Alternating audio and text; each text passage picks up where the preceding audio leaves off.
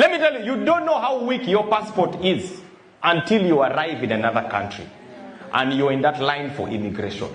That's where you know a strong passport and a weak passport. Because I've seen people with strong passports, they are so calm. Like you've entered a foreign country. You've seen those white people, like people with American passports, they're always in shorts, t-shirts.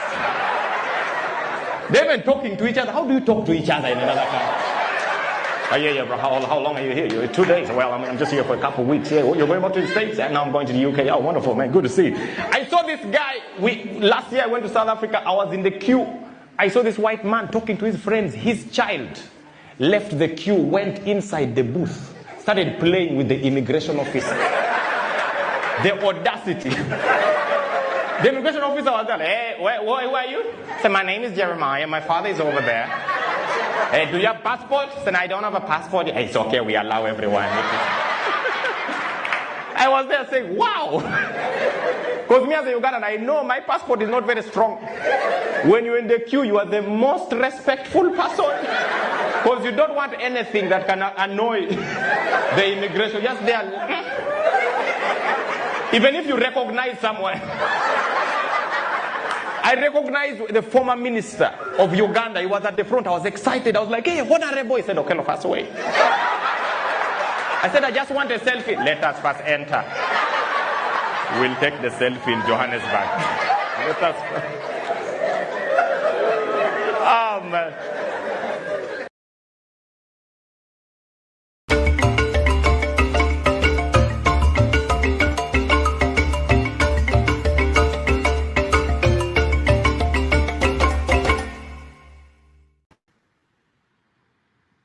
Hello and welcome. My name is Rudolph Okonkwo. It's 1:38 p.m. here in New York City, 6:38 p.m. in Nigeria.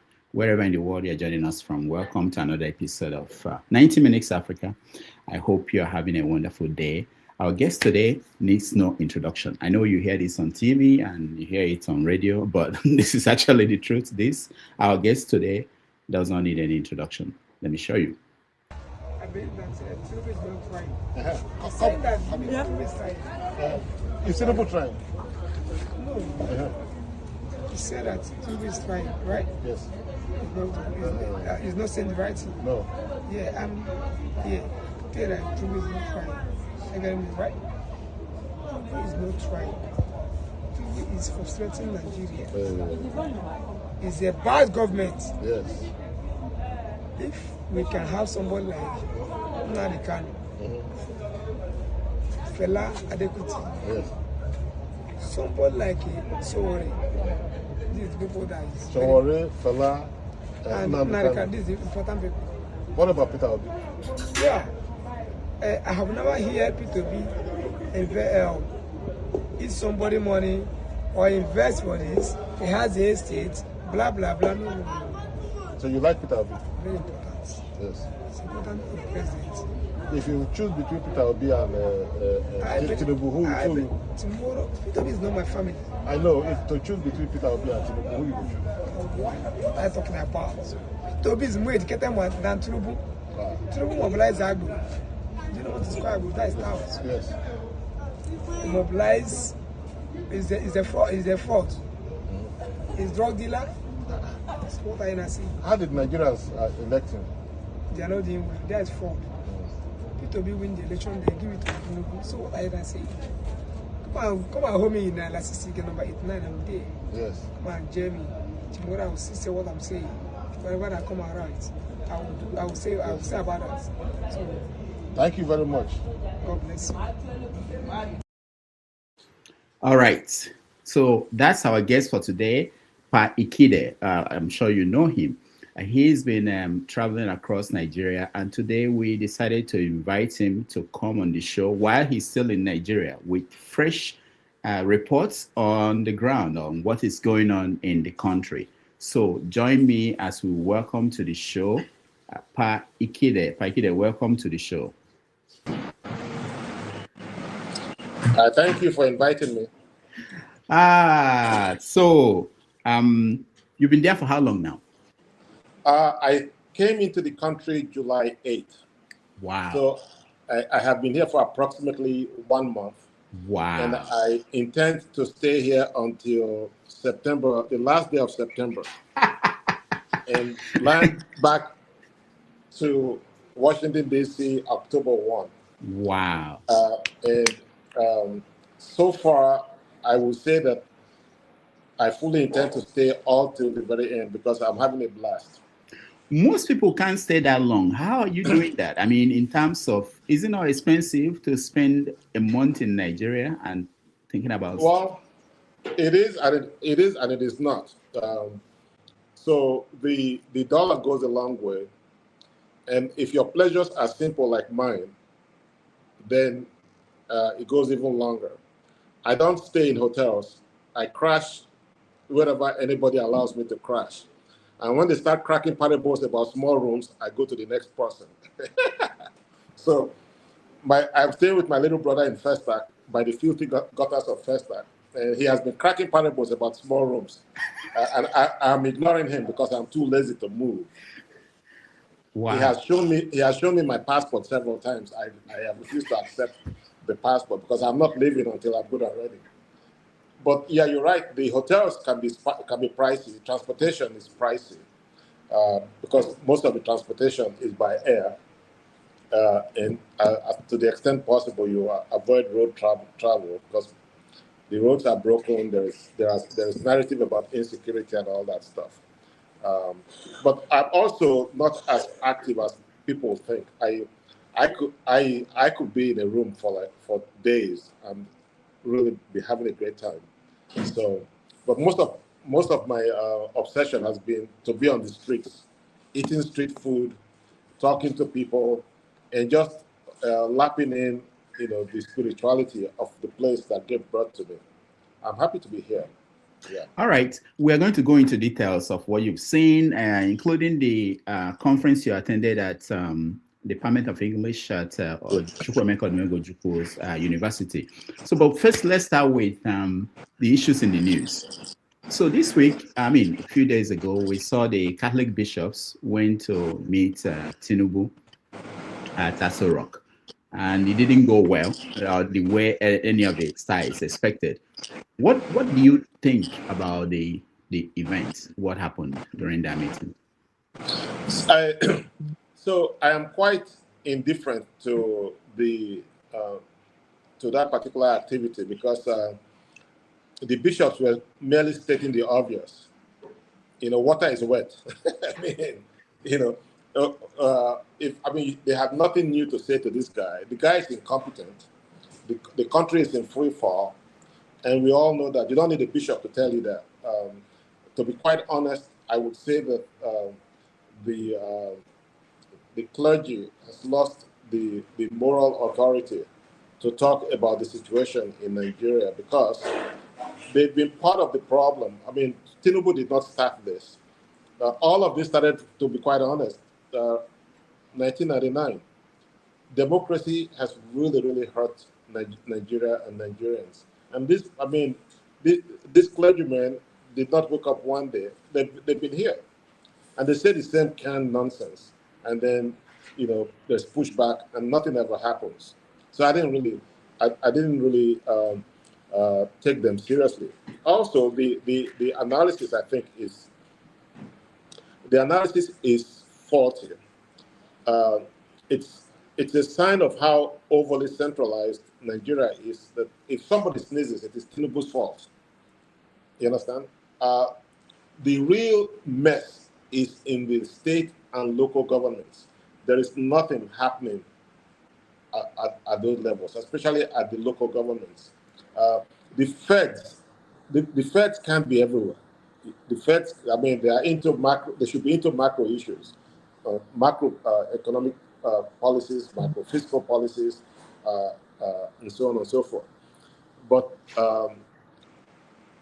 there are problems at the state level that really belong at the state level. There are problems at the local level that belong at the local level. Who is holding the municipal governments accountable? Who is holding the state governments accountable? I will tell you this: I'm in my brother's house now. his house is a local government. His house is a municipality, by which I mean he has things called an inverter, a generator, a solar, and then the backup is the NEPA, is the government supplied. I mean, everything is just backwards. So he has his solar, and then the solar fills the inverter with, which is like a battery with power, and then he has the generator. So I can't think, because they are constantly barging into my bedroom to flip things back and forth. Brother, now I'll make I on gen, brother, make I on inverter. So I can't think, but I'm trying to be polite to them. And they walk in and they walk out as they walk in. If I need to take a bath, I mean, he's got a really nice place. I have to tell him. Then he calls the gate man downstairs, and then they on the pressure pump. Then I also have to figure out how to turn on the heater. Then I take a bath. Then I say, oh my God, we've done it for one day. So it takes, you have to be a warrior to run a household, because you are running a local government. I couldn't live here because I'm too old to run a local government. You know, everything, as you know, is transparent to us. At my age, are you kidding me? I have to get up. There's a noise the light makes. That means the light is come. Then there's another light it makes, and then the light is off. And so they disturb my sleep. I'm like an old man who has to use the bathroom every 30 minutes. But here, it's because they wake me up every 30 minutes. So I don't know what the local government in Festac is doing. What happens to the budget? Do they just take it and share it? There is no government. The only times you see them, it is to hurt you. It's, my brother lives in a compound. They have a gate. They have the gate man. They pay some money. They feed him. The poor guy, if the armed robbers come, we are finished, because I don't think he can even stand. It's all performative, you see. But it gives them a sense of security that they have somebody that takes care of them. The gate man is the gate man armed? No, he looks hungry all the time. We spend our time taking care of him. But the gate is high, the fence is high, so somebody would have to scale the fence to come get us. But he's indifferent. He's a sweet little guy. You knock on the door, he opens. Even if you are the enemy, he opens. It's like that dog. You give the dog candy or something, and the dog lets the thief in. So you said what you thought about the Reverend Fathers. What about the response of the government? For instance, when they finished speaking, this is what Tinubu told them. Let me play that before you. Yes. Before I was born, there was a young guy in this country. And I have no control of the population development of Nigeria, trajectory. And that is why you have membership in your various faiths and churches, to give hope to people and give commitment to humanity and the true sense of it. Our founding fathers did their best. They left us a nation, and we owe it to our generations yet unborn to build a nation of unity, stability, and prosperity. All right. So that's your president. What do you make of his reaction? Well, first of all, that was an unfortunate response. It was clearly insensitive. The president is also criminally inarticulate in English. So I think, and I'm being serious, I think moving forward, he should be speaking in Yoruba and having people translate because when he speaks, things get lost in the translation. I'm sure his brain cells are not that frazzled, but he just speaks in broken sentences, and they don't connect and they don't make sense. So I have watched him speak in Yoruba. He's a very articulate man when he's speaking in Yoruba. It's not different from a French prime minister or whatever speaking in French and having somebody translate it into English. There's nothing. I'm not being disrespectful to him, but when he speaks English, when he clearly doesn't have a full grasp of it, it's embarrassing, and then, of course, it doesn't help that he has people like Bayo, Nanuga, and all these people who have anger management issues. When you say something, they respond with, ill-tempered, long speeches that few people like me and you read, So we have a very inarticulate communications apparatus from Aso Rock. All of them need to be fired and replaced with younger, energetic people who are trained in the art of speaking to people.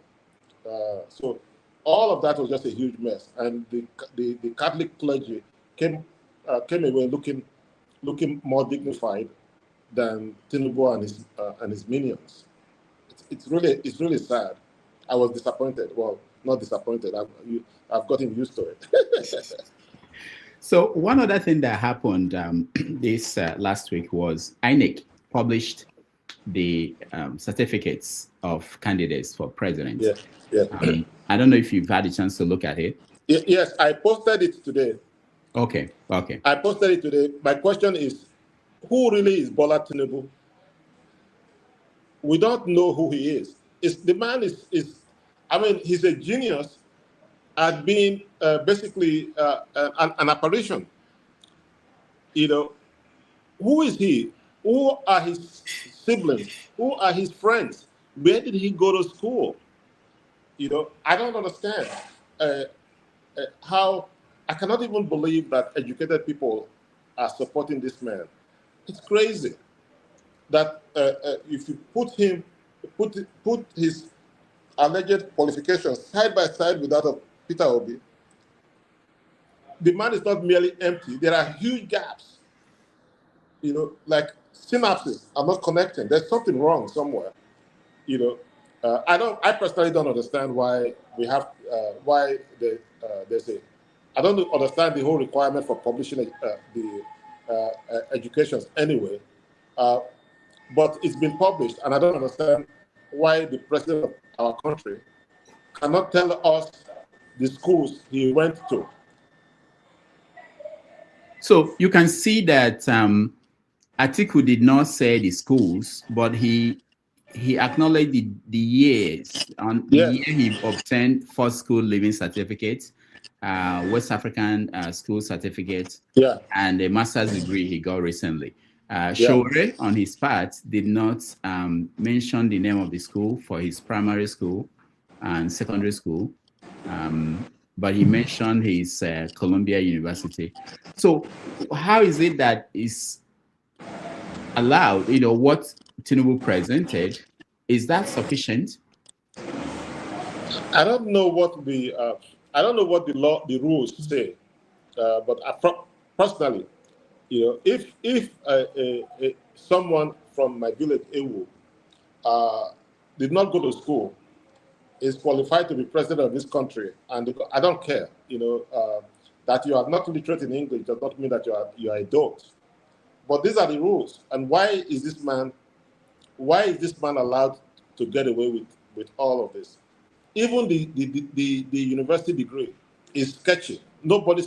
People still, it doesn't it doesn't fall right under scrutiny. When it comes to his past and his education, there's always something off. And there are people that basically say, that is not why he's here. We elected him for his brains. Which brains? For God's sake, which brains? The brains that produce this mess that is called Lagos State. Have you been to Lagos State lately? Oh, yeah. I always come to Lagos. That's it's like a bunch of drunken people put together a space. It's a disgrace. The shared spaces are just broken. It's crazy. But hey, look, the reason I am enjoying Nigeria today is I have maybe become a Niger pessimist. I am now convinced that this is who we are. We are not going to go. We're not going to be Switzerland if I come back 5 lifetimes. This is just who we are, and no need stressing myself about. Oh, look at this is how they do it in America. Why can't you? Why can't you do it in Nigeria? No. If you see the best of our rulers and the best of our thinkers on TV, you will start crying like, no. You don't. If somebody is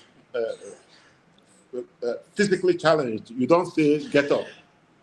If they can't walk, they can't walk. Maybe we can't walk. Maybe we can't walk, and we're just pretending that hey, we can do it because in Ghana they did it, or in America they did it. No, you can tell if we have the bandwidth or the capacity to do great things. We don't. Go to the express roads that they call express roads with pride. You will go, what's wrong with us? It's not even doesn't even qualify as a rural road even in Uganda. It's that bad. You don't even have to go to America to criticize the place. But I didn't come here to criticize the place. I came here to eat. I came here to rest. I came here to run away from Donald Trump. That's a good point. Yes, I left. I fled America because of Donald Trump. Because I would wake up and my blood pressure would just. And I'm like, you don't have to be here. You are retired. You are jobless. If you are going to be miserable, just go to Nigeria and be miserable. So I left that stupid space where that idiot reigns supreme and came here. And it's the best thing I ever did. You should try it. Yeah, no. I know I was there last year, but I'll get back to your view on America and what's going on there here. but let's see this video. This is Atiku returning to Nigeria.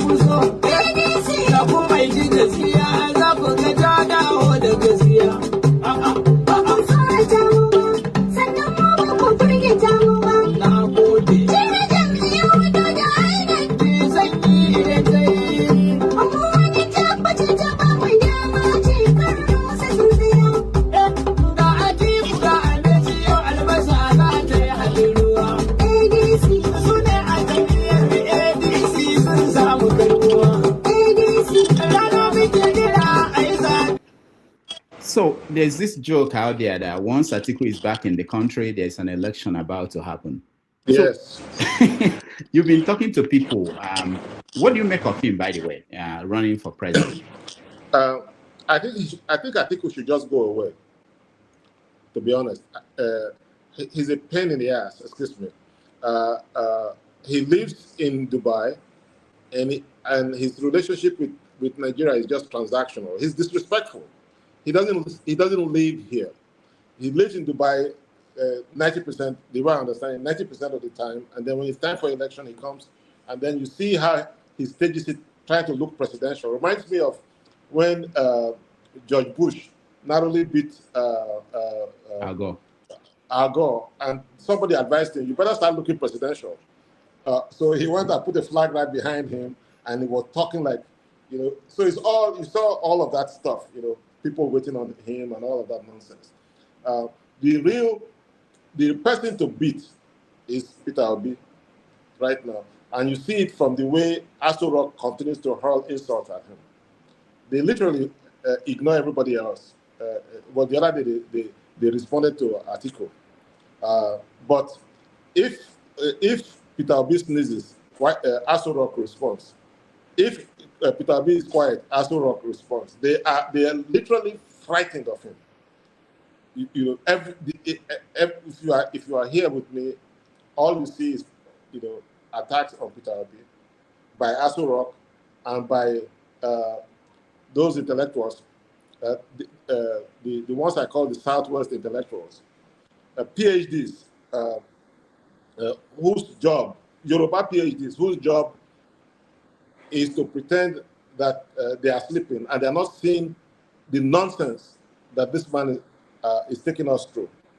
They are all writing long essays that nobody reads, insulting Peter Obi. They are gaslighting us for saying the obvious, that Tinubu is a problem. Why are you supporting this man simply because he's Yoruba? I would put it to you that the Yoruba peasants are in worse shape than my own peasants in Ewu. Tinubu, they're not saying Tinubu, as we say in Ewu. They're not saying Tinubu.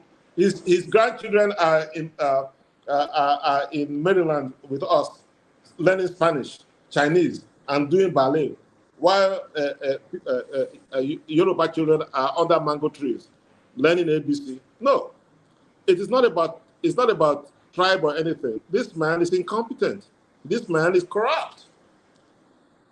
And I dare Nigerians to vote him in again. I dare them. They have not suffered enough. Are you getting the sense? I know you've been talking to people. I played a video of you with KK driver.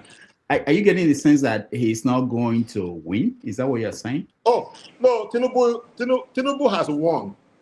He's just waiting for the date to come. Let me tell you. You're laughing. It's the truth. This thing is all rigged. He has all the instruments of state. He has won. We are wasting our time. We are wasting billions of dollars for a predetermined outcome. One time, during one of those elections, my uncle went to my mother, and my mother was stepping out of the house. She says, "Where are you going?" My mother says, "I'm going to vote." My uncle said, "Sit down, you have already voted." That is the situation. My mother told me, I quickly sat down, no need stressing myself over. So uncle said, you have already voted. They are going to rig this thing massively. The results are already printed. It just needs to be sent out. It's a shame. It's a huge shame. Democracy has been a farce since 1999. It's worse under Tinubu. So you think there's nothing the opposition can do to actually challenge Tinubu and win? Supreme Court judges that, are you kidding me? The people that they build homes for, look, Tinubu has access to a bottomless pit of money. You saw the judgment the last time. They danced right, danced left, ended up in the center for Tinubu. Is it not the same people? So unless there is like a massive uprising, where everybody goes to the polling booths, and it is obvious that people are physically protecting their votes, and it's obvious that there's a lot of energy. Even at that, the Tinubu that I know is not going to give up. He's going to do 2 terms. If it cures Nigeria, he will do 2 terms. Now, I know that today is Sunday. I don't know. Did you go to church? Yes, in my head. I asked the question because I actually would have loved to know what people who went to church today, what they thought about this. Let me play the video and hear your reaction. I'm going to be apologizing for making a mistake. I'm going to be apologizing for making a mistake, for saying that if you don't pay tithe, you might not make it to heaven. I'm sorry, that's wrong. That's not in the Bible. What the Bible says is, ye have peace with all men,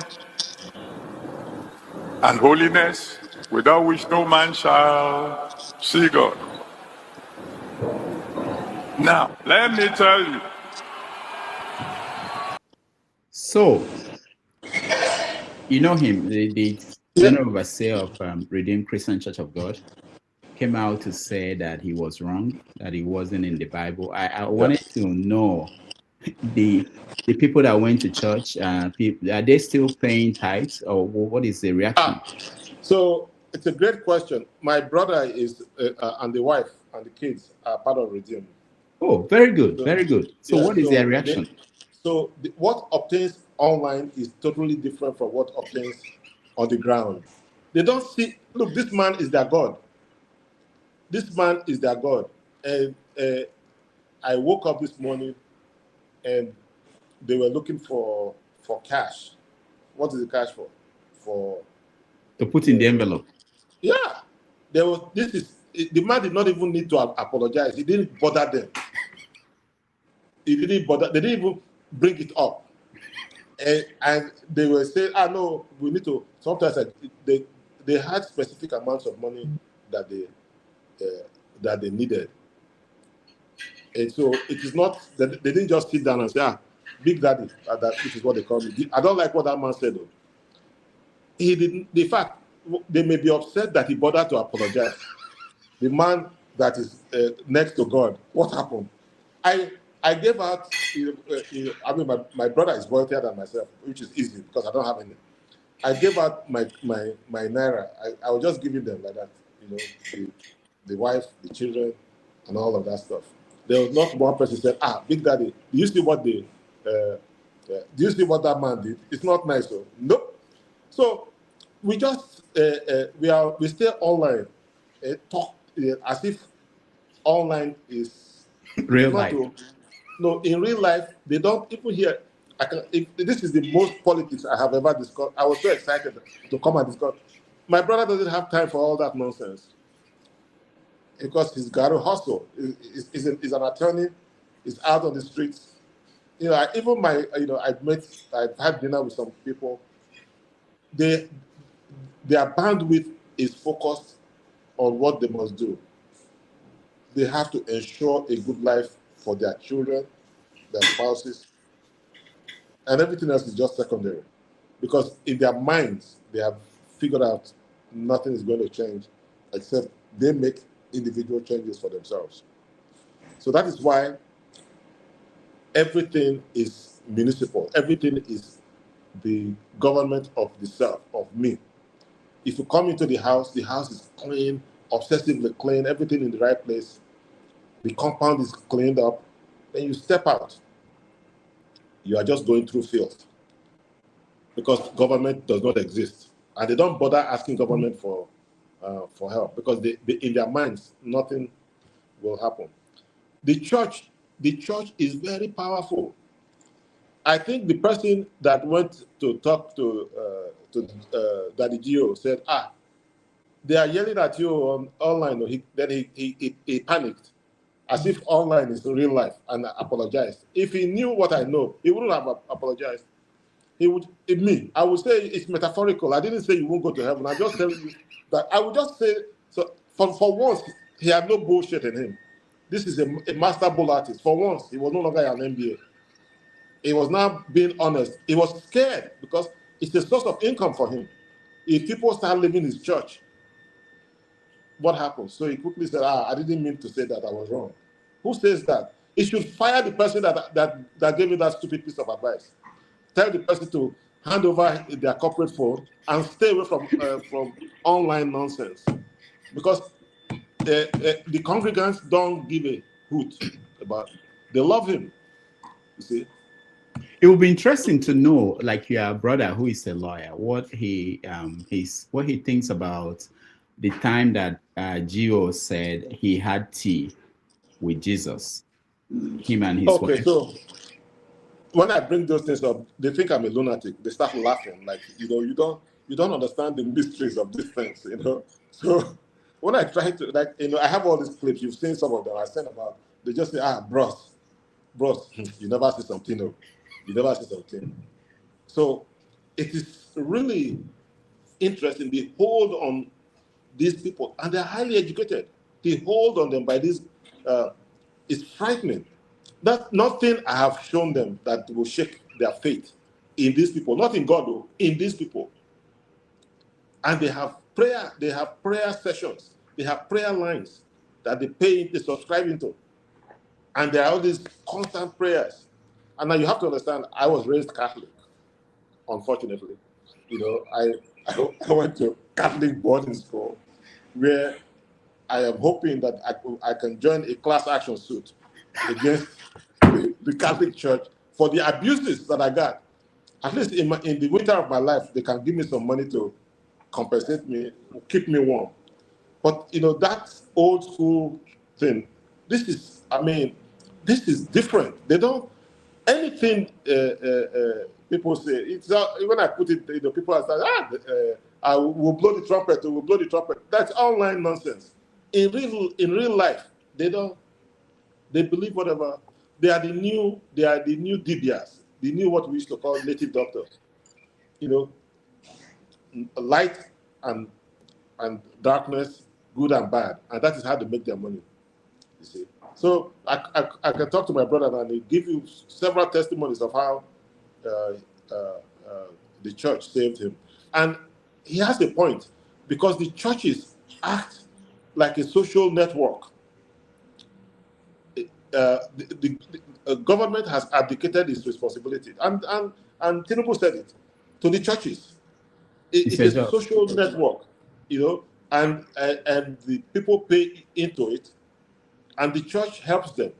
The church is a community. Even in the US, as you know, young people who are just coming in, what do? They go and find the Redeemed Church. They go and find one of those churches. And before you know it, they have been set up. There's a community. They set them up, and they know that in order to they have to pay it forward. So they start paying tithes, because they believe that it was the tithe that they were paying that helped them get married to somebody who helped them get that, you know what. So also it helps them to get contracts. So like your brother is a lawyer. Yes, all the people that have legal issues will come to him because he's a member in now you got it. Yeah. So you cannot just sit from the outside and be sneering at them. There is a method to the madness. You see, it's a very robust community, and in return for services that they do for the congregants pay a little something. You see, I can't do that for them, so the church does it for them. The government can't do that for them. The church does it for them, and it's not only in Nigeria, by the way. It's in the US, as you know. Immigrant communities are held together by churches. So there's some good that they do. To be quite honest, there's some good that they do. They have shelters for people who need homes. They have food banks. They have all kinds of things. You know, they are, in a sense, which is a shame, not saying a whole lot. They are more relevant than your NGOs. You actually see, if you talk to a congregant, they can tell you what that the GO did for them in concrete terms. So I'm conflicted. I'm conflicted by the church in Nigeria today. But for the poor ones, I understand the middle income people, what they get from that. But the poor ones, what do they get from the church? The poor ones get a mirage. There's hope. So if you go to church and you sing and you praise and you dance and you are energized, you have enough energy to be an indentured servant for the next week. So they get that sense of energy, sense of hope from the preachings of the priest. They also have communities where they can get funding. They can do this susu. They have things that they do even for the poor. It's not just going to church. It's a very, very complex community, more complex than the government of the day. And then of course the poor, when they go to church, they connect with other people. They meet middle class individuals. They get jobs from there. I mean, you're not going. If you're looking for a gate man, you go to church. You find one there. If you're looking for a cook, you go to church. They offer jobs. To be quite honest, I know there are menial jobs, but these are jobs I couldn't give them. These are jobs that the government couldn't give them. So, for those who think that there could be a revolt, they sometimes you find out that they blame the churches for making people subdued and accept their situation, dreaming about when God will come, or people in the mosque, So, is there any hope that something like that could happen? Someone like Shore who talks about revolution. Is there any hope that people could actually revolt if they can get the kind of support or renewed hope in these structures? So when revolts happen, that they tend to be spontaneous. Something just sparks rage. Up until that moment, they're not thinking of it. They are in church praying for deliverance from evil. They are doing all sorts of things. It just takes a spark, and it's the prayer of the government, obviously, that spark never happens. If you come to Nigeria, it's a very interesting place. The poor have been so beaten down. It's now part of our culture. You have gate men, you have house help that are not allowed inside the house by the. You've seen those, right? By the Oga. By the Oga, even if you invite, like our culture as Americans, you are overly friendly. Your brother will tell you, "Take a easy, I'll still finish night with that." So you can't. If our middle class folks were white, they would be racist. We have created a caste system that really, really humiliates the poor every day, and they are so beaten down. The last thing on their mind is a revolution. The only thing that will cause a revolution for them is rage. Something just sparks a fire. They were not thinking about it, but they don't. The gate man that I said there is not sitting. He's just looking for which of the tenants will give him a rice and stew, and that's it. It's a shame, but there is a. Go ahead. Go ahead. No, go ahead. Finish. So, but there is something. I mean, it's just like in South Africa. The ANC took over from the apartheid masters and became.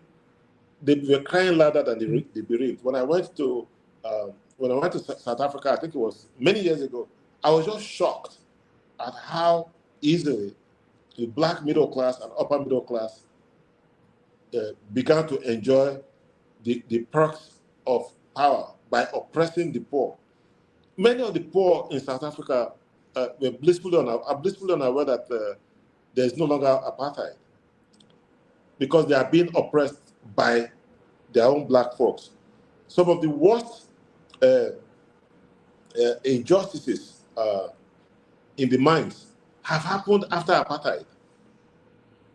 So the whole thing about xenophobia, I have not seen any analysis that goes deep into the disappointment that is the ANC, that goes deep into how the ANC has done little for poor black folks since was 1994, 1995. It's the same thing. Our black intellectuals and our black politicians have done little for the Nigerian populace since 1960. If you read Soyinka's books, and it is talking about the house help, you will think, whoa, is this a white man? It is the way, it's the way we raised ourselves to lord it over our own people. And even us, we get our little $500. We are coming from America. We change it. We become lords for the 2 months, and we were just walking. Then we go back, and our wife start telling us to take out the trash. And you want to go back here because you come here, you are an oppressor, but you go back to America, you are the oppressed. People, you just love it here because for little or nothing, you can be an oppressor and act like But that is not the whole reason why we had we escaped colonialism. That's not the whole reason why we left apartheid. Life was supposed to be better for our people, and it's getting worse, just getting worse. We'll take a break. Before we go on a break, you brought South Africa. Let's just get that off the table. This musician, Tyler, that wanted to perform in Nigeria, canceled because of the backlash. People were not in support of her coming to Nigeria to perform. Also, during this period, we saw that in Ghana, Ramaphosa wanted to come for state visit. They said no. What do you make of the reaction across Africa to what is happening in South Africa, especially the way that is now impacting regular people? You know, if you look at the stories in Nigeria, Shore was against what happened. You know, like people were fighting against Tyler coming to perform in Nigeria. People felt that there are other people on the other side saying that they did not say anything while this is going on. They never said anything about their country people kicking other Africans out, so they shouldn't be benefiting from traveling across Africa. What is your take? So, again, I think the whole thing is unfortunate because if you're old enough like myself, you know that Nigeria really put in a lot during the struggle, militarily, financially, and so on and so forth. We educated a lot of young South African leaders. Same thing with African countries. But I think that we did not see this coming. A lot of poor South Africans have been abused by the leadership of the ANC. The ANC, Mandela basically handed over everything to the white man and became literally a ceremonial head. I exaggerate a bit, but the white man on average did not lose anything from Mandela coming out of prison. And Mandela and subsequent leaders have basically been coasting and not doing much about the fate of poor white South Africans. And the poor white South Africans are taking it out on Africans that are there. They are taking out their rage on them, which is inappropriate. But when you think about it, the resources are limited, and they see us prospering, and they see themselves suffering. They are just upset about the whole situation. It's like in you and I joke sometimes. You go in America, you see somebody says, "You took my job," and you find that the person doesn't even have a high school degree, high school diploma. You have 2 master's degrees and all that, but they say you took their job, and you begin to wonder. But a lot of that just happens when resources are limited, when the economic times are hard, and we are easy targets. I think that African leaders should put pressure on the ANC leadership, on the South African leadership, to begin to put in place things that offer economic and social relief to Black South Africans. The schools need to be upgraded. They need to find jobs for them. It's a tinderbox. If you think it's bad now, I worry about things 6 months from now, a year from now, if there's no outlet. All right, we're going to take a break. When we come back, we talk about a visit to Chukwuemeka Odumegwu Ojukwu University, what you went there to do, and all the other places you've been, including I saw you at Badagry. We'll talk about that, and we'd let people come in and ask questions and continue the conversation. Thank you. Okay.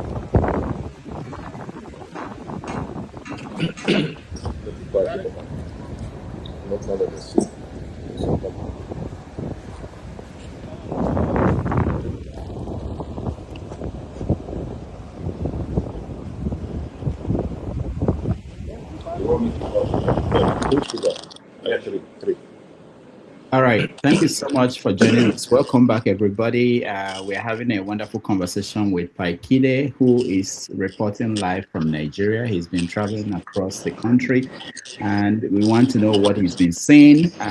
For those who travel to Nigeria and they see only bad things or only good things, we are getting a report from a crack reporter, Pa Ikhide. Pa Ikhide, so let's go back to the main reason you went to Nigeria. You attended an international conference of the Department of English at Chukwuemeka Odumegwu Ojukwu University, Igbariam. Yes. How did you end up there? Where is Igbariam? Igbariam is in the suburbs of Awka. Okay. Yeah, and so you go into Chinua Achebe Airport, and then from there you go into Oka. And so Igbariam is somewhere around there, and there's a university. I'd never heard of the university until the young man who is the head of the Department of English, Professor Asika, just out of the blues, texted me and said, would you mind coming to be a part of this conference? So at that point, I'll be honest with you, I hadn't thought of coming to Nigeria. This was like, wow, this was like about 2 months ago. So I said, sure, I got really excited. I thought they were going to pay my flight. So, yeah, that was the same reaction he got when I told him, you know, I could do first class, but my legs are long. I was getting greedy and stuff. He says, oh, so I knew there was a problem because I didn't hear from him for 2 days. Apparently, he was compiling what to tell me. He was a very polite young man. He says, well, we didn't know. I thought you were around and this and that. And so he was about to invite me. I said, no, that's okay. It's okay. I'll just come. I'll come. And, you know, and so, but they flew me in from Lagos to and put me up in a hotel. And it turned out to be a very nice opportunity to reflect on things. It was about narrative, about movement, about immigration, and how things, you know, have changed. And I had an opportunity privately to reflect on the Nigeria that I left in 1982, where there was no WhatsApp, there were no cell phones, there were just those landlines. I don't know if you were around in those days. You couldn't buy a landline. You had to list the line from Mabel, and then to now where everything is just instant. You know, a young man gets on the plane in Lagos and he's just tweeting his way all the way into Dallas Airport. So the world has changed, and I was just reflecting on that, and also reflecting on the notion that even within Nigeria, there's a lot of movement. I reflected on my father living village Ewu in his teen years and going to work for the white man, and the culture shock he felt in Lagos as opposed to. So we had a good conversation. We had, you know, James Eze was there. Unduka Otiono was there. Did a masterful job giving the keynote speech. So many friends, you know.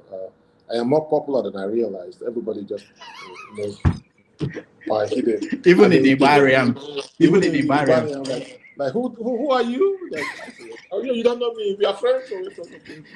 So I loved the attention. And they were very, very generous to me, very nice to me, very kind. I mean, it helps that you are Pa. You know, it's not everybody that gets that title. Yes, Pa. Yeah, once you say Pa Ikhide, everybody knows. So I have a love-hate relationship with that Pa. I'm 28 years old. Why would they be calling me Pa Ikhide? So, but then if you don't call me Pa Ikhide, I get irritated. Like you are rude. So I had a great time. Yeah, the conversation you mentioned, Luka was there, and Luka Otieno and other. Yes. So what was the general feeling about the state of literature, books, and writing and reading? So I would say that, and this is not a criticism of us, I would say that people are still in a bubble about when they talk about academics, they're still talking about the book. And that conference was no different. And I'm not being critical. I mean, there was no, I was the only online personality in a sense, because from a deficit perspective, in the sense that I've never bothered to write a book, which people keep reminding me. And they can remind me from now to tomorrow, I'll never write a book. But they don't look at, there still needs to be getting out of that bubble of the book. But that was not the conference that it would happen at. We were still talking about the book. But we had a good conversation. But if it was out of the book, it was really in the oral tradition of, you know, what it means, what migration means today, what it means to write from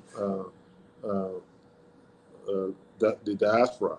There was conversation about nostalgia. There was a conversation about something called, I think it's extalgia, by one of the professors. It was a very good term where he talked about the pain that the people that you leave behind feel when you have left. And the term, if I remember correctly, was extalgia. So yeah, it was a very intellectual conference. It was like two nights, and I had a great time. I felt like I was heard. At some point, I told the audience was mostly the students. I told them, I said, if you are in your 20s and you're in your 30s and you have the opportunity, get the hell out of Nigeria, leave.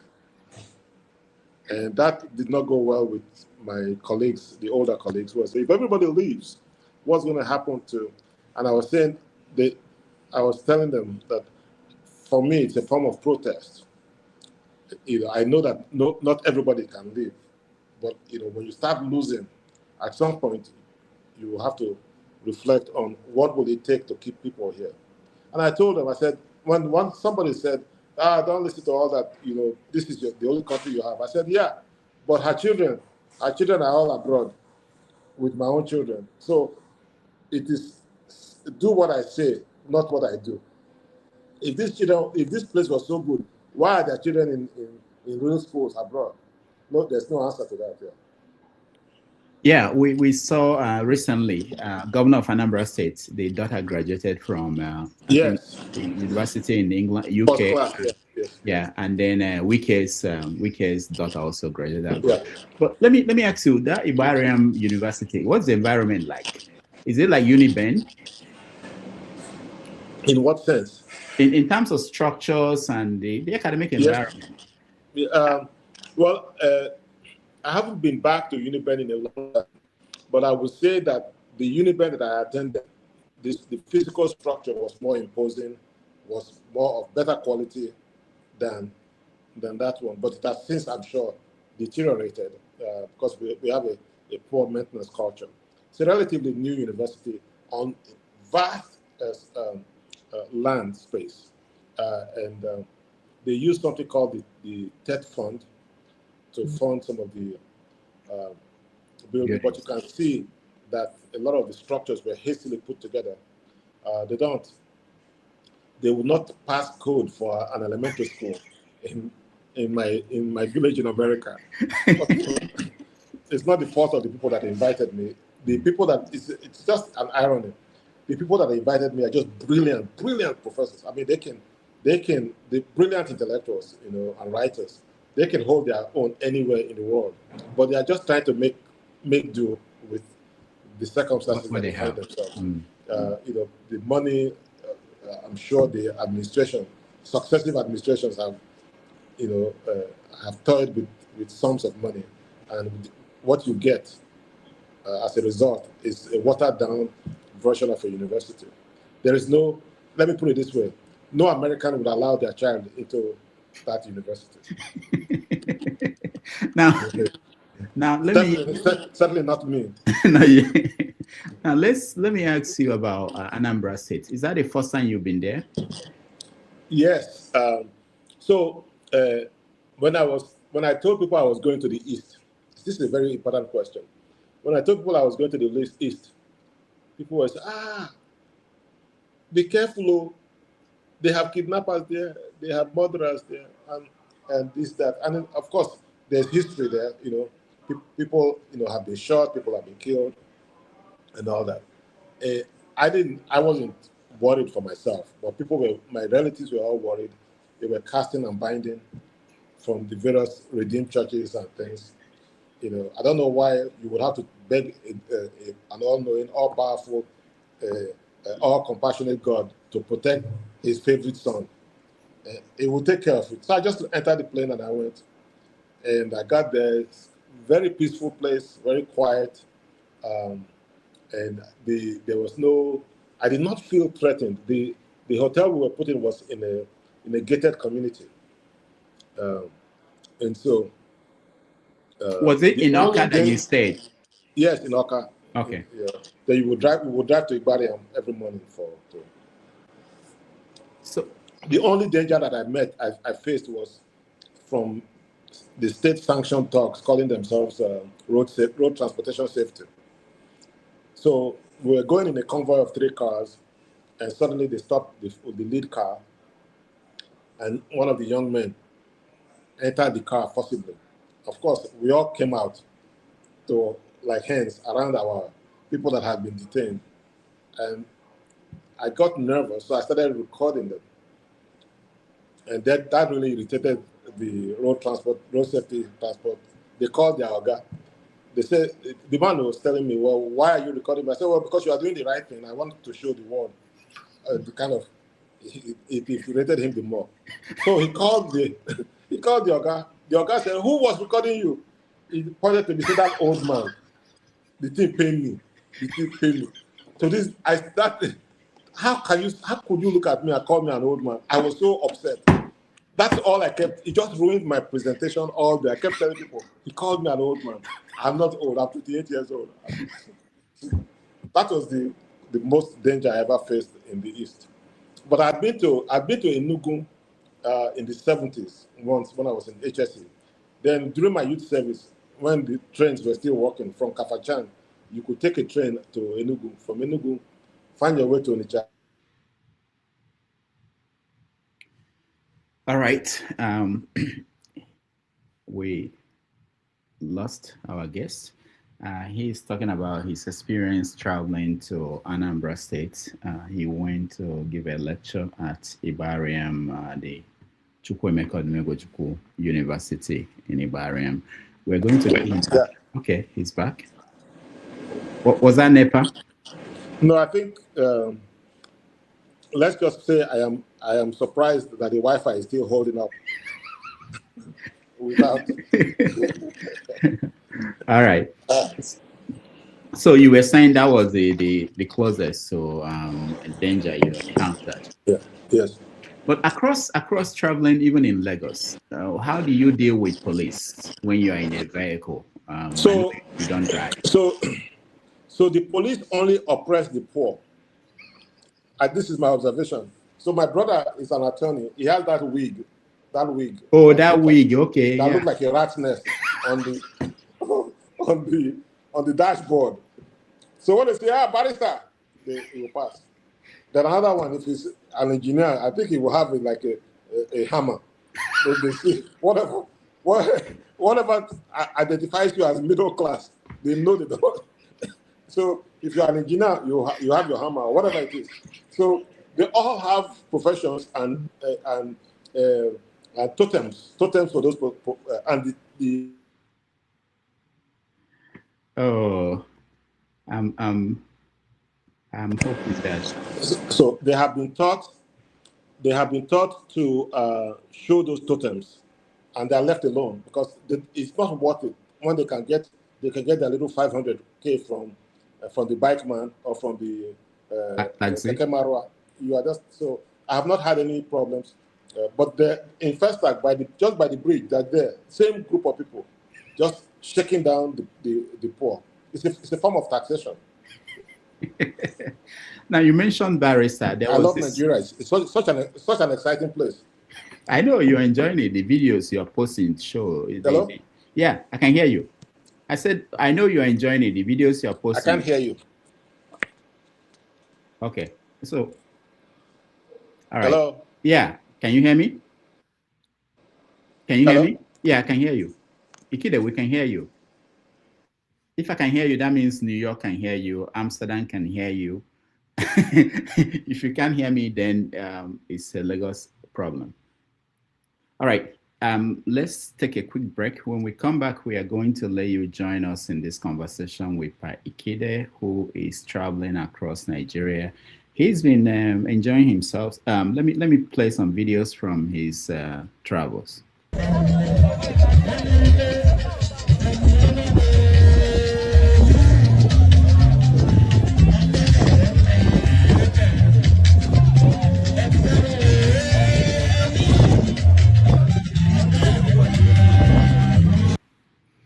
And when we come back, we have a special guest who will join us He was also in Nigeria, but he's still making his way back to the United States.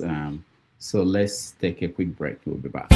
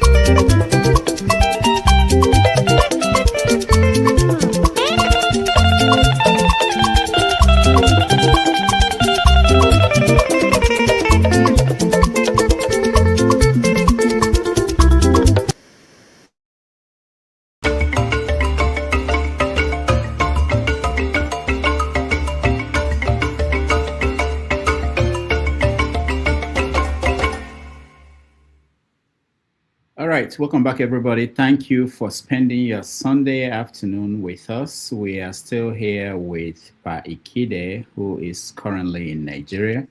He will be visiting Abuja in a few days, and he's going to cause trouble wherever he goes. Pa Ikhide, I just spoke to Kay. He won't be able to join us. No problem. Yeah. So now, you're going to Abuja. What are you going to do in Abuja? Are you going to see the president? No, I'm sure he wouldn't like to see me. I have relatives there that I want to just go hang out with, friends. It's just a short trip. I'll go this time, then I'll come back. Then I'll go back there. I would like to explore Abuja a lot more than I have in the past. So I'll wake up in the morning and find a nephew or a niece to take me to some of those places. Go to the National Assembly.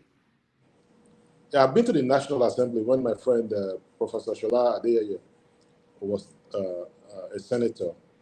That was many, many years ago. I may go back there and see if they will let if they let regular folks in. Yeah.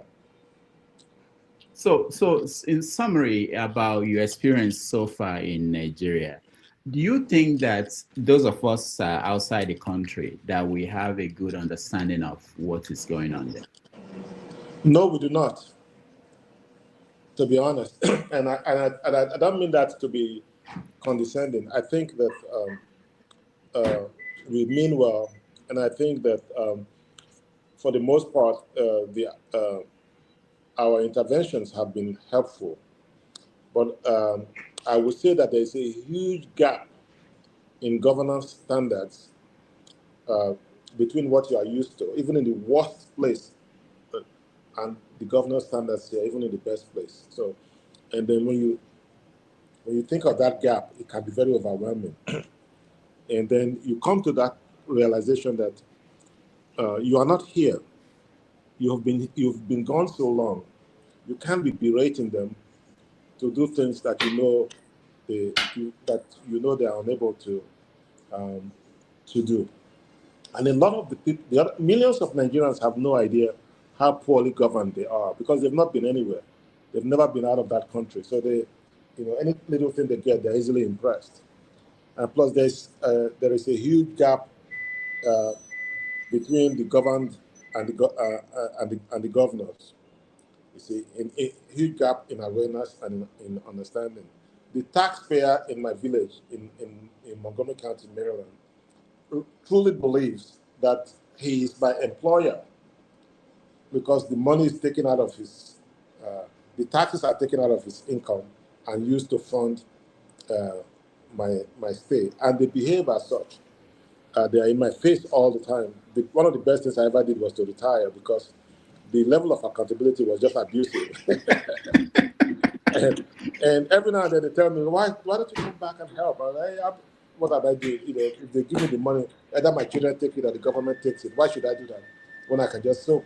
But here, there's little or no accountability. People just do whatever. The structures are pretend structures, and people just get away with. The only time you see accountability is when somebody tries to fall out of line, then they punish them with the EFCC or something. But generally, you can get away with murder here and nothing. And they do get away with murder, by the way. Nothing happens. Let me play this video to round up this segment and get people in. This is you. So where is this place called? ShopRite. So what's the name of your Black and White Saloon. huh? Black and White Saloon. So I'm doing a pedicure and a manicure. Yes. And also having a body massage. Yeah. This is the soft life. This is first life, right? Yeah. It's a very expensive place. But I'm sure you're going to do a good job. Oh. So what were you doing here? Ikhide, what were you doing? Did you hear me? I think our guests cannot hear me. Ikhide, can you hear me? Ikhide, can you hear me? Okay. Hello? Yeah, I don't think you can hear me. Can you hear me? All right, his connection is not good. I can't hear you. Yeah, I understand. Maybe you can log out and log back in, and then we see if that will help. Hello? Yeah. Can you hear me? All right. I'll have to call him. So Dr. Dameji, yeah. your guest is the son of Edo, and you know the politics of Edo State. He's yet, yeah. Maybe log out and log back in. That may help. Okay. Doctor, if at some point if it keeps, because I notice it keeps happening, you can do what you do normally, where you probably call him on WhatsApp and he can still be on the air. Yeah. That makes sense. If that is the last option. Yeah, last result. Yeah, Ovie, he hasn't gone to Edo State. He's going to Edo State later in the next month. So he will be back.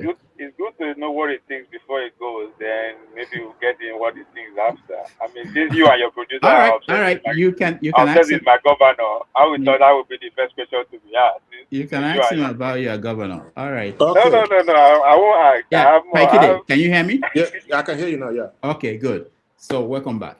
We have our people here already. There is a question for you about those states. What's going? Are you following your state, your governor, what he's been doing?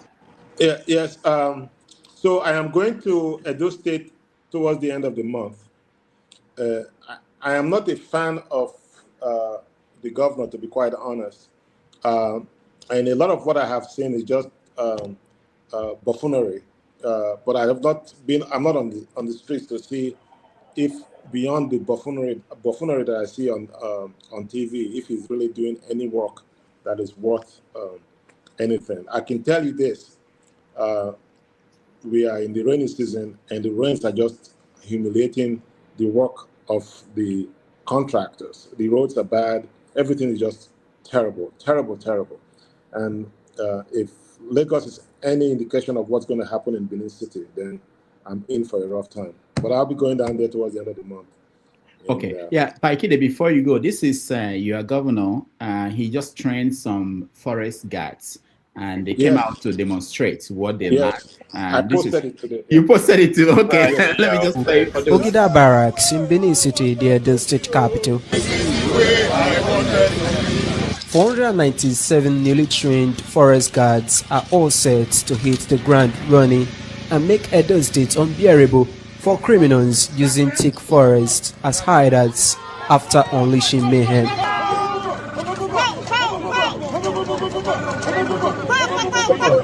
He treated their strongholds. Governor Paolo tags the newly trained forest guards to secure all or governed forest areas. And yeah, I can tell you that criminals in Edo State are scared. Just reminds me of my gate man downstairs. Criminals are scared. Give him a bowl of rice and you are entering. All right. So, guys, we are here with Pa Ikhide. I will give you a chance to interact with him, ask him a question, make a comment on what he said, and you have about 2 minutes. Let me start with you, Mr. James. Welcome to the show. Yeah, thank you very much, sir. Thank you for coming. Can you hear me? Yeah, he can hear you. Go ahead. The sound you're hearing is fan. He's in Nigeria. There's fan. Go ahead. No, James. He can hear you. I can hear you. Oh, good. It's been a while. Thank you for coming. Remember, James, he was the one that went to primary school with you. I went to primary school. My classmate. Yeah. The only classmate I know from primary school. Unlike Tinubu that doesn't know anybody. No, at least me, I know one. Tinubu does not know anyone. Anyway, I find it very difficult these days discussing Nigerian problems because, as I always say on this platform, the country is beyond redemption. So, Mr. Rudolph, you kindly permit me to digress a little bit because he made a comment on South Africa. Let me ask him a question about South Africa. All right, go ahead. Good. Just yesterday, we had a show on this very platform, and I made some statements that did not seem to go down well with some members of the platform. So I just wanted them to know my opinion, and let me also know yours to see if I'm on the wrong side. It's about this lady they call Jessica Zuma in South Africa. I called her a courageous lady because she displayed courage in confronting the problems rocking her country. Very much unlike us, whom I refer to as illiterate fools. In our country, somebody has been accused of accused. It is alleged that he was bribed with 400 million naira, and nothing is happening. The House of Assembly sat, examined the matter without hearing his side of the story. The receiver of the alleged bribe, the giver of the alleged bribe was also not called, and they are compiling their reports. Now, I'm of the opinion that we are behaving like fools. Let me put it that way, because when I was in the high school, I had a discussion with my classmates, one Tony Anyasi or so. He said that the Yorubas are looked upon as lazy people. Then he later explained that among we Nigerians, it's only one Yoruba man who has been able to confront the military headlong, and that is Fela Anikulapo Kuti. What he did, no Nigerian has ever repeated, Nigerian civilian has ever repeated it. That is a mark of bravery among members of a tribe looked upon as lazy people. Now we consider ourselves as very smart people, Nigerians. We are unable to hold our government accountable. Crude oil is being stolen every day. Snakes are swallowing money and unspeakable things happening. We are running away to South Africa to make their already bad situation worse. They are telling us, go back to your country. Leave us to solve our problem. Don't compound our already complex situation. They've gone through hell in that country, frankly speaking. The apartheid laws, were written in blood. You know what I mean? They were written in blood. Since the Union of South Africa was established in 2010 till 1994, they went through hell. I'm sure you've read the book written by James Michina, The Covenant, where he explained what happened in that country 400 years ago. So 400 years, more or less, of slavery is what has molded the character they are displaying. If the owner of a house is telling strangers, I don't want you in my house, legally, you have no right to be in the house. You just have to pack and go back to wherever you come from. So in your opinion, sir, Jacinta Zuma, has she done anything wrong by telling people to go back to their country in order for us to solve our problem? Because the problem of South Africa is deeply rooted in corruption. They are addressing that corruption by preventing the ANC from winning the next general election. That is the essence of the discussion of the Wahala that we are dealing with. Please kindly know your opinion. Thank you very much. All right, so that's why I wanted to say that if I call on you, please make it brief, so that, because you see the internet is a challenge today with our guests. Yeah, we need to fix it. We need to fix our problems. No, it's not a laughing matter. No, who are the we? Who are the we? Rudolph, during the party, we were not going to South Africa. Whereas other Africans within that neighbor were going there to look for jobs, and we did not go. All right, let's hear the guests. So I don't subscribe to calling any ethnic group or tribe lazy. I definitely do not subscribe to calling the Yorubas lazy. They are no, they are not lazy. I'm sorry, they are not lazy. They are not lazy. At the risk of sounding patronizing, they are far from lazy. I don't think I do think that the situation in South Africa is a lot more complicated than has been presented by both sides. And I think I touched on this a little while ago. I think that we are dealing with symptoms of a deeper fault. The leadership of the ANC, the leadership of South Africa, has failed tremendously to address the needs of poor Black South Africans. And we are beginning to see the result of their lashing out at immigrants all over the place. And TV makes it look like there are millions of African immigrants there. That's not true. They see us thriving, and they are not thriving, and somehow they've made the connection that they are not thriving because of us. And now that people have left, they're beginning to see that we are not their problem. And they're beginning to say, whoa, what happened to these stores? What do we do now? So there has to be deeper, long-term, long-range thinking, not only by the South African leadership, but by African nations. Why are people fording rolling rivers? Why are people climbing mountains to go to other countries? People are running away from home because home is the mouth of a shark, like the poet says. So that's the situation that you find. We have to sit down and say, how can we help? How can we help?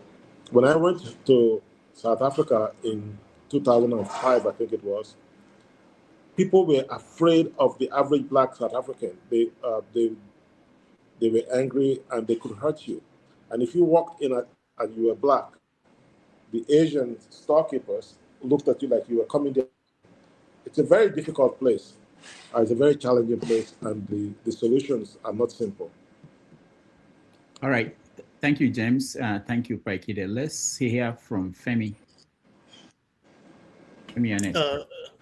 Good morning, Pa Ikhide. And according to you, you're supposed to be a father, a fighter, a lover, and a troublemaker. I was wondering about your, is it Exco Igbo website? It looks like the last time you may have posted something there was 2019. But that's by the wayside. I had interest when you specifically mentioned Festac Town, and that's kind of served as the basis of my question, because I lived in phase, I think it's phase 2. It's been a long time now, and I saw how bad it had become at the time. This was around 2002, between 2002 and 2004 or 6. And I've heard all kind of things. I've not been there since every time I've gone back to Nigeria, including this January, I've not been back to Pestac.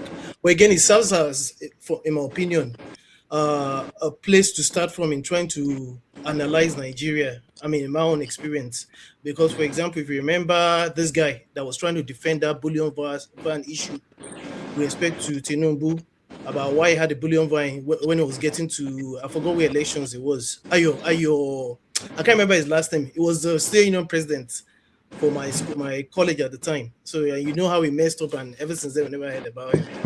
My question in summary is, with the way, in general, Nigeria is, Lagos, wherever you go to, the general despondency down to local government level, and knowing that even the state governors continue to hold on to local government funds, and just the fact that there's just a general apathy, there's no organization, what exactly do you, if you had to come up with something, if you had to come up with, like, call it a constitution or a way of just rebranding or redoing the entire thing, what would be your own suggestion in terms of moving Nigeria away from where we are? Because we've not even started.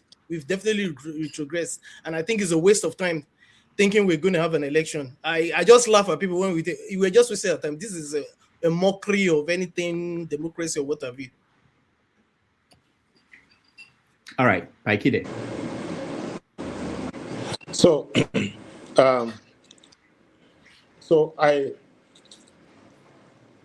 let me put it this way. I have a little bit of experience running public systems in the United States. I was chief of staff to the school board of the 14th largest school system in the United States. And then I was chief of staff to the president of the county council. So we were talking about 1 million people, $7.5 billion annually in salaries and stuff. So I will be the first to, and I did this for like 36 years. I will be the first to tell you that if I was to be given an assignment in Nigeria, I would fail dramatically because the structures are not in place to run a real system of governance, of democratic governance, by which I mean that it's top-heavy at best. There's really no government at the local level. There's little government at the state level. And so what am I saying? I'm saying that democracy is not going to be successful in Nigeria, that we need some kind of look at a system that brings in doers, not bullshit artists, doers that build systems from the ground up, and that holds people accountable. We don't have that, but instead we are going in the opposite direction. People, the schools are terrible. People are not being educated. So we have a generation coming up that, is even going to be worse than the current generation. There is a conversation to be had about whether democracy as it's practiced today in Nigeria is the appropriate vehicle to move us forward. My answer is no, it is not the appropriate vehicle. But when I say these things, people don't want to have that conversation. They think that I'm calling for the soldiers to come back. They never left in any case. They've always been there. But we just have to look at other options that that force our leaders and our thinkers to do the work. Right now, nothing is being done. It's just a bunch of bullshit artists pretending to be running a democracy. All right, thank you, Femi. And let's go to Osewa. Osewa, welcome. It's interesting to know that you already know how to pronounce my name, so I'm happy about that. Happy Sunday to everyone. Pa Ikhide, much more regards. Good afternoon from Tennessee. It's a sunny day today, and we thank God for the beautiful weather Yeah, He hello, has how are given you? us. I'm doing well, thank you. Thank you for joining today. I can see that you are enjoying your time in Nigeria. It's been so euphoric and a lot of jamboree everywhere. I see you having a good time. But getting back to the conversation, I don't know Rudolph, but that Rudolph, I don't know how you can manage 2 minutes so when Hello? they give like this. Can you hear me? Yeah, we can hear you. I can hear you. I don't know if Yes, Paikide can hear me. I think he's having some difficulty. Paikide, can you I hear can hear him? you. Okay. Oh, okay, awesome. So you spoke I can hear him. Okay, right. You spoke extensively about different topics, but three things actually got me, and that was why I was asking Oga Rudolph if it's too many times. I mean, I understand No, go why you ahead. couldn't Go be ahead. fair. I'll give you more time. Go ahead. Thank you. You know, sorry, David, please, I'm on the call. All these children, they don't understand something. So you spoke about governance, right? And you suggested that the real structural mess that we have sits at the local and state government levels. That was what you said when you started. But doesn't that ignore, Paikide, the fundamental law of organization signaling that we have, that the fish rot from the head down? And I believe that, right, that in any enterprise, performance and integrity are dictated by the executive tone. That's number one premise. So when we have a nation where the presidency, that sound though, but when we have a nation where the presidency itself is occupied by individuals that are burdened with documented international legal shadows, Paikide. We have a Chicago issue we haven't sorted. We have a chief of staff that has a Georgia issue. He stole $25,000. We have a Akpabio with some illicit cases and everything. So when the top tier government officials, are a complete gormandizers with complete impunity, how could you state here that we should expect um, the local actors to act, the local and state actors to act right? There's this in every organization in Nigeria. When people hear in every serious one, by the way, when people hear Oga they come, every staff sits right. But when the Oga himself is a shamble and a show of shame, how do you say that local government and the states, they are we should hold them accountable? Please help me understand. Thank you, sir. That's the first one. Okay, so um, the real democratic governance, as I understand it, is at best concentric circles of leadership structures. So if you go to the local government level, there is a head, and that head, everybody looks to it. If you go to the state, there is a head, it's the governor, and then you go to the federal level, there's a head. The problem that I have with the government as practiced here is everything is on Tinubu's head. That shows itself that there's a huge problem with the system. I'll give you a personal example. So I've lived in the United States for 44 years. I worked for a local government for 36 years. That local government has 108 schools, it has the budget of that local government schools was $3.5 billion just for the salaries alone. And my pension comes from that local government. There is nothing President Trump can do to me that will jeopardize my pension because he doesn't pay into it. The schools are funded by taxes from the local, from the residents, from the property taxes, the income taxes, and so on and so forth. So right now, Mr. Trump is just making a fool of himself, but the structure is protecting us. You don't have the same situation here, where the structure does not protect you here. If everything comes from Aso Rock down, and that was not, I was part of the pro-democracy movement, by the way, in the early 90s and all of that stuff. And this was not what we understood. We understood that once we got into power, we would devolve the power into the satellites. And that never happened. So it's a huge problem. We need to begin to move. The federal government should get its head out of a lot of things because they don't have the capacity to do it. That's the point. If anyone tells you that this is a form of federal government like it's practiced in the United States, it's not true. And I can tell you that for free. Rudolph Okonkwo can tell you that for free. You can live as I live and he lives in a local government and not ever have to worry about what the state says and what the feds say. My local government, and I was the chief of staff to the president and to the council members for 5 years. My local government income, 90% of it comes from within. Now that is independence.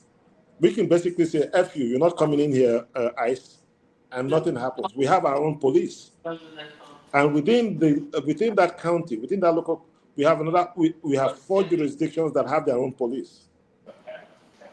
Over 60 years since independence, we are now beginning to talk about state police. Give me a break. It's not we are not a thinking people. That's the problem.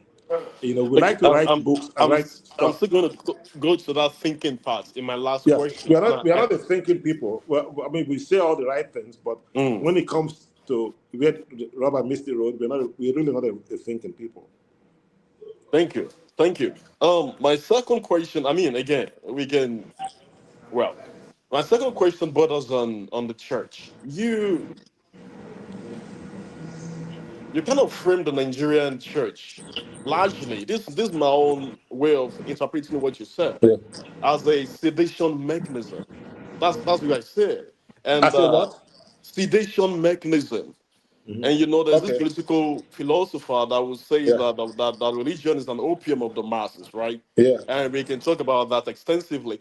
And you spoke about the church as the merchant selling a mirage of hope. Those are your words that you used. I was just in those very key notes down to impoverish the citizens. And yet, historically, when we look at the effects of the church in societies across the world, I can, at the snap of my finger, think of a figure that, because you say you were raised Catholic, probably you would know this person called Archbishop Oscar Romero of El Salvador, that literally took his country marching against social injustice. And we can talk about even the apartheid. James was speaking about the apartheid in South Africa, and we can also talk about that effectively.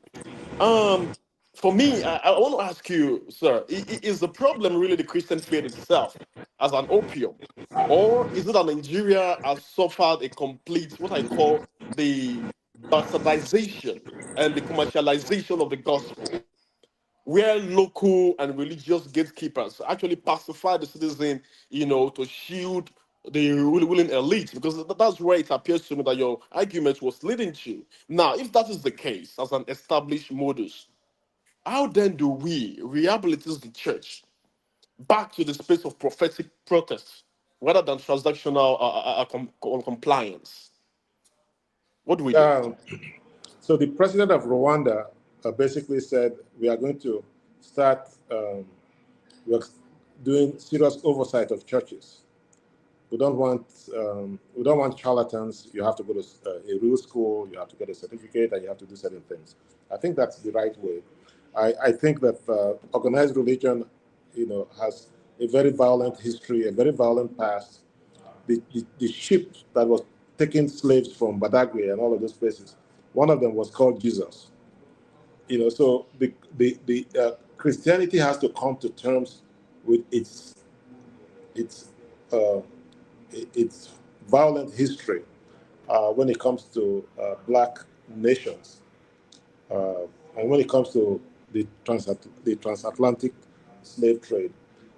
I tell people that I was in Catholic boarding school, and that as a little boy, I was barely 11 when I started the secondary school. I would pray to God, if you free me from this hell, I promise you I will never go to church again. And I think I kept the promise. My fear is that the church is reducing the communal IQ of Nigerians, because it tells you do not think about certain things. It tells you accept certain things at faith level and leave it at that. It's a problem. The church does some good, but so what? The government has abdicated some of its social welfare responsibilities to the church, and if you pay your 10% of your tithe, they give you what a semblance of social welfare. But on balance, I think the church has hurt Nigeria and Nigerians more than it has helped. And if you are on my page, you see me throwing caricature video clips of things. I think that is, thank you for that expose, even using your own personal life. Again, by extension, I grew up in the church as well. And in fact, as a young man who grew up around Irish missionaries, the SMAs, ministered to my people. Yeah. And I was in a Catholic seminary for a long time. I did my philosophy, was studying to be a Catholic priest. And Yes. again, it's unfortunate that you have to go through that and you have to experience what you experience. I think your experience is unique to you. But the Catholic Church has always talked about, there's this Latin phrase, fidet et intelligram, faith and reason. The church has never and be antagonistic to rationality. And in fact, the very first scientists we would have in the world were Catholic priests and monks. And in fact, when the war was happening in Europe, the monasteries was where books are being kept, and the monks dedicated their entire life writing and interpreting. So what we would see is that the church has always been an advocate for rationality, and that's why you see that the Catholic Church and the Catholic priest has always been one of the best brains in the world. I'm a product of the Catholic Church, right? And I can say with you with no sense of ambiguity, when you go to my school, I schooled in Nashville in a school called Vanderbilt University. I'm one of the awardees there. I'm one in the LAME OVB award. They gave me so many money for that. But then again, I'll always make allusion to the Catholic education that I have and the Catholic background that I have. I took my academics really seriously, and they really changed my life, right? I can say to you, sir, with no sense of ambiguity, that again, I might sound quite sentimental here, but I see it very differently. I believe that this proliferation and the commercialization of the gospel in Nigeria has made Christianity as what it has. And when people try to nail pick Christianity as a religion against black people, I hope they've made their research into Islam and see what's going on. I was on a live yesterday where I was invited as a guest, and I spoke effectively about the Middle East because I studied in Dubai for 5 years, and I experienced the Arab culture for first hand. I know what I saw. But let's not go into that. My last question here, sir, is based on your profile and your recent academic event that you had on education, right? Given your own decades of experience working inside public educational infrastructure in the US, alongside some engagements that you've had, we have a country where more than 11,000 schools have been closed due to multiple reasons: insecurity, poor financing, and co and co and co and co. Now, you went to an establishment an academic community where they were talking about academics, right? But we have a nation where nobody knows the school that the president attended. We have a governor in Nigeria of Edo State that cannot categorically make a viable statement. He can't even read. You see what I'm saying? So we are building a culture that is antagonistic, that is oppressive and suppressive to education. But you went for an academic event. I wonder what your envisioning is for the average child. And let's not forget, according to UNESCO, that we have 18.1 to 20 million children out of school in the world, in Nigeria. I wonder what you envision for the academic life in the Nigerian community. When I listen to some NYC graduates and some people that I think should be intellectuals and studious people, when they can't even put constructive lexicon together, it saddens me a lot. And then we see that today, and we look at the Armageddon, the Luciferious, what's it called? So what is the Charade that question? we're in today. So I wonder what you see. What is your what are you emphasizing for the Nigerian child who is melt with this mayhem? Thank you. Okay, I think that in general, the world is going through a very viral phase of anti-intellectualism. And but if America can afford this wave of anti-intellectualism, Nigeria cannot afford it. And that's what separates us from America. I mean, there's very little thinking going on in America either. But they are benefiting from centuries, decades-old structures that are keeping the place apart, and a strong cadre of thinkers and doers that are still keeping things going. But Americans in general don't read; they don't care. You see what's happening in the White House; it's terrible. You see what's happening in Congress; it's terrible. But if there is hope that America can survive the onslaught of ignorance and anti-intellectualism, I don't know that there's a similar hope with Nigeria. The structures are not there, and we are losing children to the streets because of the irresponsibility of our leaders and their enabler thinkers. It's a shame. All right, thank you, Ose. We have one more before our guest. He is in Nigeria. I know he's running his the MTN data. Yes. No, I brought my data from America, so we're good. Oh, okay. Oh, I didn't know that. It's part and parcel of the 1%ers. It's not complaining, even though you are pretending doctor. Pa Ikhide has successfully climbed the rank. Interesting listening to the conversation you two of you are having. Generally, what I took away from that conversation is your literal description of the situation of the country. You, at the point, you use the word the caste system. You from your conversation, I took 3 classes of Nigerians away from your conversation: the governing elite, the governing class, who are literally far from the reality on ground. Then you talk about the educated class, the intellectuals, the so-called lawyer, the engineers, who it was at that point I used the word caste system, who from my conclusion I've key into that the gentleman agreements of the ruling class of turn by turn, and don't just die to get your turn. So this current educated class believe that it's just a matter of time. It will be their own in their own they will be in charge, and I think that is what is responsible for the way they treat the so-called lesser class. I think that from your conversation, whereby the ordinary Nigerian felt delusion to the point that he or she has checked out, doesn't even want to know or understand what these 2 classes of people are doing. And from the real sense of it, they are the majority.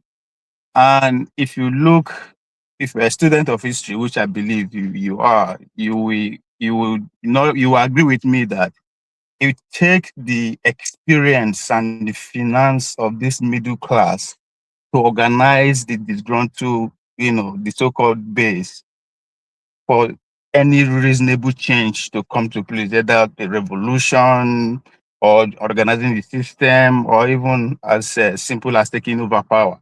So from what you are saying, I would say the middle class, the so-called intellectual, the academician, the so-called engineer who are comfortable for what is going on are the Nigerian problem, because as I said, they fail to use their experience. I mean, you are a clear example. I expect your younger days and where you are still in the struggle, you did your best. But in general, as a class level, you have also checked out your experience, which it should be of a valuable way in terms of organizing and educating and empowering and organizing your class to finance the forgotten ones, to take the bull by the horn, but you have given up.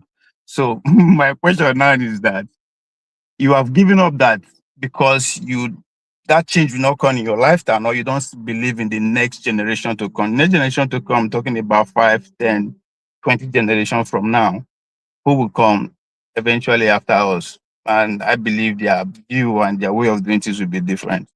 So if you don't have hope in your generation and this generation that are like, have you given up on the generation unborn too? Oh, yeah. So, well, I was in my very early 30s when I started, or maybe I was like 29 when I joined the pro-democracy movement, and that was how my writing life started. There was something called NigerNet, and we joined NigerNet. It was the social media of the time in 1991. So 1993, June 12th happened, and then we were conscripted into the pro-democracy movement. And I did I was a writer. As a writer, I was conscripted to be a scribe. I was general secretary of a number of organizations. I was on Radio Kudirat, and I was trying, at the same time, I was holding down a job. At the same time, I was trying to hold down a family. My first child was born 1993. So it gives you an idea how old I am, how long ago. So I gave up, and I was a foot soldier. I wasn't like in the top ranks. I gave up my youth for the struggle, and it's just like an obsession. But then you come here and you realize, maybe you are crying louder than the bereaved. There is no place I go to that people really want to talk about this. There is no place, and last year I was in Nigeria for like 2 months this summer. There's no place I go to where people want to talk about these things. They just want to survive. They are going around. They want their children to have the best. They are looking for ways to get their children outside of this country. It's like we are at war again. Even the war, this Nigerian civil war is not this scary. And so people have no time to do this. Then I look at the quality of thinking of the thinkers and of the doers, and I compare it to even the worst thinkers or doers in other countries. And I realize you are trying to force people who do not have the capacity to do certain things. It's not that we are just normally, we're not retarded or anything. We are smart people. If you go to the US, our children on average beat Asian kids in the schools. So individually we are just, but when it comes to communal thinking, we're just not there. And I have decided in the winter of my life that I have done enough. I will not cry louder than the bereaved. So I come here and I come to eat. I go to the restaurants under the mango tree and I eat agidi and pepper soup, and I drink whatever my doctor allows me to drink. Because I'm in the winter of my life, even if I live for another 10, 15, 20 years. I never try. So You are a young man. I'm not talking Young about you man, it for is the your middle turn. class. I'm Eh? talking about like the middle class you described, the No, lawyers, no, the I'm engineers agreeing who with are still you. in the place. I'm explaining to you, uh, uh, what I find. I have gone to All of my friends are middle class, upper middle class, and I go to their homes. They're just beautiful people. They are not interested in the conversations we are having. You know, they are just not interested. You can't get them to talk about these things, and some of it is an unintended consequence. If they know what's going on, but if your livelihood depends on getting grants from the government, you have to be careful what you say. If your livelihood depends on getting grants from abroad, you have to be careful what you say. You understand? So a lot of us, unfortunately, and it's not our fault necessarily, I just compromised because the nature of our lives says we are dependent on the people that hurt us. And if you are dependent on the people that hurt you, what are you going to do? I don't have the same problem in the United States. Mr. Trump does not feed me, and I'm a pensioner.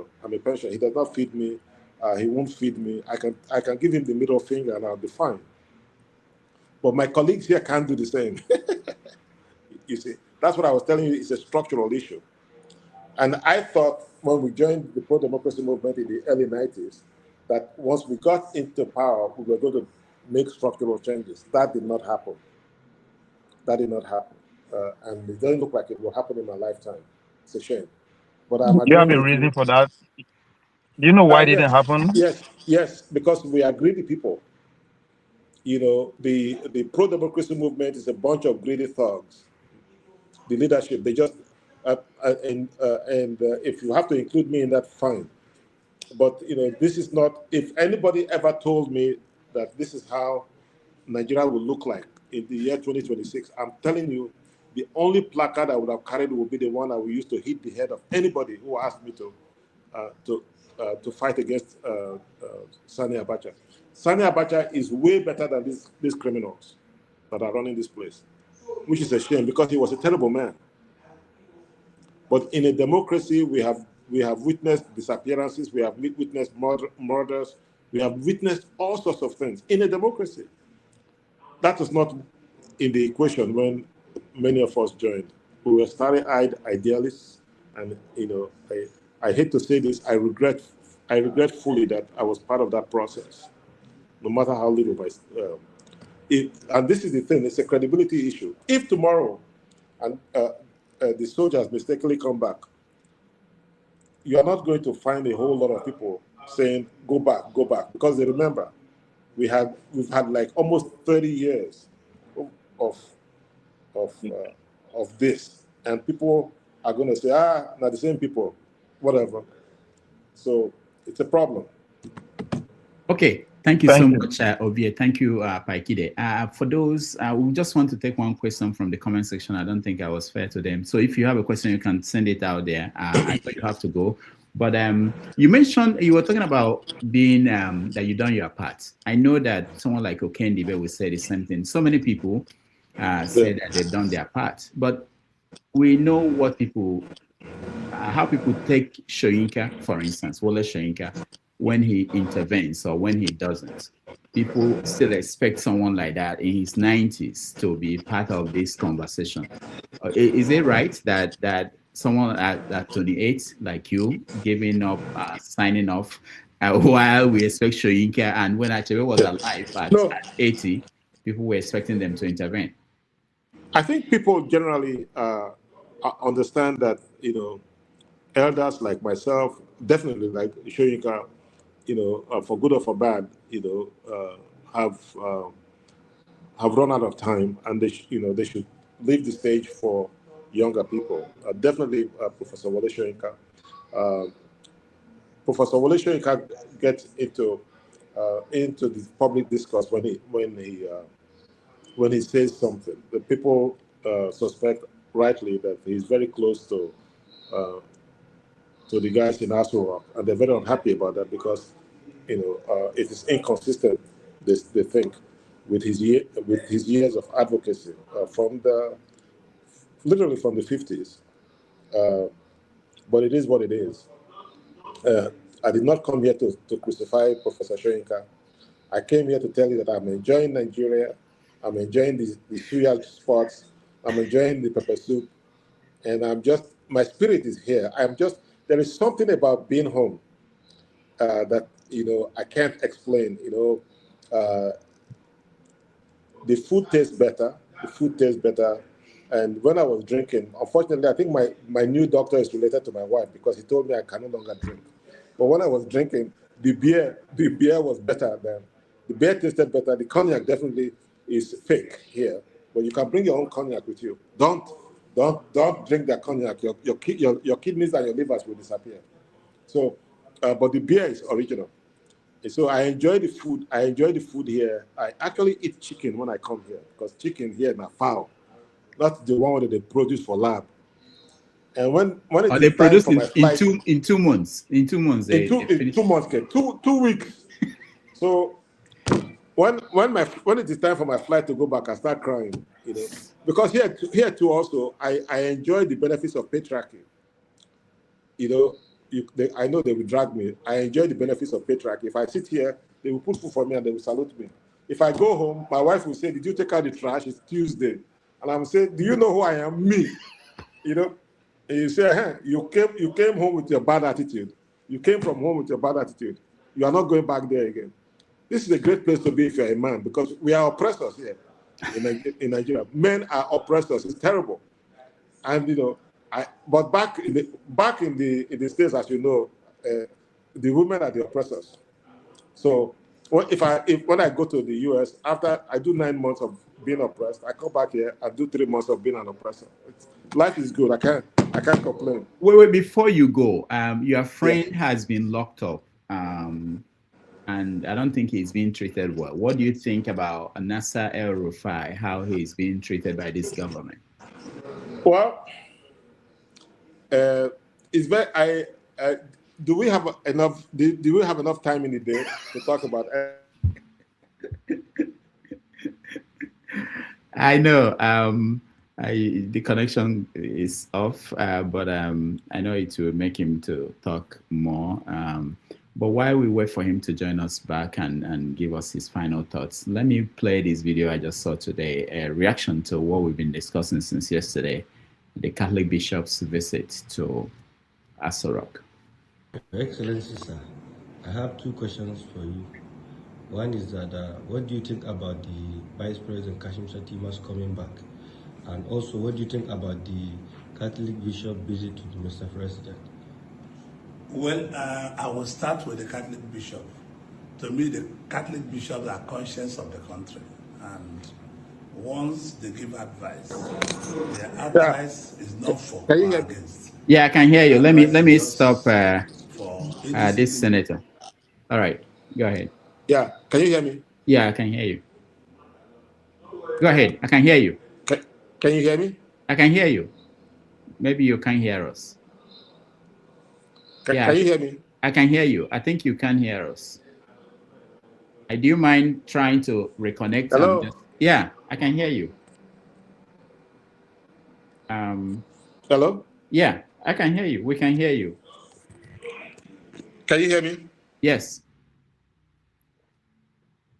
Yeah, we can hear you, but you can't hear us. Yeah.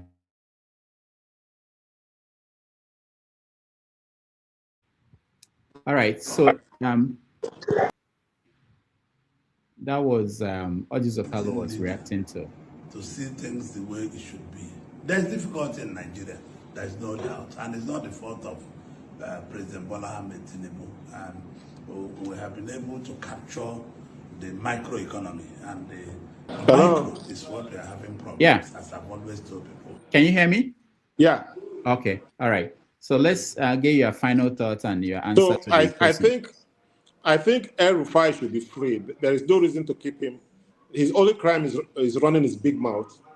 I think he should be freed from whatever.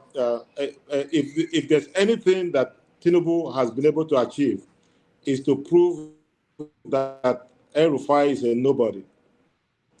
The North did not collapse because they arrested the little man and put him somewhere. So he's finished for life. He's worthless. Nobody has no influence. Nobody, Tinubu has damaged him. They should free him. And it is, I do not stay up all night worrying about El-Rufai because I think about the Shiites that he joined Buratai to humiliate, to slaughter, and so on and so forth. I think about Dadiata and all of those people. He's getting his just desserts. But I believe in the rule of law. They should free him because he's worthless. He thought that that he's all that, and if they put him somewhere, the North will rise as one. No, they did not. It's like he's a nobody. Leave him alone. But quite honestly, I don't know in Tinubu, they will not release that man until his second term. He's not coming out of that place until Tinubu's second term starts. Because the place has been quiet since the loudmouth has been put behind bars. So wow. Am I crying in my beer because of El-Rufai? Hell no. Should he be freed? Sure. Because he's worthless. There's nothing. He has no political capital anymore. He pushed his luck too far, and he found out that nobody really cares about him. Okay. Pa Ikhide, thank you very much.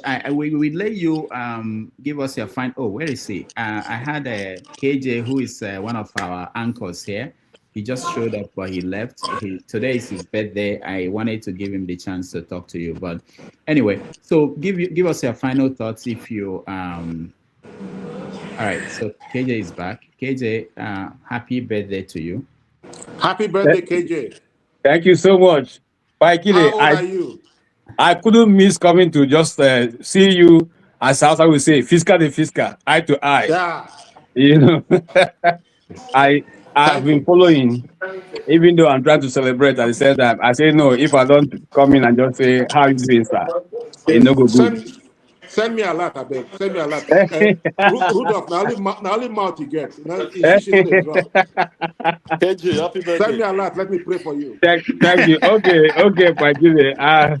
You are where a lot work. Here, nobody send a lot to anybody now. Good to see you, sir. And I saw the dance move you are giving. The only quarrel I have with it is that you are not in your traditional attire. You are wearing t-shirt. Yes, I woke up since I came. I have had this fantasy of doing a photo shoot. So for you, I will do a photo shoot and a dancing photo shoot. Okay. Yes, I will tag you. Okay. I will tag you. Yes. I'll be glad. I'll be glad. Yes. I'll be glad. Yes. Thank you so much. I totally agree with you. I mean, I'm a student of your this philosophy. So what you have just said is, I agree totally with everything you are saying. I mean, thank you. People those are the kinds of audience you should be bringing to me, not these other people asking me hard questions. Are you talking about Ose? Why are you punishing me for free? Right. Thank you so much, and have a blessed day, sir. Thank you, sir. I really appreciate it. Thank you. All right. So Pa Ikhide, KJ is young enough to join state police. So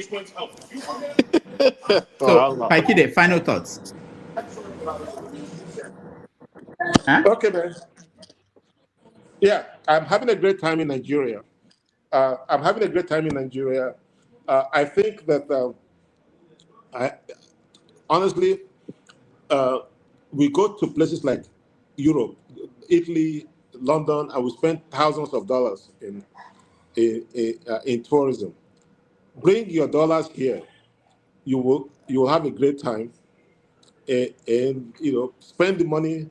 The country is a win-win situation, and give feedback about your experience. And that's the only way this country can improve, I think. Just give honest feedback about your experience.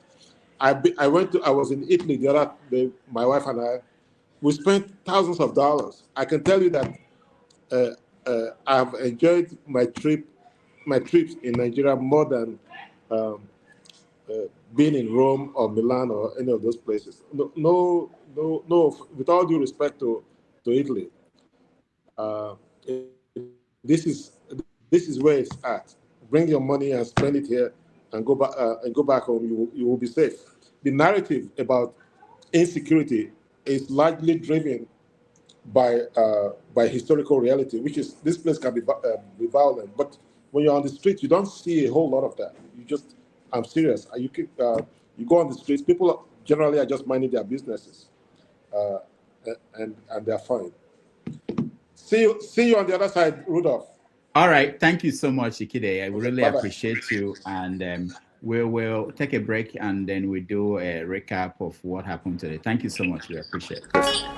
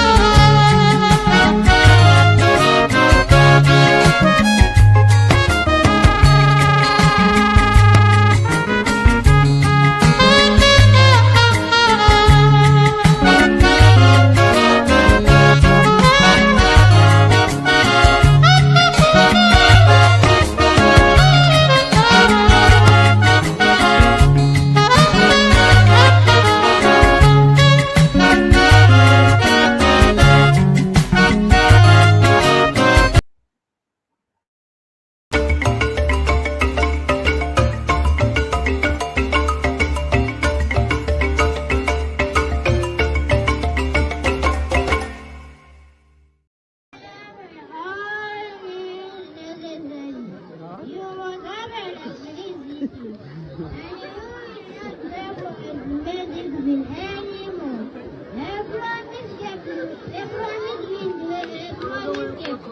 If they find the promise on you. Why no? Who want to provide? Who does so? Not for me. That is true. Wait. That is true. Unless I give you the adequate reading or Why? I know a lot of you. You're not what there is nothing you can. This morning, I announced to parishioners who break through the rain to attend Mass this morning that they should come to the mission house, to the rectory, that I have something for them. So they are going to come immediately after prayer. They are done with prayers after Mass. They are going to come this morning. They came under the rain to attend Mass. So they will be coming here. And what am I going to give to them? I will be sharing rice for them. I will be sharing a bag of rice for them. 3 days ago, I returned to the house and I saw that they told me somebody brought a bag of rice. And when I looked at the bag of rice, it's a customized bag of the President of Nigeria. And it is a renewed hope ambassador of Nigeria. So I decided to say, okay, is this for the President or those working for the President? I'm not interested in the bag of rice. That money, you see, it is a product of the irresponsible elite that we have in the country. You can imagine the millions and tons of rice that will be distributed across the country. This one is this is brought to me, and this is going to be distributed. I have every reason to conclude that this is how it's going to be distributed to some places across the country. And you can imagine such irresponsibility that instead of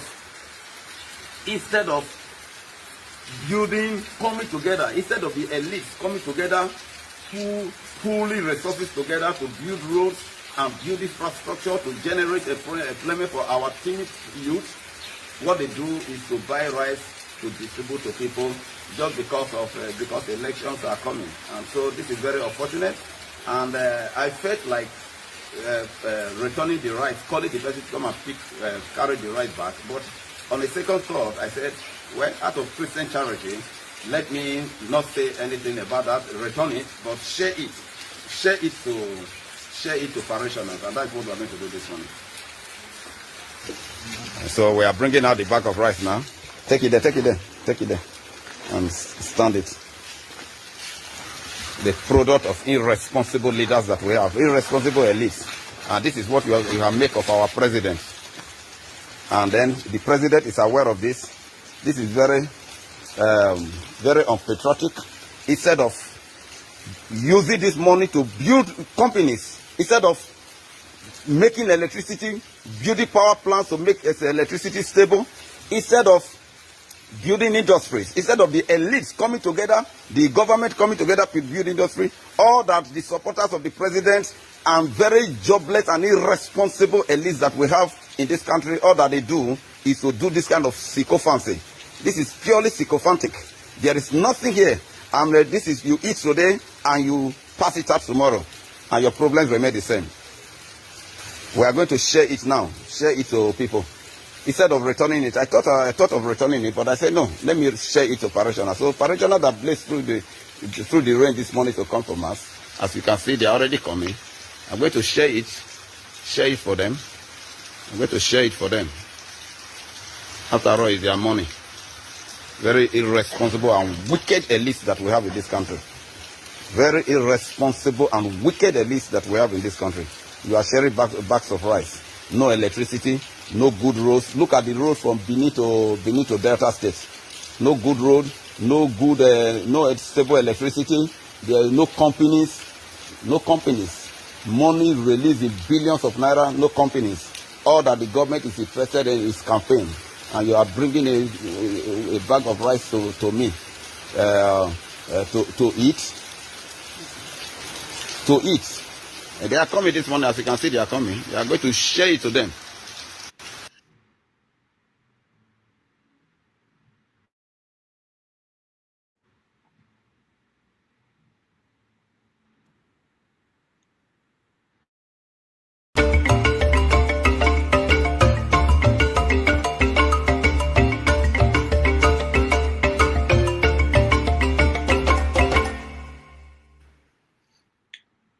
right, welcome back, everybody. Thank you so much for joining us today. We are going to do a recap. KJ wouldn't be able to do the follow-up show because he's celebrating his birthday today, and so we will stay another 30 minutes or so and just to get your opinion on some of the things. I'll say I sent you a message. Check the private chat. I did that last week. I don't think you checked last week. There should be something highlighted on your screen on the right. All right. So let me start with you, Mr. James. Ikhide is your classmate. You guys went to primary school. Do you feel the way he feels about Nigeria? What do you think of his ideas of what's he was very, should I say, frank. I like him for one thing, although it's long ago I last met him. For one thing, is sincerity. I'm not being hypocritical. He was part of the pro-democracy movement, and they seem to be acknowledging that they disappointed the country. Because these problems we are grappling with today is a direct product of the pro-democracy movement.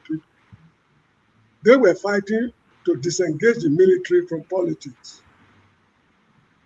At the 11th hour, when they succeeded, they chickened out. They said they are not sure if the military was sincere.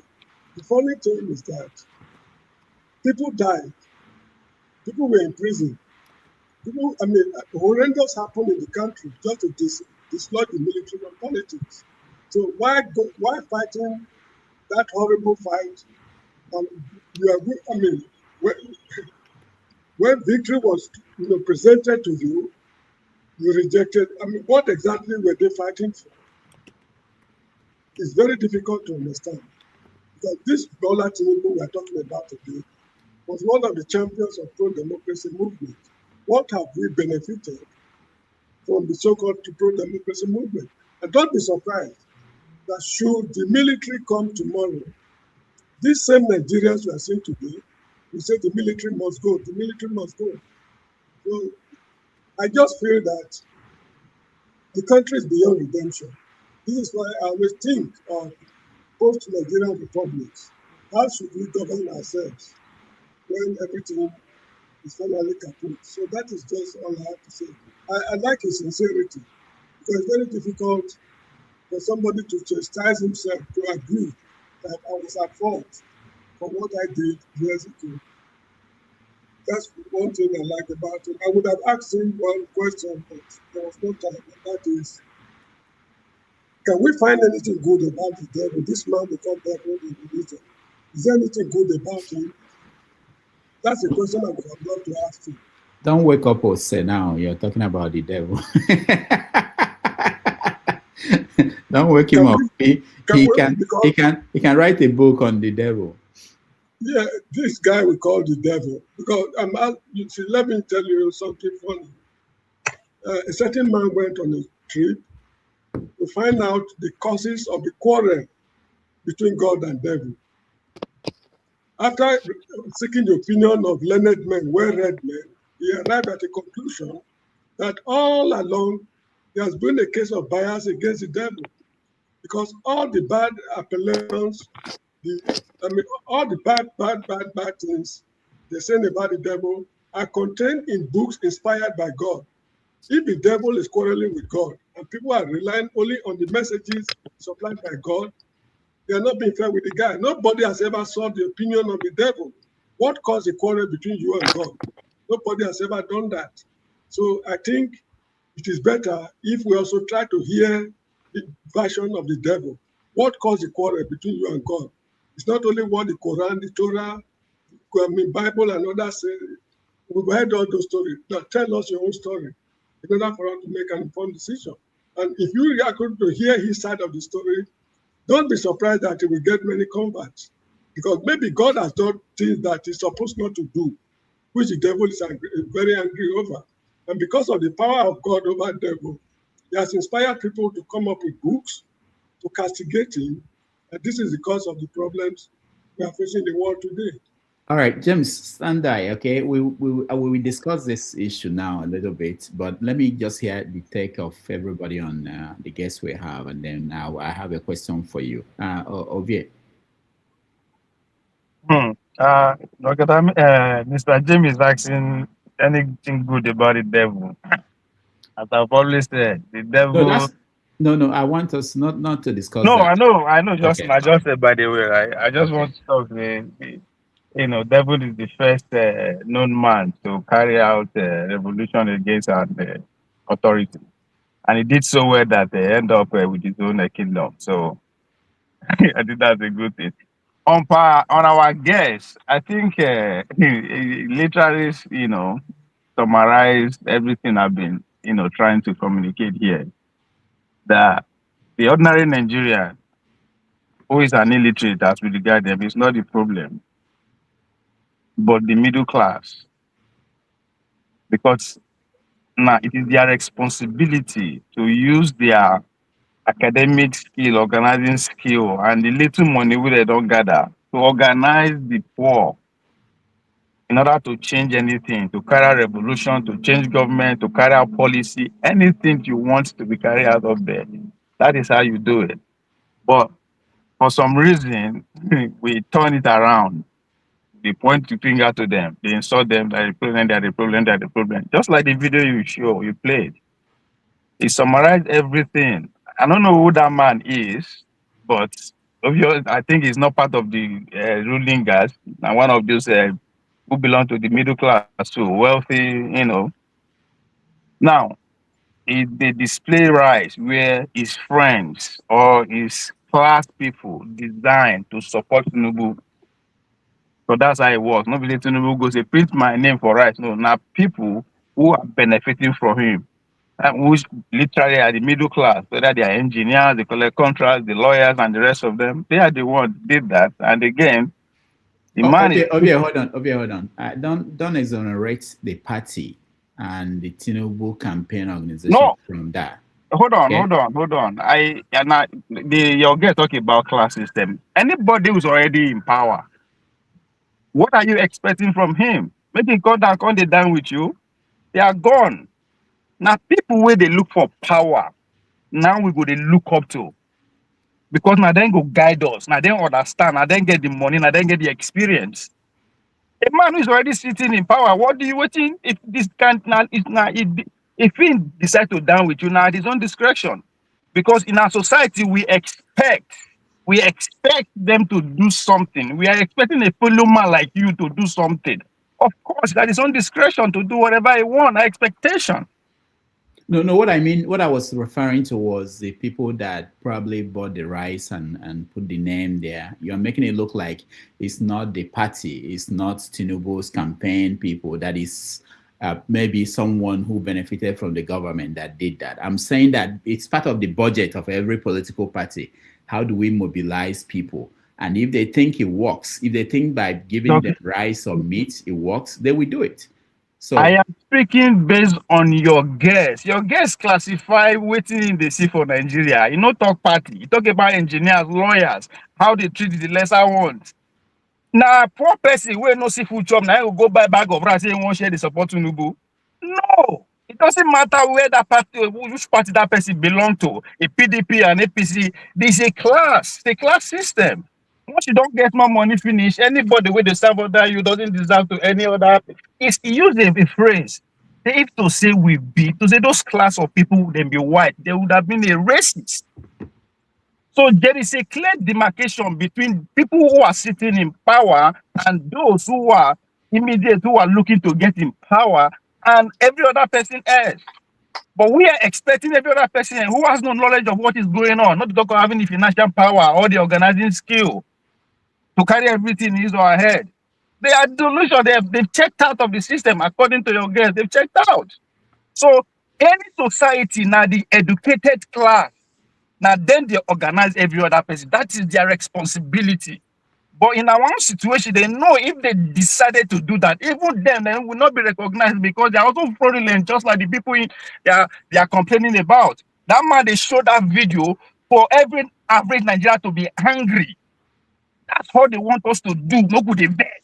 yes, na the thing with this na ABC, just the verse. Instead of him to say, come, he won't share am. Why can't he just call his fellow estate, because that's a gated community, to come? How do we salvage this thing? I use an example, and increase Nigerian oil fuel to 5,000 naira per liter. Those who have the finance, they will find a way around it to make sure that they buy and to show off to their neighbors, say yes, they can afford them. Rather than to say, come, no, this will not happen. How do we organize this anger, this raw anger of the young and the delusion to go after power? They will not do it because the circle is still very small. They protect themselves. I'm not saying this based on my conclusion, but based on what your guest said. So it's not about party for me or anything. It's a class. It is a class. Once you're a lawyer, once you're earning well, you see yourself as okay. If that man not die, very soon will reach my turn. So for therefore, I have to oppress this person. It doesn't deserve to be. You know, it's not I go to. How many books can you know the council where I go? That's the problem. That is exactly what your guest presented. And he talked about the role they play during the April democracy. And I've been saying it there from here. Even my fellow Edo State guy, comrade, where go they come, they shout, say, you guys were used. That's exactly what your guest is saying. They were used. That is why they cannot fight. But when they eventually get the power, they have to take order because the movement was financed from outside. Who pays the papa to take the throne? And it's still happening right now. That's why they always go against the media. Why are you taking money from people you know that they don't have your interest? They will dictate what you say. Some power then column. So pro-democracy was a project was engineered by what USAID. That's exactly what the guys is saying. This is not a conspiracy. Anytime I be loud, they are no serious. When I they serious, they say I'm a conspiracy. But this is the reality that your guest spoke before. He spoke his experience. So it is a class. Parting are deceiving. That's my guess. All right, thank you. Okay, Ovie. Let's go to Ose. Then Jagon and is the good afternoon, good evening, good morning, wherever you are. Thank you again, Dr. Damages, for bringing the guest and bringing the show. Is the guest is he here? He's not. It doesn't seem to be here. No, he's done. He's gone. He's in Nigeria. So. Oh, has he left the show? Yeah, he left. This is really loud, my friend. I wanted to ask him my same question, or I wanted to see what he try the question. Let's see. He may come back and answer. I see. You know, I appreciate him. I appreciate his honesty. I appreciate his age. He's roughly my age. And he said he's a young man, which is how I see myself. So all you horrible people calling me old boy, I don't like it at all. Anyway, I wanted to ask him whether or not he feels an election next year is worth anything. Oh, he talked based about on that. what he has said. He talked I about would like that. to hear, you know, his understanding of the dilemma that Nigeria is in and Africa is in, and how it can be changed.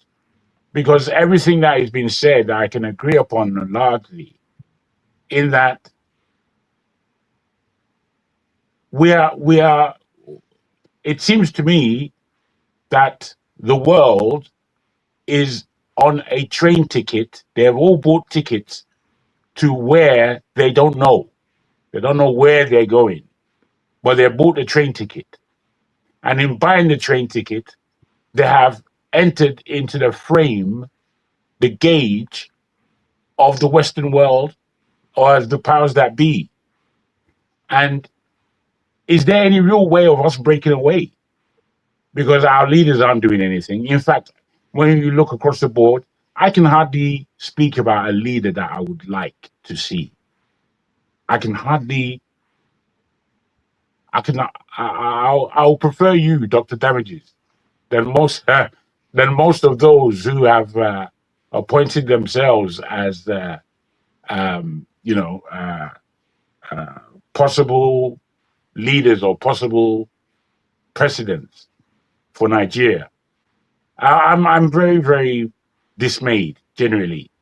As much as I love Nigeria and I believe that it has its potential, but that potential, it's been since my birth. they've been talking that word potential where Nigeria is concerned, where Africa is concerned. And potential is a good word, but it's a word of tomorrow. And tomorrow doesn't seem to come in Nigerian circumstances. It's always today, and it's always the same rubbish that we are receiving. So yeah, I would have liked to have put that to him and see what he said, but unfortunately, I missed the timing. If you go to the beginning, you see that he addressed some of those issues you raised now. So, all right, fair enough. Yeah, let's go to forefathers. I see that KJ is here. Is it for fathers or me? Dr. Damages. Oh, I called you initially. But I called you. Okay. I My called boys you. are just, it's Sunday, they're just running around. Okay, go ahead. KJ, happy birthday to you. Birthday man. I see your sister. Thank you. Looking like a 16-year-old Well done, KJ. boy. Thank you, sir. Well done. May God bless your days. Thank you. Amen. Yeah. Again, Jago, welcome. I'm glad that Indeed, you're sir. back. Looking strong and healthy. I'll try my best. Regards. Forefathers, I don't like you. But anyway, let's move ahead. You know. Well, one clear takeaway. I mean, many things actually, but some of the takeaways from this conversation today that I could deduce is that Nigeria is not suffering from a spiritual cause. I think it's not also an accident. What we have, in my own opinion, and I strongly stand by it, is a leadership problem. And I think the best way to be oppressed is when you're oppressed by people that don't look like you.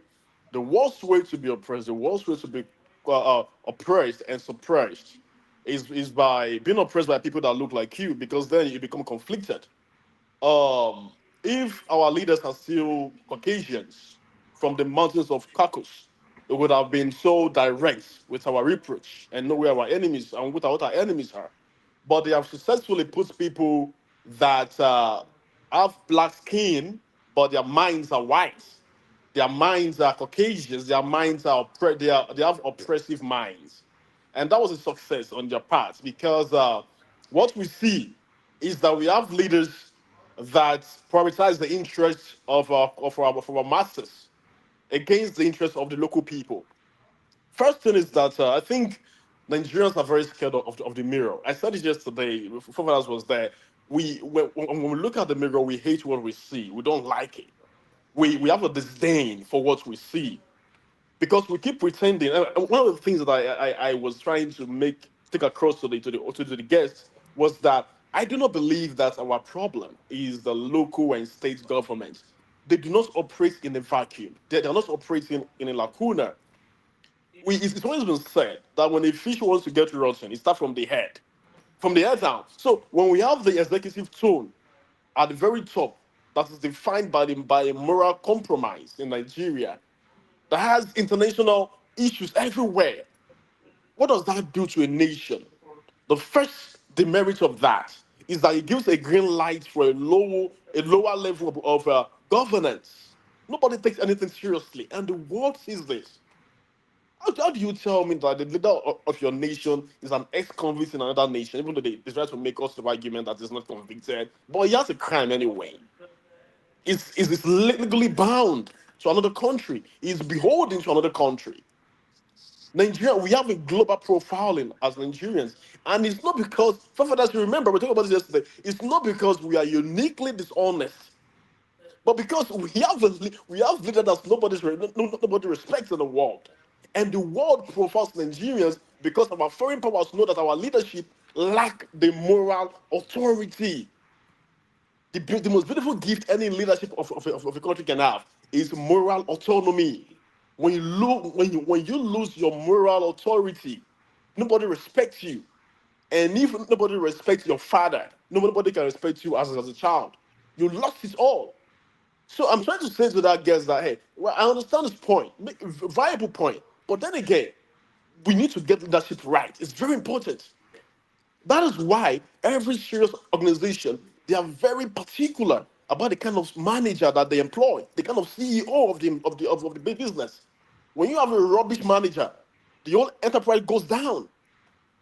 When you have a team and the team is not performing, what do you go to? The team leader. What is happening on your team? You have questions to answer. But in Nigerians, in Nigeria, when you speak about it, they say, "Oh, Tinubu, if somebody cough, it's Tinubu." That is not the case. That is not the case. Tinubu spoke about people. Why can't we speak about him today? It becomes a misdemeanor. So the second thing I want to address is that Nigeria has become a country of rice, for rice and by rice.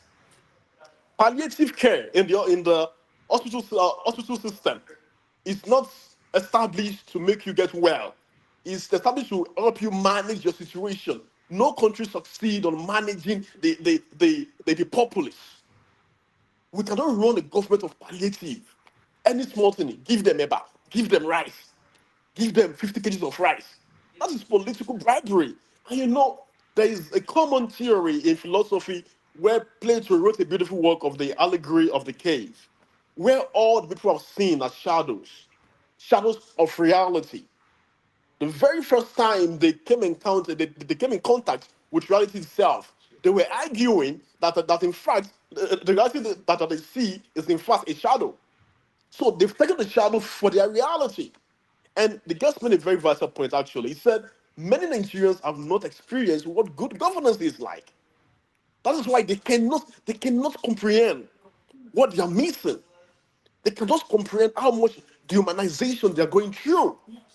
You cannot tell me that in this dispensation, where people are going to mass as if they are going to the bathroom, a Nigerian child somewhere does not have electricity, does not have even infrared. We have 20,000 children out of school in the world. That is sad. So, and these people will gladly go to their children's convocation in the UK and in the US. They will post it on social media to ridicule an average Nigerian child.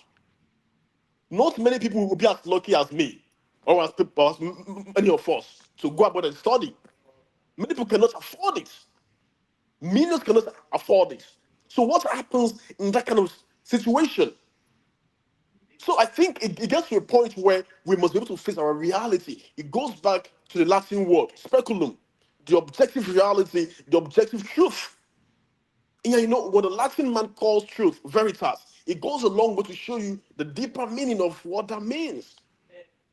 Going back to the context, the third point I want to make is that we really, as Nigerians, need to look at our institutions. And Oga Rudolph, I hope that you are taking these archives very seriously, because I want to look, when the time comes and the generations to come, look back at what we have made, produced. They will see that some of us spoke against this atrocities going on.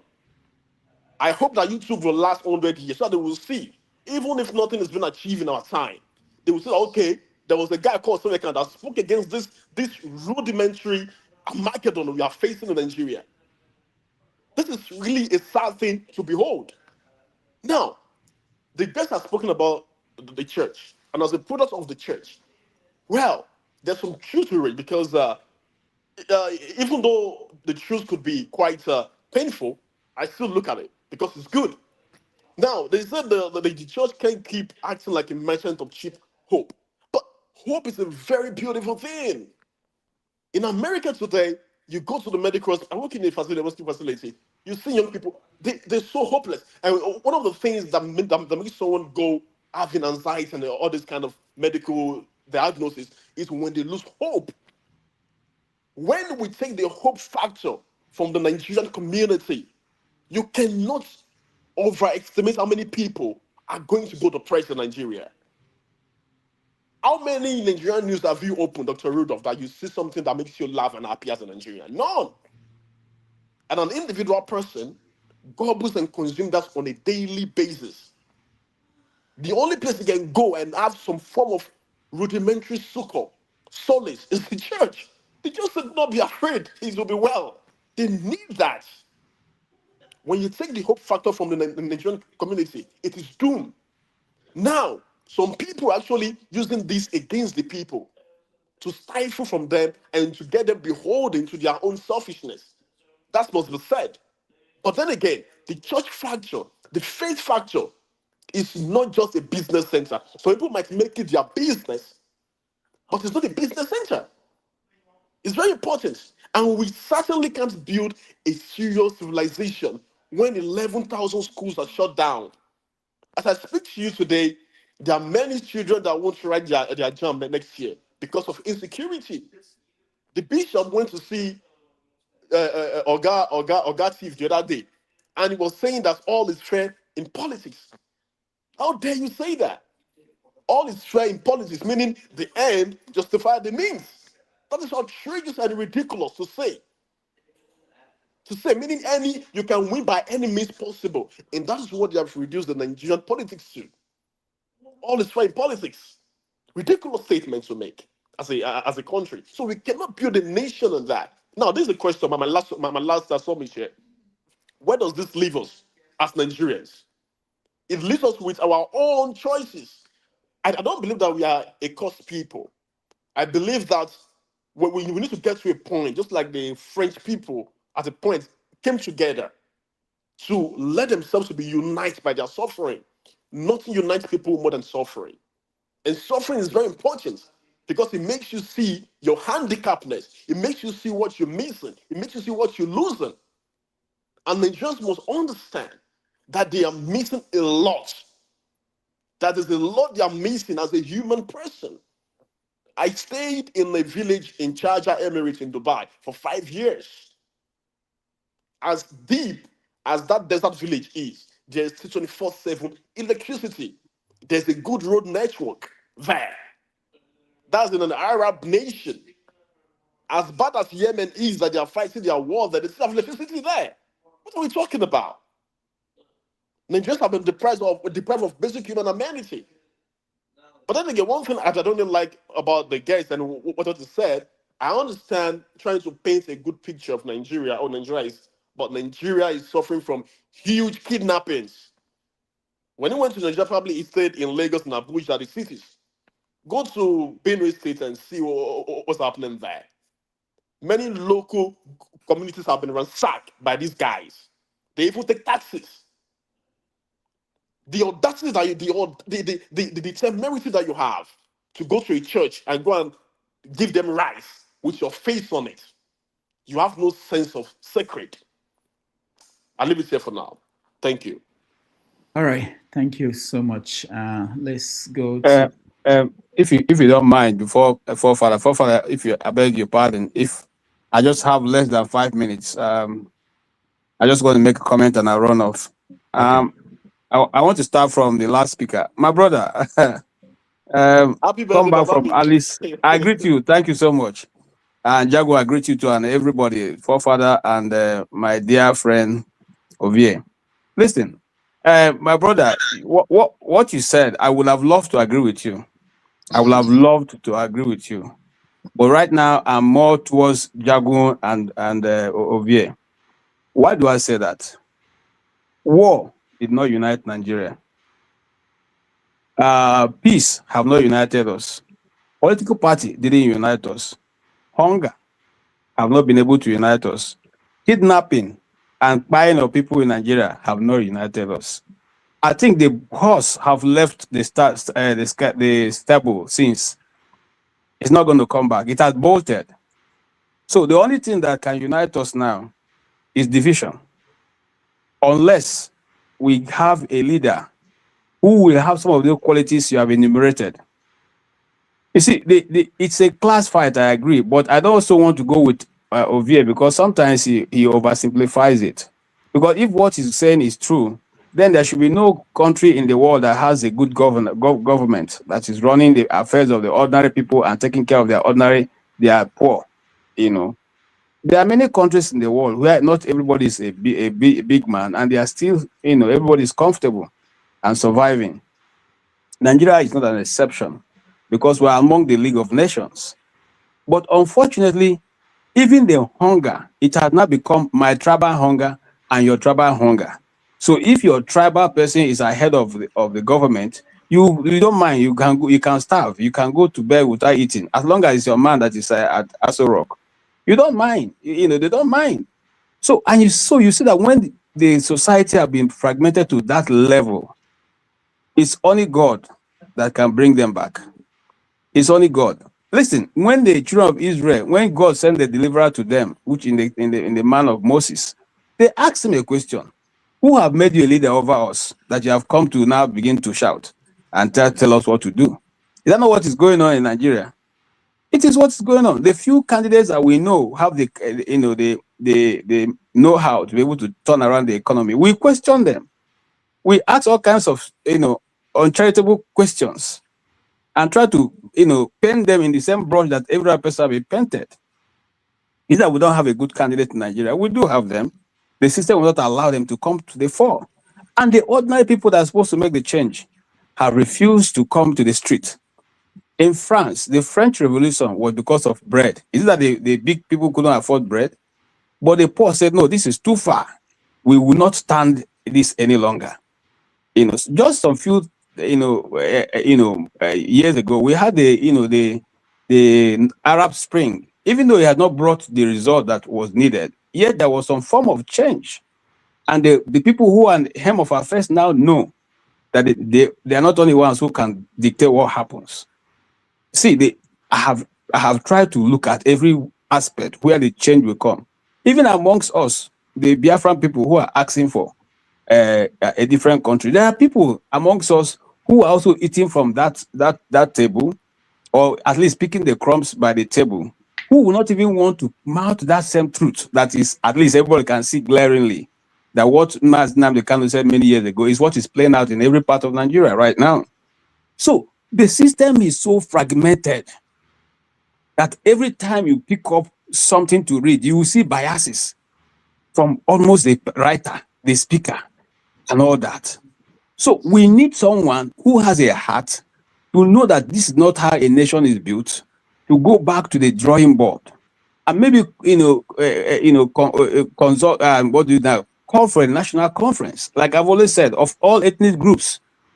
Every ethnic group in Nigeria, even if there are 5 in their tribe, let them send a representative. Let them say how they want to be governed. And then, just like the earlier speaker said, the system of change is in the hand of those who are the oppressors. How do they change it? You know how difficult it is to get somebody from out of the National Assembly. When your people finish signing the letters, you will take it to the same National Assembly that you are trying to get him out of to approve. To take it through deliberation and approve. How will that happen? Who is going to change it? So it's a hopeless situation, and the more we talk about it, the more we are not even able to understand how to go about changing the issue that we're facing ourselves. And that's what Pa Ikhide have been able to enumerate today. He has showed us the different sides, and like a writer, sometimes you show different sides and allow the reader to make up his mind on which way he wants to go. And that's why I love him so much. He speaks the way it is. He throws it out there for you. You take it, make sense out of it, or make nonsense out of it. He doesn't mind. But the idea is out there, so you can do whatever you want to do with it. Ordinarily, somebody will come and agree with, with his classmate to say, oh, yeah, I agree with what you said. But he said, no, I don't agree with that, because I think, again, you can't tell me that South Africa should now be led by, a producer who doesn't even know the law. And then everybody now become a lawyer, it become an immigration officer, becomes a police in South Africa and going around looking for, black people to chase out of the city. But you don't see the white people to chase them out. Because you know that if you try that, like the video that is trending, they'll shoot you down. And nothing will come out of it. So all I'm trying to say in essence is that we Nigerians need to think of a better style, a different method that will bring about the people to be angry enough. Because this goat have been pushed to the wall. It has even broken through the wall and it's still running away. It's not coming back. It's not going to bite. Not going to do nothing. If we're thinking anybody's going to do anything. You see, in other places, you will see people like Shore. Shore will be and what do you call it now? A force. Okay, a catalyst. Yes. Catalyst to start a move that can turn around the people. But no, instead the people are telling him, go and be local government chairman. You have not even been local government chairman, you're coming to contest. Nobody is seeing that, look, this guy is giving us a rallying point. And he doesn't need to be a local government chairman before he can become president. He doesn't need to be a governor before he can become president. What we need is a force that can bring around the mind of people to know that we have been punished a lot. And I agree with Pastor Pa Ikhide. People have not seen good governance. So whatever is thrown at them, that is why. Have you ever seen any country where the people, the man in charge, the governor or the president is going to commission a road project? Then the people of the community will go and stand on the road from 6 a.m. waiting for the man who will show up at 3 p.m. Okay? And they will dance for him and sing for him and be very happy. And after that, they will all walk back to their house while the individual enters back his SUV, drives back to the airport, and the road is coming to commission is the people's money. The people dancing for him free of charge is the people that he's working for. Why does that happen apart from Nigeria? Is there any other place? No. Okay. So when Ojuzo Kanu was governor of Abia State, me here, my parents contributed money to buy transformer for our community. Okay. Everybody in the community contributed. They bought transformer, they bought cables and all that, and connected the national grid to the village. And then Ojuzo Kanu came to commission. In the commissioning, he said that it was a project, his rural electrification project. Okay, and then we are all annoyed. And I said, ask the elder, why people allow him say that? Say, well, whatever I like to say. This is what we witness every time in governance. So until we are able to know that we are the catalyst that have to change the situation, it's not going to change. And if we're waiting for somebody, God to send a Zorro from heaven, it's not going to come. That means we're going to wait forever for so long. Thank you so much. And I'm running out of battery. Thank you. Thank you, guys. Thank you for allowing me. Before you run away, today is your birthday, and for some reason, you are looking like Pastor Oyedepo. It's looking young enough to join the state police. Thank you so much, guys. I thank you for your kind words. We are not that young, but God is helping us. It's the grace of God. Thank you so much. Thank you, KJ. And thank you. I need to follow the family and go and do what they are saying before I'm sacked. Enjoy your day. Thank you, sir. All right. Okay. Forefathers, you are next. Yeah, thank you for having me, Dr. Damages. Greetings to all the panelists. And I hope KJ enjoys his birthday. He clearly looks well polished today, and that's good for him. Regarding the guest, I didn't have much of a need to come on because he was basically, I agree with most of his submissions. And however, for me anyway, I'm beginning to realize that this Nigerian problem, as a matter of fact, he also talked about some of the things I talked about when I went to Nigeria, some of the feeling you get. And I said it in the chat that part of it, I think, has to do with the fuel scarcity that is no longer there. And it's been like that now for almost a year or more. No fuel scarcity issues anymore. And the fuel scarcity is a problem because it's like for roads, outage in electricity, where there's no electricity for the properties. But for road, if there's no petrol, the roads cannot function. So you can see regularly they were having that problem, but for over a year now, that problem has gone. So you can see why there is this feel-good feeling of things are improving slightly, even if it's subliminal, is there. And the question is it this government that did it? No, it's not them that did it, but who cares? That's how governance works. When you're in office, things are improving, people give you the credit. Even if petrol price is more than double what Buhari enjoyed, nobody cares. They care about when you are in office, things are going, if things improve, they will give you the credit for it. And I think, I fear that Tinubu is going to get the benefit out of it, except the feeling that people got from 2023, 2024, and early 2025 lasts. If he's still strong by the time of the election, then PWB will have a chance. But if he doesn't, and this trend carries on, things keep improving, it will be unassailable. In terms of the situation in Nigeria, I really wish the Nigerian refinery carried on working, that they were saying that was working. If he had carried on working, Nigeria would even feel better today. And people that keep saying things are going down, it's not. Things are going in the other direction. And the omens are clear that things are going to improve. You would like it or not. And unfortunately, the Jagaban that is causing most of the problem is the one in office when these things are happening.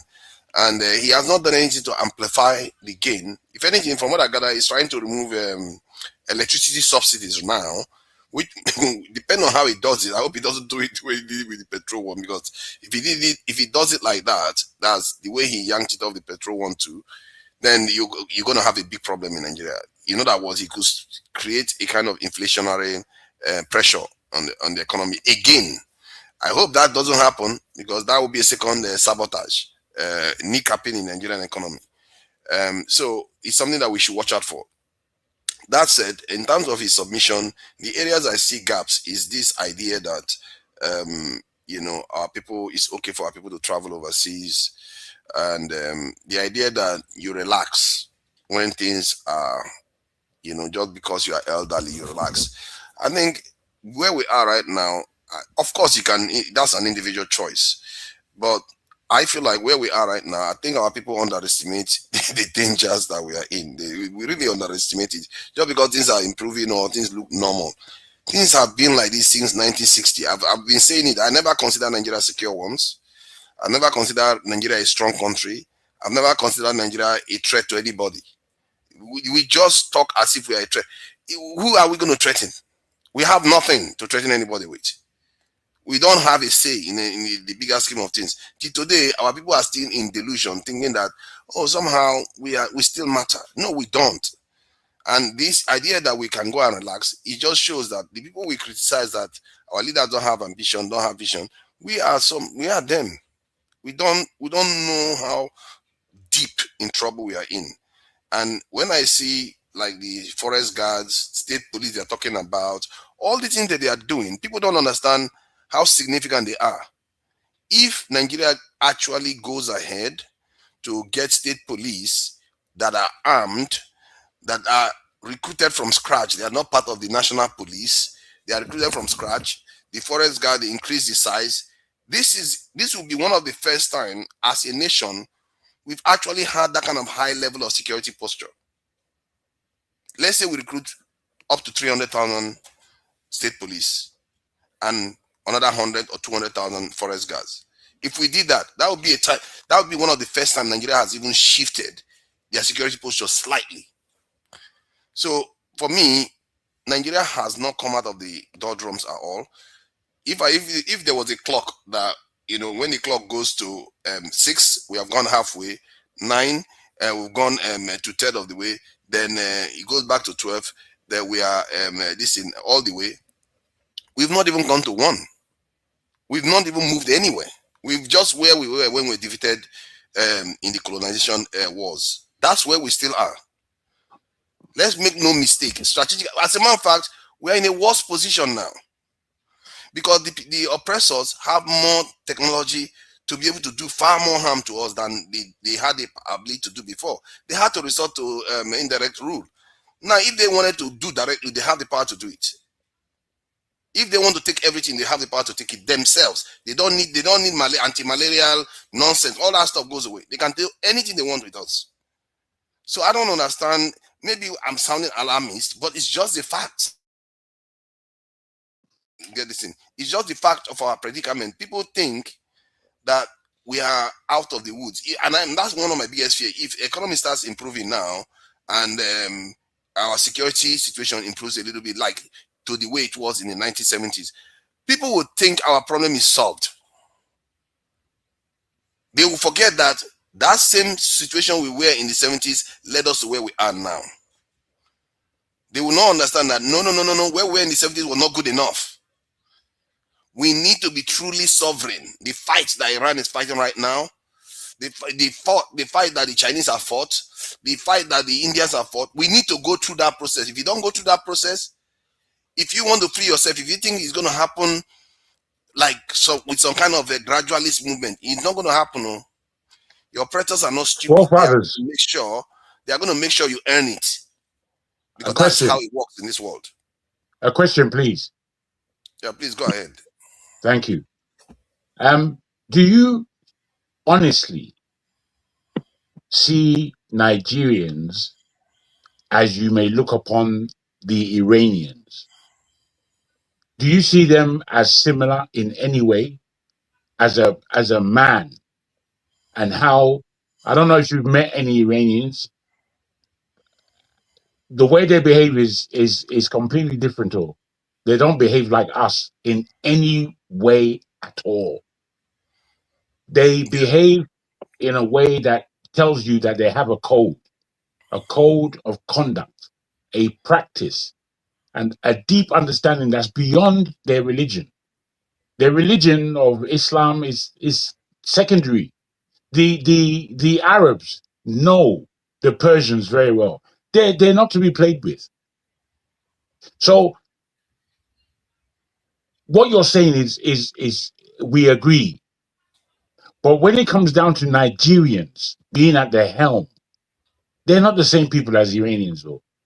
In fact, most Nigerians would see Iran as a backwater, as a tyrannical regime, as people who are very, these people are wicked, though. They are very wicked, and start speaking stupidness like that.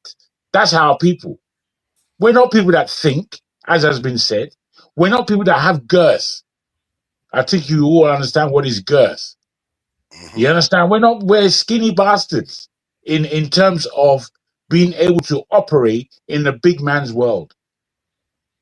Iran, I've known since I was 10 years old that these people aren't to be played with, man. They're not to be played with. I went to school with many Iranians.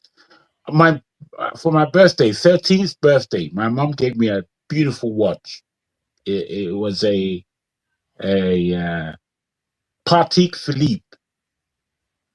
I don't know, I knew what these things were, but me, I didn't ever think I could receive something like that too. So by the time I saw it, I really cherished it.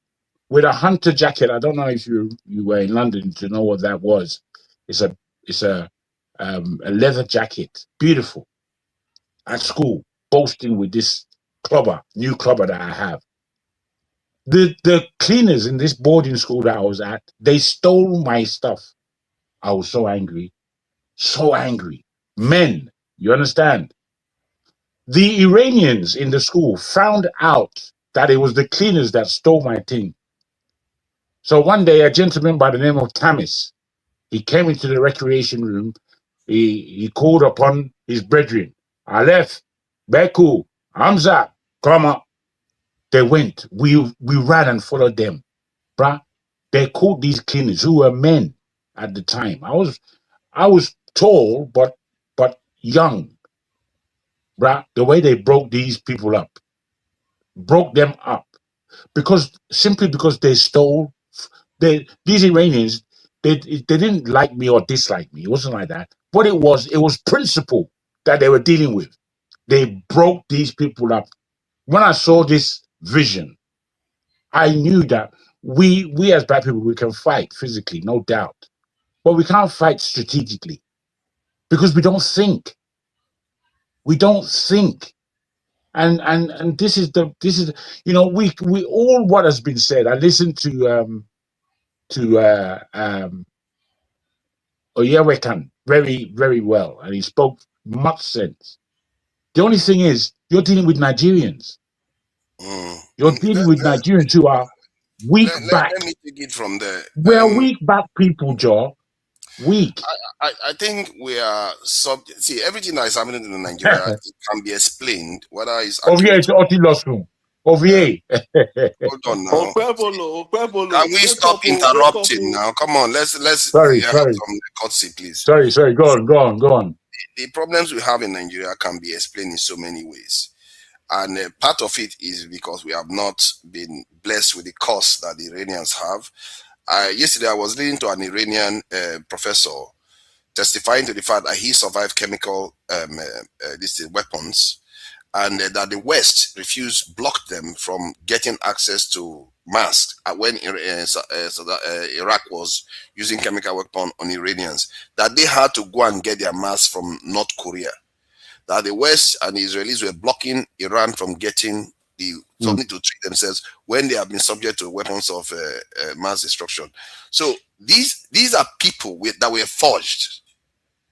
They were forged. If you go through that, you're not going to forget. No. That's not when they were forged a long time before that.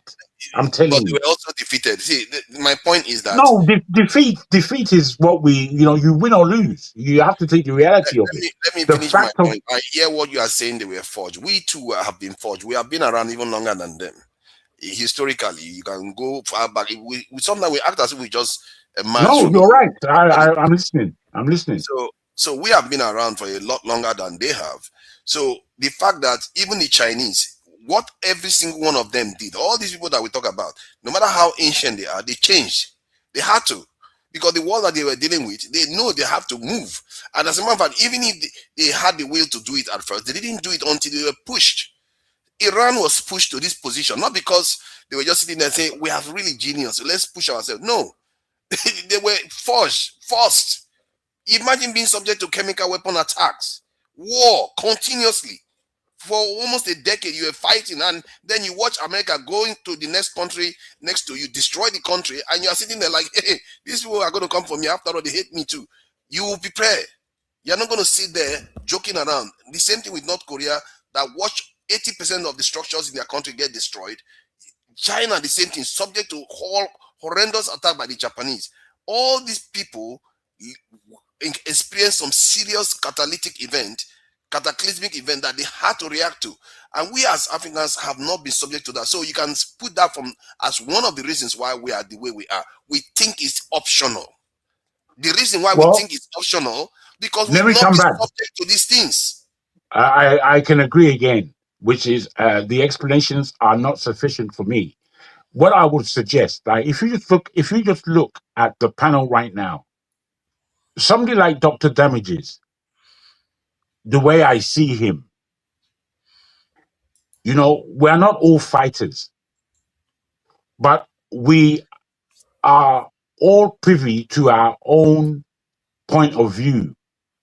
And when I come across Nigerians, it's not their point of view that they share with me. What they share with me is everybody else's point of view.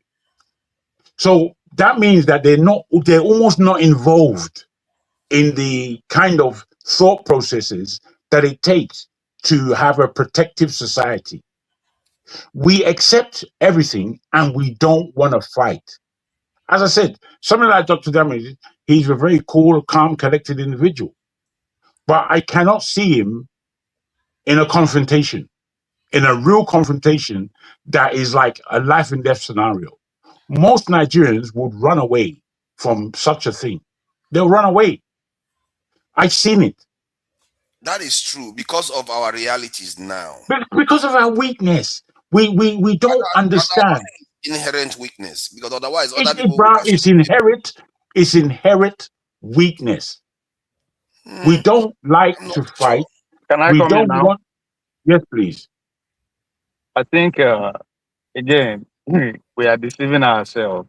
We point fingers. All these countries we cited as an example, what do they have in common? They have a middle class, which in every sense, 70 to 80% of that middle class are educated people. It is that middle class that keep every government stable, that keep every society stable. Because it is that same middle class that bring revolution, bring any change. And if we look at this in total, that's the class that we belong. But in our own case as Nigerians, we point fingers.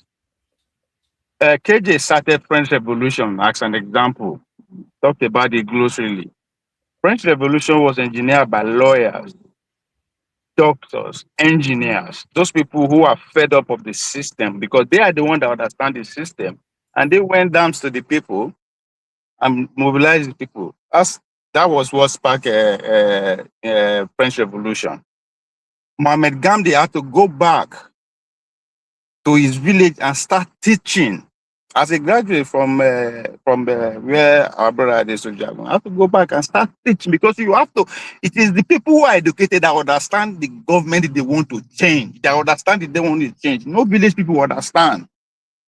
So they have to go back because that is where the foot soldiers are and educate them, prop them up. That's what Mohamed Gandhi did. Those that carried out the American Revolution, the same thing. It has to take with the educated class. By bit of their education, they have experience of the organizing skill experience. And again, they are placed in one or two places which earn them money. It's not different from Nigeria. That's why I say put party aside. The middle class won't make the party successful. Would they accuse Bola Tinubu of stealing billion, Desiani, whatever? How did they steal this billion? It is through the engineering, the knowledge and the skill of the bankers. So the bureaucrats, the lawyers, the engineers, the journalists, it is our responsibility to actually go and tell those people in the village that this is how the system works. They don't know. And they don't know because they don't want to know. They have checked out. They put what they want to eat first. So when we sit here and point fingers and point examples, now our turn. My guy, we cannot escape it. Now we they look for power. Now we go be the next people that we lead. We have to show it now to say, yes, if these people get their chance, this is what they are going to do. When Talib coined the phrase intellectual yet idiot, this is what he's talking about. We like skin in the game. We can sit in our posh offices, nice places, and project your type. But it's beyond that. You have to go down to the people and feel their pulse. Now us, anywhere where we run, go. It has to take, if we don't organize within ourselves, everything where we they talk, so no will go anywhere. Just like Dr. Dameji asked our guest, if we in diaspora actually understand the pulse of the nation, he said, no, we don't. And it is a fact because we only come every 4 years to harass them, to insult them, to subject, to try to coerce them, to agree our own. And if that is not the case, we check out to come back again in the next 4 years and we expect change. Waste. Now we be the Nigerians. It doesn't matter where you are located. The world is not like the way in the 60s that if something they happen for Lagos, before the person where they been go know, it go take days. Take advantage of the real time. Real time no apply. Excuse me. The French Revolution did not occur in a vacuum. It occurred at a time when France was already in the ascendancy, colonization, wars. Like I said, some of those things you have to have a higher consciousness. Hold on first. Who organized the revolution? Who are the leading organizers of the revolution? Now, poor people we don't know anything. No, now educated people. That's what I'm saying. That's our problem. We refuse to go and organize the people, but we expect them to carry out what we will not teach them. We are a product of. What I'm trying to highlight is that the people that you expect to do that don't have the fire. They have not been. They've not been through. Hold on. When you say, hold on. Who are those people who colonize those countries? They see the people that colonize those nations that fought those wars are the ones that are still the ones that fought this in where. Hold on, you are repeating the same story, right? No, you are those civilians. Hold on now. In our case, Nigeria, who are those people that are supposed to take the challenge? Who are those people? The reason I think they are our elites that are refused to do anything. Even the middle class, they can't do anything. Hold on. The culture. Let me finish my summation. The elites are failed. Now we be the emerging elite. Me and you. And all we do is give excuses. You have the experience to do what needs to be done. We don't have the experience. How do you expect somebody in the village, the young people, the Gen Z, to have the experience more than you do? If you think, hold on. I don't expect them. Hold on. If you are at the age of 40, you still don't have experience, but you have the audacity to point finger. What does that tell us about us? What I'm saying here now, What I'm saying here now, we be the engine room of Nigerian society. We by the conversation. So if anything we are expecting change, it has to come from us first. Can I say something? Only if it's sensible. I use us in that as an example. I use us and show me where any country, anywhere in the world, where Nigeria and they are well organized, they have the political power. They can't. I'm telling you, I don't understand. The people that do these things. What do you mean they can't? What do you mean they can't? All right. Because when things get difficult, they will back off. They don't have the steel. So exactly. So blame us. Stop pointing fingers. Who It is says I'm our not blaming problem. us? Did I say I'm not blaming us? So we keep I, saying I, Hold on, hold on, hold on, there's know guys. what nothing I like should this. blame It's us us. because We are of these age now. things. It is the people that carry a revolution are in their 20s and 30s and 40s. We are of that age now. Whatever we don't like, we have You to can change have it. the So age, it makes no we difference. can't be pointing finger and making excuses. This is Okay, our now this is 20 years from now, we'll not get the energy again. Ovie, People Ovie, organize. Crowd Just like behavior Ovie. is what different from individual use Pa behavior. Ikhide as an The example. guest literally said this. Crowd behavior is different from individual behavior. Okay, hold on, guys. Who's talking Ovie about and class? I am forefathers, hold talking on. about the educated people to put their education to use, to put their finance to use. I'm talking about everybody. Ovie Me and and you. forefathers. Hold on. Ovie, somebody asked on the comment section, how do I join him, Ovie, to implement these ideas he's been talking about?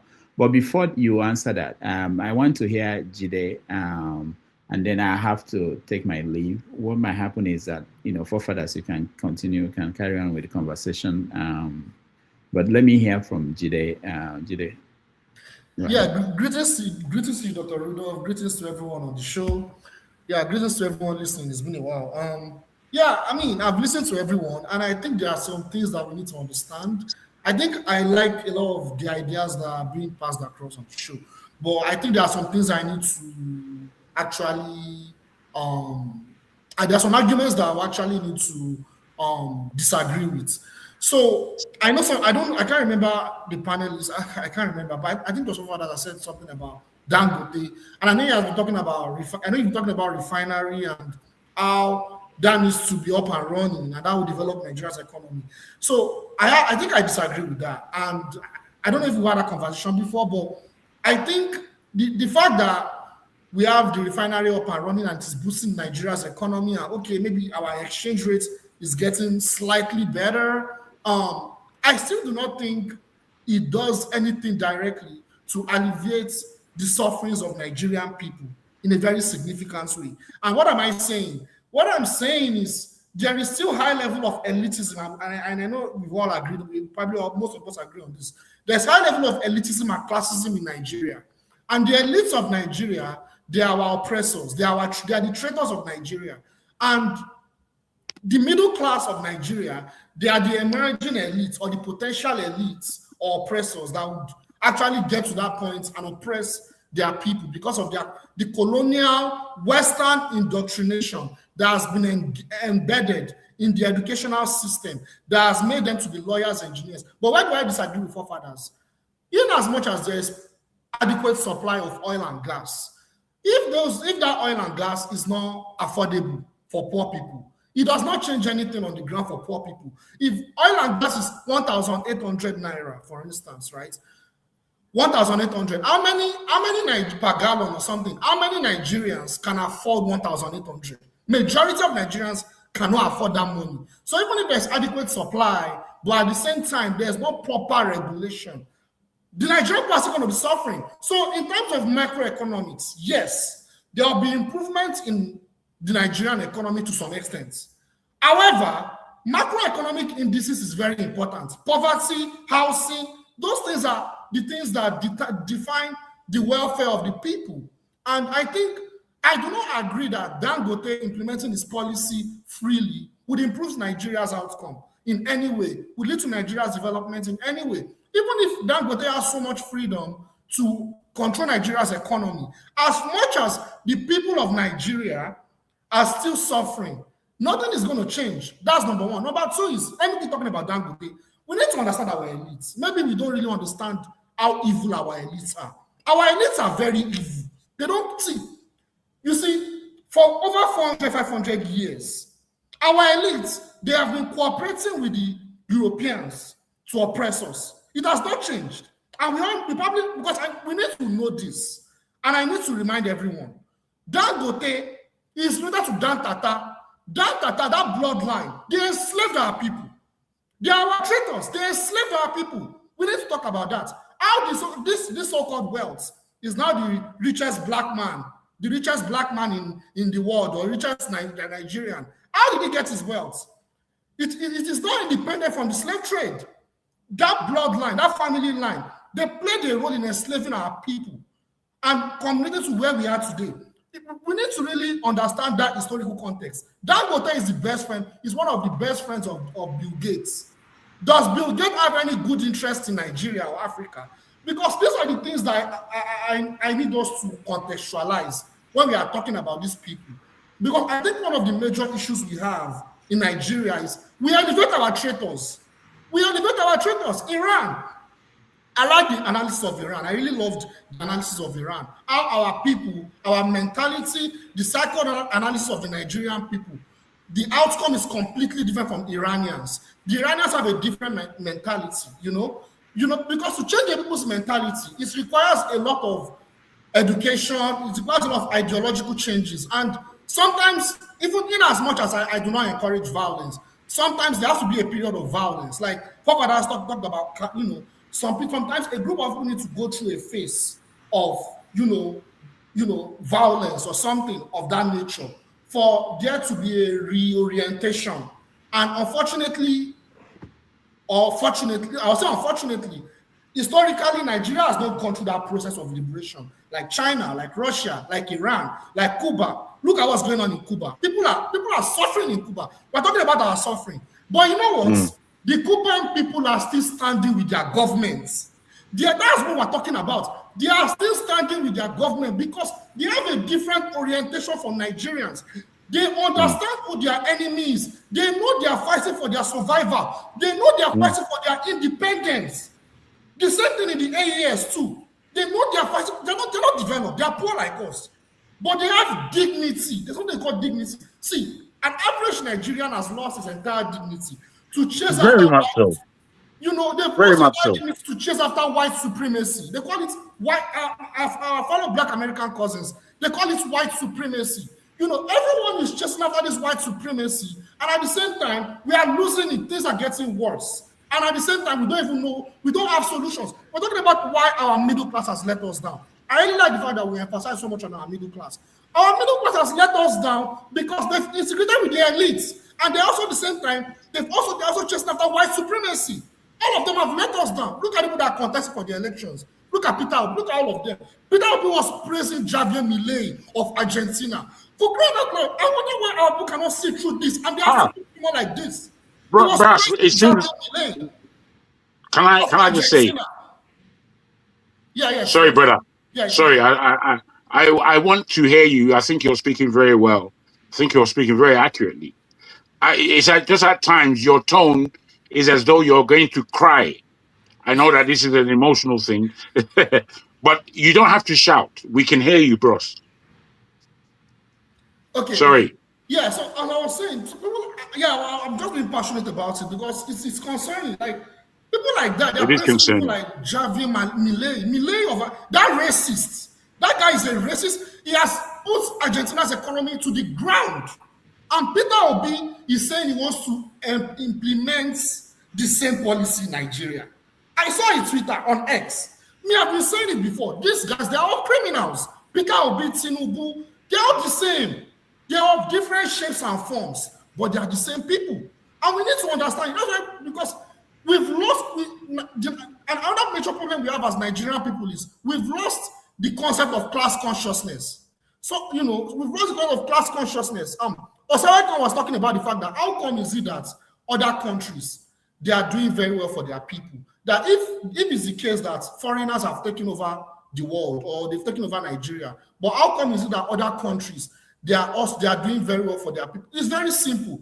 It is because in other parts of the world, like Western Europe and co, they've been able to compromise with those foreigners to ensure that in as much as they've lost part of their sovereignty, they are able to still implement socialist policies for their people.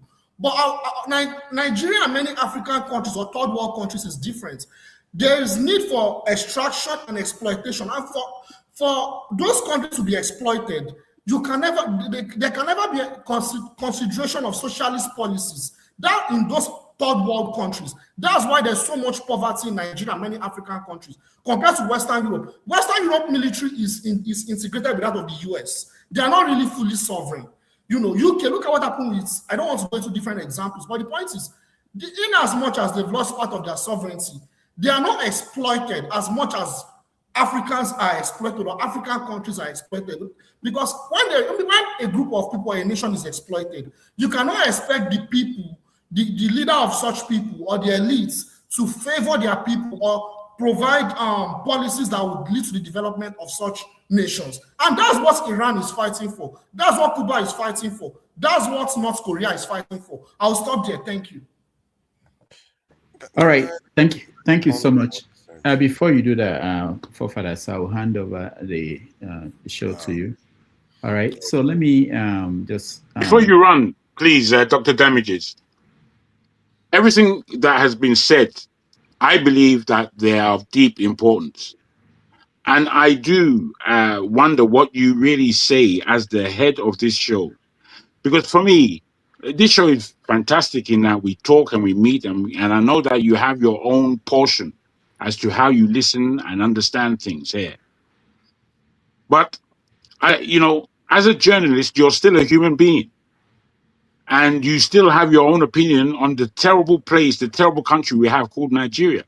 I would like to know what it is that you think about what has been said since our guest has left by myself, Ovier, Jide, Forefather, and our very, very... I need to know what you think.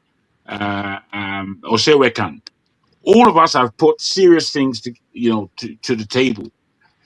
And do you think, who do you think is going to solve the problem of Nigeria? Is the question I want to put to you, based on everything that's been said here. Thank you so much. I always think about this particular thing you asked. I always pause. That's why I listen more than I talk.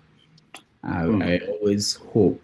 One of my biggest hope is that there's something we could do with these conversations we're having.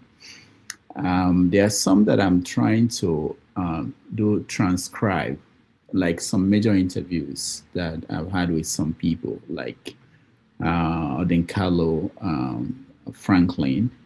I'm trying to transcribe these interviews and maybe compile them into a book over time, because we don't know whether the internet will survive. We know that if it's a book, the book will survive, if everything goes down. But I'm trying to find a way that we can preserve it, one, and hopefully get it to more hands. I remember, like I told you guys, many years ago, 1999, 2000, 2001, we had this kind of setup at nigeriawar.com, a website. We had a message board where we discussed things in details, and some of the people who were part of that discussion, they become part of the government. People like Ruben, people like Reno, people, so many people today, they were there, Professor Aluko and so many people. And we lost those archives of those conversations we had with supporting documents. So I don't know who will solve the problem, but I'm happy that we're having conversations across different platforms. And I do stop by some of them and listen to what is going on. I know that young people are paying attention. They might not show that they are paying attention. And I'm counting on them. I'm not counting on our own generation to do things. But what we're doing is important. I'm not saying it's not important. But okay, can I ask a quick, why are you not counting on our generation? Well, we're so far away from agreeing on something, but we are still having the conversation. I hope, for 4 years now we've been doing this. I've not seen people move their positions to come closer to where we could say, this is what we think we should do. People are still where they are, and it's okay. But don't you think that's the fault of the show? The show itself, what my critique, I beg your pardon, I don't want to criticize outlandishly. No, it's okay. Yeah, go ahead. My critique of this program, since I've been on it, I've found it very fascinating.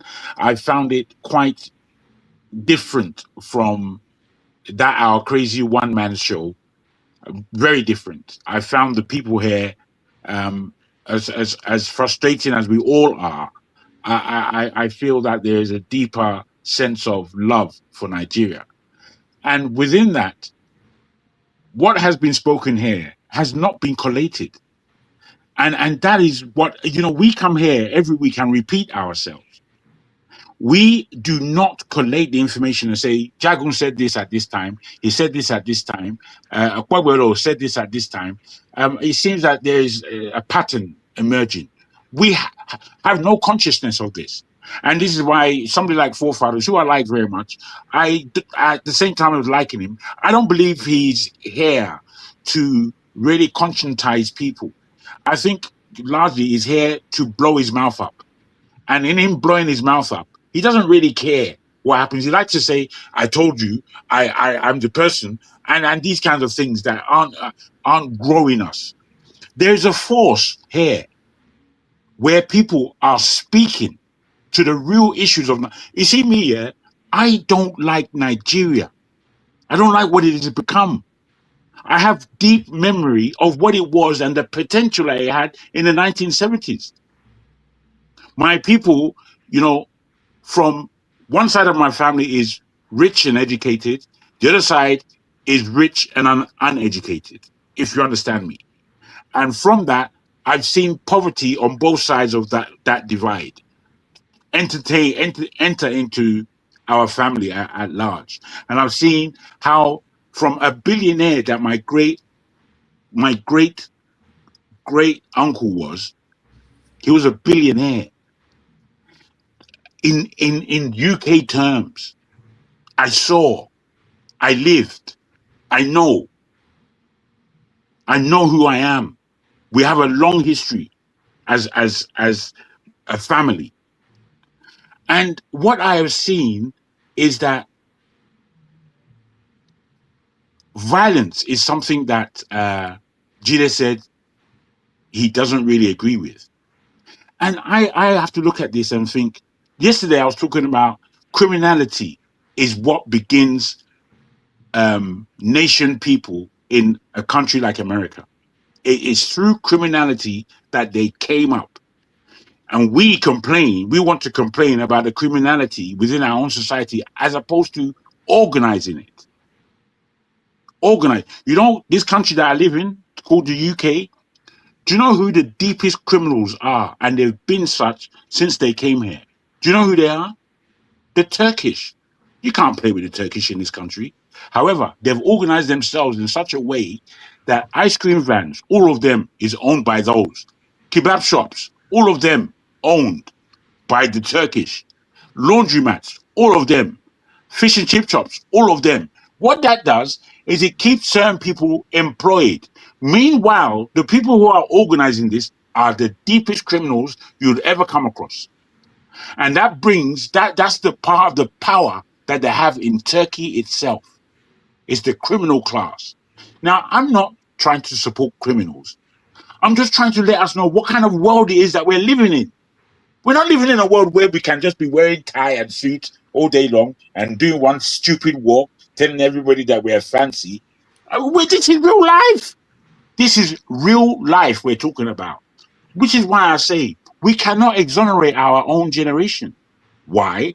Because who's going to organize who is taught the generation to come? Who has taught them anything apart from go and collect a degree in university and then go to work and then get married? That's all we have from our parents. We don't hear anything else. We don't hear about how to fight. I sat down with my Turkish people in this country. Beautiful girls they have, which is why I like sitting down with them. However, you didn't go there for solution. You're sitting with them because of okay. Continue. Okay. Forgive me. In sitting down with them, the way the father speaks to the son, it's not a joke. What he's handing down to his son is not a joke. You know what we do? We die before we give our sons the birthright to continue the fight. We don't even give birthright. We've done away with it. We want to go to the highest university, and that's the only way you can be respected as a man in Nigeria. It's rubbish. It's rubbish. And I don't know why Nigerians who are so-called educated, lived outside of Nigeria, seen the world for the way it is, can still be the same soft individual that would be slapped in the face and then turn the other cheek to be slapped again. Where Come are we on, now? man. You were asking a question. Wait. I'm speaking to our But principal you've been here. going on now for how Jago, long? you've been Come going on. on I've been and going on, on because bro. I have things to say now. You should listen and learn. You are All right. just Dr. it's Lamont, you want like to you have a leave. need to speak and you accuse other people for You are Okay. holding Nemo Street. So let me just I'm say this. wanting to hear from our principal. Okay, let me just say this. The platform, I'm struggling to keep it going and do what I I hear can. you, brother. I'm not going to accept another responsibility to transform it into something else. I think the primary goal is to facilitate conversation, and we're doing it. I'm just struggling with that. Other things could come out of it. You know, people could get married, people could start revolution from here, whatever you do. But the platform is doing what it should do. I'm not signing up to do other things. I can't even do the one I'm doing is hard to put it out here every week. So I hope that people of like minds, that's what I encourage. We join, you know, it may have something you share with Pansat. Two of you can meet, two of you can start conversation on what to do. And that conversation could lead to something else that came out of this platform. That's what we hope.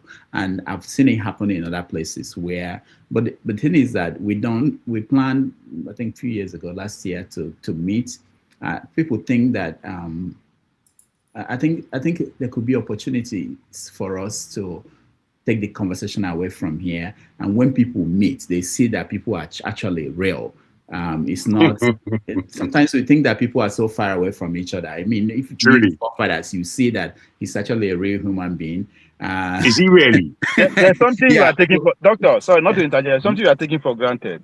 You are producing social media warriors like Ikhide, like forefathers. But let me tell you something. I mentioned it that from Nigeria world, we had people who have been part of the administrations in the past. I'm sure in the next 10 years, some people that you know here will become part of, it won't end here. I think people will eventually get involved in politics and revolution in church. So I'm hoping that somebody will start a church from here. I could be for tithes. That's in my future. That's in my future. If I need help with, they can tell the church people donate 10% of something additional to help. Let me make a suggestion. How do you say? Jago, you'll be an elder in my church. Don't worry. My suggestion: when a new guy come in, yeah, especially somebody who's older than you ought to give him a chance to speak. That kind of improvement would help the platform. But I'm going to be here for a little bit because I have an engagement. Dr. Damages, you had a good guest today. What state is he from? It's my brother. Edo State. I think he's from Edo State. Yeah. Very close to my village. I don't believe it. Somebody said that and I didn't believe it. Normally I could tell if somebody's from Edo State. I could walk from my village to his village. Oh, his name is there now. Yeah, that's he's a good guest. He's not perfect. I do disagree with him in a couple of things. One of them is that he's saying that Tinubu has won. That it's a futile exercise. That is not true. They're going by. Normally, when a dictator is operating a country, normally you have to first kill him and they show him to everybody, so that then they won't be scared anymore. They will know that he's dead for real. They did that with Saddam Hussein. I have traced Tinubu's foray into the federal government. What actually did he do? I'll make that quick. In 2022 or so, or even prior to that, 2015, he helped bring Buhari to form a coalition. Buhari with the Northerners, the Muslims, and everything. And then in 2022, Buhari reluctantly supported him. Okay, it was Buhari first tried to fuck him, but El-Rufai and other northern leaders persuaded him to go ahead and go with Tinubu, right? So now, if Tinubu supported me in 2022, 2023, I would have won. I don't want you to underestimate the support of Buhari to Tinubu. If Buhari supported, even you, Jegun, you would have won. whoever Tinubu supported, whoever Buhari supported would have won the election. He has the structure, he has the government, he has INEC, he has Northern Muslims, and stuff like that, right?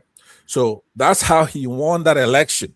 Now he lost his own state, perhaps including his own county, or what they call polling unit. But not, I don't know if he lost his polling unit, but he lost his, okay.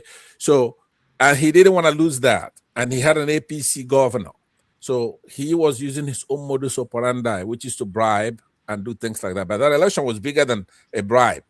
It would have taken shutting off that beavers. The only person who could have done that was Buhari. He shut down the beavers. If he didn't shut it down, P2B would have won the election. Okay, so what they did was to slap us and say, "What are you going to do about it?" And then we didn't do anything about it. So that has nothing to do with Tinubu at all. Yes, he does have his own way of bribing, conniving, but it's something everybody could see. Anybody, anybody could bribe. You cannot bribe the entire country. That election was bigger than a bribe, and the following one is going to be more. So, in essence, Nigerians, those who were sitting on the fence, like forefathers, for example, who would say, "You know what? I see a good in both sides. I see a bad in both sides." There were a lot of Nigerians like that, who says, "You know what? If the worst comes to us, Tinubu wins, the world is not going to end. There are some things, there are some qualities he has that we can also use. If Obi wins, it's fine too, because there are qualities." Nobody is in that camp now. They say the economy is clean cut, right? For you to support Tinubu, you have to be ignorant, right? Very ignorant, because if you do know just one thing that P2B can do is enough to elect him. Okay, for example, if P2B wins and he makes Dele Farah to me the Attorney General of our country, that is big. That's a Yoruba man, right? It's a Yoruba man. So you gain. It's not a zero-sum game. If P2B wins, there'll be transparency, right? He will be prone to criticism because he's got himself to where he's almost righteous, right? So that's not going to be sustainable. So he cannot do anything that's going to be as bad as the other. So, but that's what I'm saying now. But in this case, another difference is that P2B has broadened his base. He's going after Kano, for example, right? So if Edo wants to go, they can go. If Oyo wants to go, they can go, because he's getting kind of. Remember when Ovie used to come here and he would say, "What is the name of that guy? Kwakwanso." So Obi gave him Ovie a dirty slap. He went and got Kwakwanso. So now he's shortened his name. It's no longer Kwakwanso Okpebelo. It's now Okpebelo by himself, right? So now all I'm saying to you, the guess was wrong. Tinubu may not even be on the ballot, right? Because he's not qualified. He doesn't have the academic record. Now we're scrutinizing that. If we should bring our Netanyahu and our Israel to come and enforce you being on the ballot before you could run for office in Nigeria, right? If we could do that, for example, I'm just saying, if we can do that, he won't be qualified, right? Netanyahu is standing for election too. Pardon? Netanyahu is standing for election in the next 3 months. Yeah, I don't know if he's going to come back. Yeah, it's a figurative Netanyahu, which means violence. If we bring violence to bear, Tinubu cannot stand violence that he's beckoning. Okay, there are a lot of Nigerians who are against him coming back. He's not going to be able to do it. I can tell you now. I have 3 propositions. I'll end with this because I've been going on and on. So what I'm saying is this. Here's my 3 propositions. Number 1, we have to make and educate the press in Nigeria. The same as here, you don't become president-elect. We have a room of almost 3 or 4 or 5 months that somebody operates as president-elect. You don't become president-elect unless you actually won the election. We have to work together now. We have to coordinate the international monitoring organizations to make sure that the election is free, fair, and transparent. If they have to make a call, then the Nigerian people themselves will have to come in and be satisfied with that election. All 3 things would have to cohere.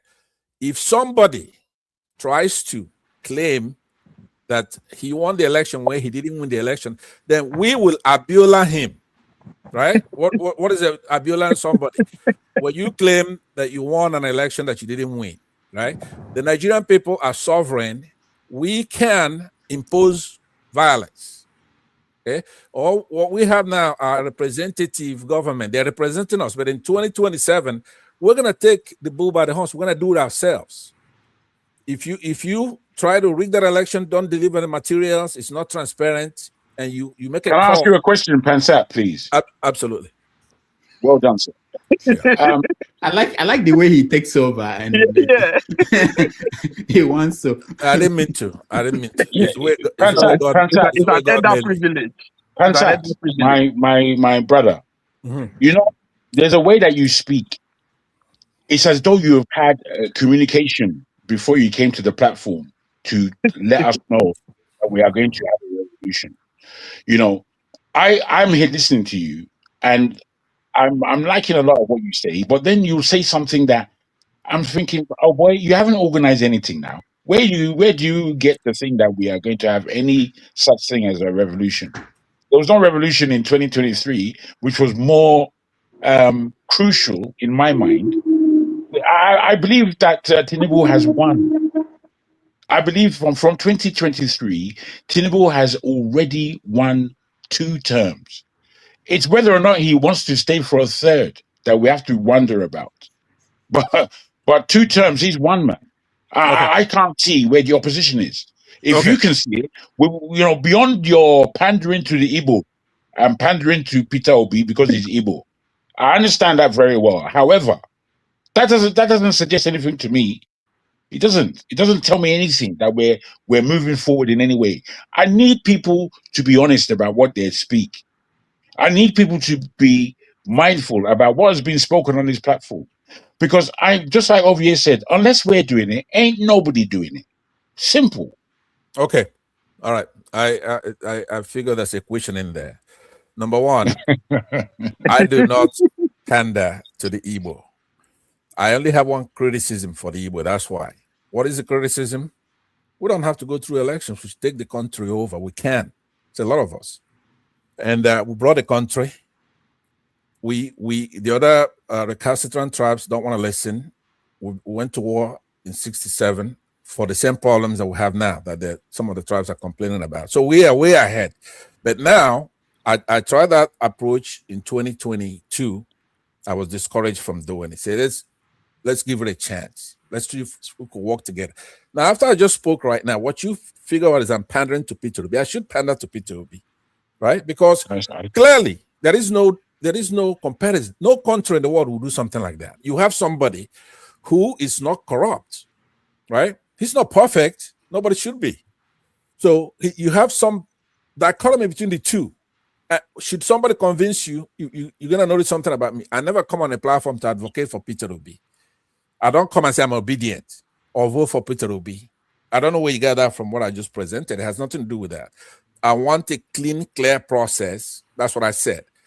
Let there be a transparent election that is free of violence, something that obeys our constitution and our laws. And then whoever wins, it could be Tinubu, for example, he couldn't win fairly, but don't expect us to do what we did in 2023, which is for you to stop the election, shut up the beavers, announce the senatorial and gubernatorial results, and then withhold the one of the presidency, and then we're going to take it from you. We're not going to do that again. Peter Obi did that because of his past foray with the Nigerian courts, right? They took away his mandate. He went to court, and the courts went ahead and returned him back to office. So he had to go through the same process. Don't play with Peter Obi. He's not stupid either. He's not going to do that again. He has meticulously taken away everything that was bequeathed by Buhari on Tinubu.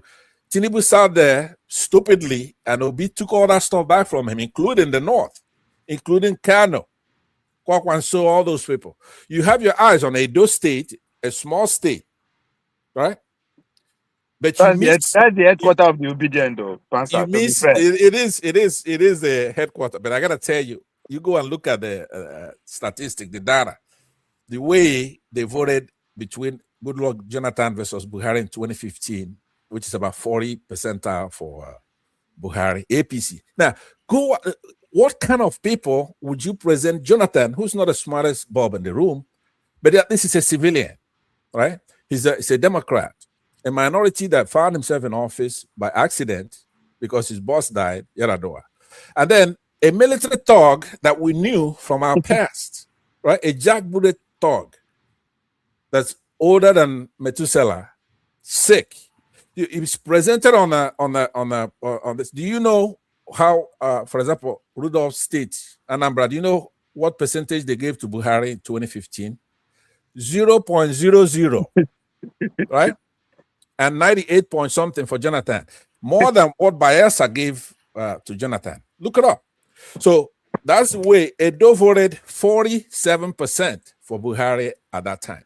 That's what they voted in this race for Tinubu. The same thing they do. At the best, they be in the middle. So that's why we're carrying all this load. Why would I come here and pander to the Igbos? Because they do have it right. All 5 states, when it comes to Yaradua, they will choose the better candidate because it's a thing of good and evil. If it's what's his name, OBJ against another candidate, they will choose OBJ if he's better. If it's Jonathan, they will choose Jonathan.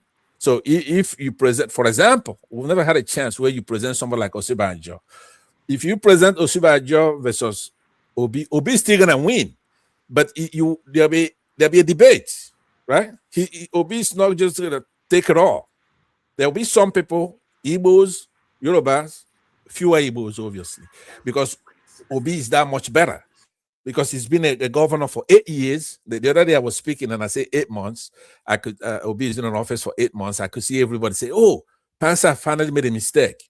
I'm correcting it. It's 8 years. He was in office for 8 years. He did not pilfer, putting hands. The thing that is the common disease in Nigeria, where governors take all the money, steal the money, corrupt, and still keep the money and take money after they left office. So, Rudolph, let me not push my luck. Thank you very much. I hit that bell. You have no respect. I'm older than you, and I'm about 2 inches taller than you. I'm 6'4", you're only 6'2". I was just thinking about something. No, hold on. Before I forget something, Pansat, you always talk about we. I've said it on this platform. There are only 3 groups of people allowed to use the pronoun we. Presidents, editors of newspapers, when they write editorial, they could write we, and people with tapeworms in their stomach. Which one are you? Certainly not the latter, not the latest one. Because I'm serious. You say we. Yeah. We are going to take over this. We're going to do. Who are the? He means the Igbos. He's an Igbo fanatic now. No. He's an obedient editor. No, let me answer it seriously. Right? Yeah. First of all, I got that from forefathers. Think about how many times forefathers says we when he's talking about Nigeria. We. I'm the one who tells them there is no such thing. You're on your own. But let me tell you something. Jegun, I'm not an Igbo fanatic. I'm not. I see. I just want to tell you that, and I respect your intellectual acumen because you're very smart when it comes to history, literature, and stuff like that. We don't get enough of that from here because I know you do know history and stuff like that. But let me tell you, we are progressive Nigerians. Okay, one of the first people I praised here said, I hope he's going to be our Attorney General. It's Dele Farotimi. Is he an Igbo?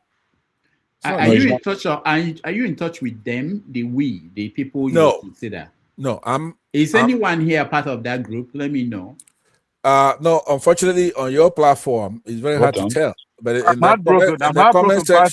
I thought we were in this together. Pastor. I'm heartbroken. But because you know how many times I've lobbied you not to feature people like Okpebelo 2028 on the platform. Right? That's political godfather. I say I'm talking about you. You are Okpebelo 2028, right? I'm talking about you. Let me tell you something. It's not a joke. On the politics, it's not a joke. Ovie, we need to come and start now. What's holding us down is very, very small. Believe it or not. There's a big change in technology, everything, AI. We need to take our country back. There's there's nothing else to do now. No matter how much you hate me, you and I, Rudolph, you too, you want Nigeria to do better. That's the we. I don't know anybody here for Jide, you want our country to do good. But you can't go challenging China. You know, I've been watching you as Trump is devastating all these people, hitting Iran hard and all that. I don't see you coming out a lot to challenge Trump because he's going to crush all these people, right? The United States is a hegemon. So all I'm saying is that you want the country to do better. How are we going to do it? We have to start with taking back our country, education, and things like that. Because Nigerians are very smart. I don't know, a lot of you are very young here. Okay. But a few years ago, maybe in the 70s, if you see a Nigerian come to, say, a university here in the United States, he's going to be the smartest guy in there with GCE or WAEC results. He's going to be as smart as a Westler out there. So let's take our country back, and you cannot do it without destroying certain people there, including Wike, Omahi, there's Ozodema. I'm starting from my own section now, so you know. All these people should be on the run on election day. Now, you keep thinking it's so difficult to do. That's nonsense. That's not true.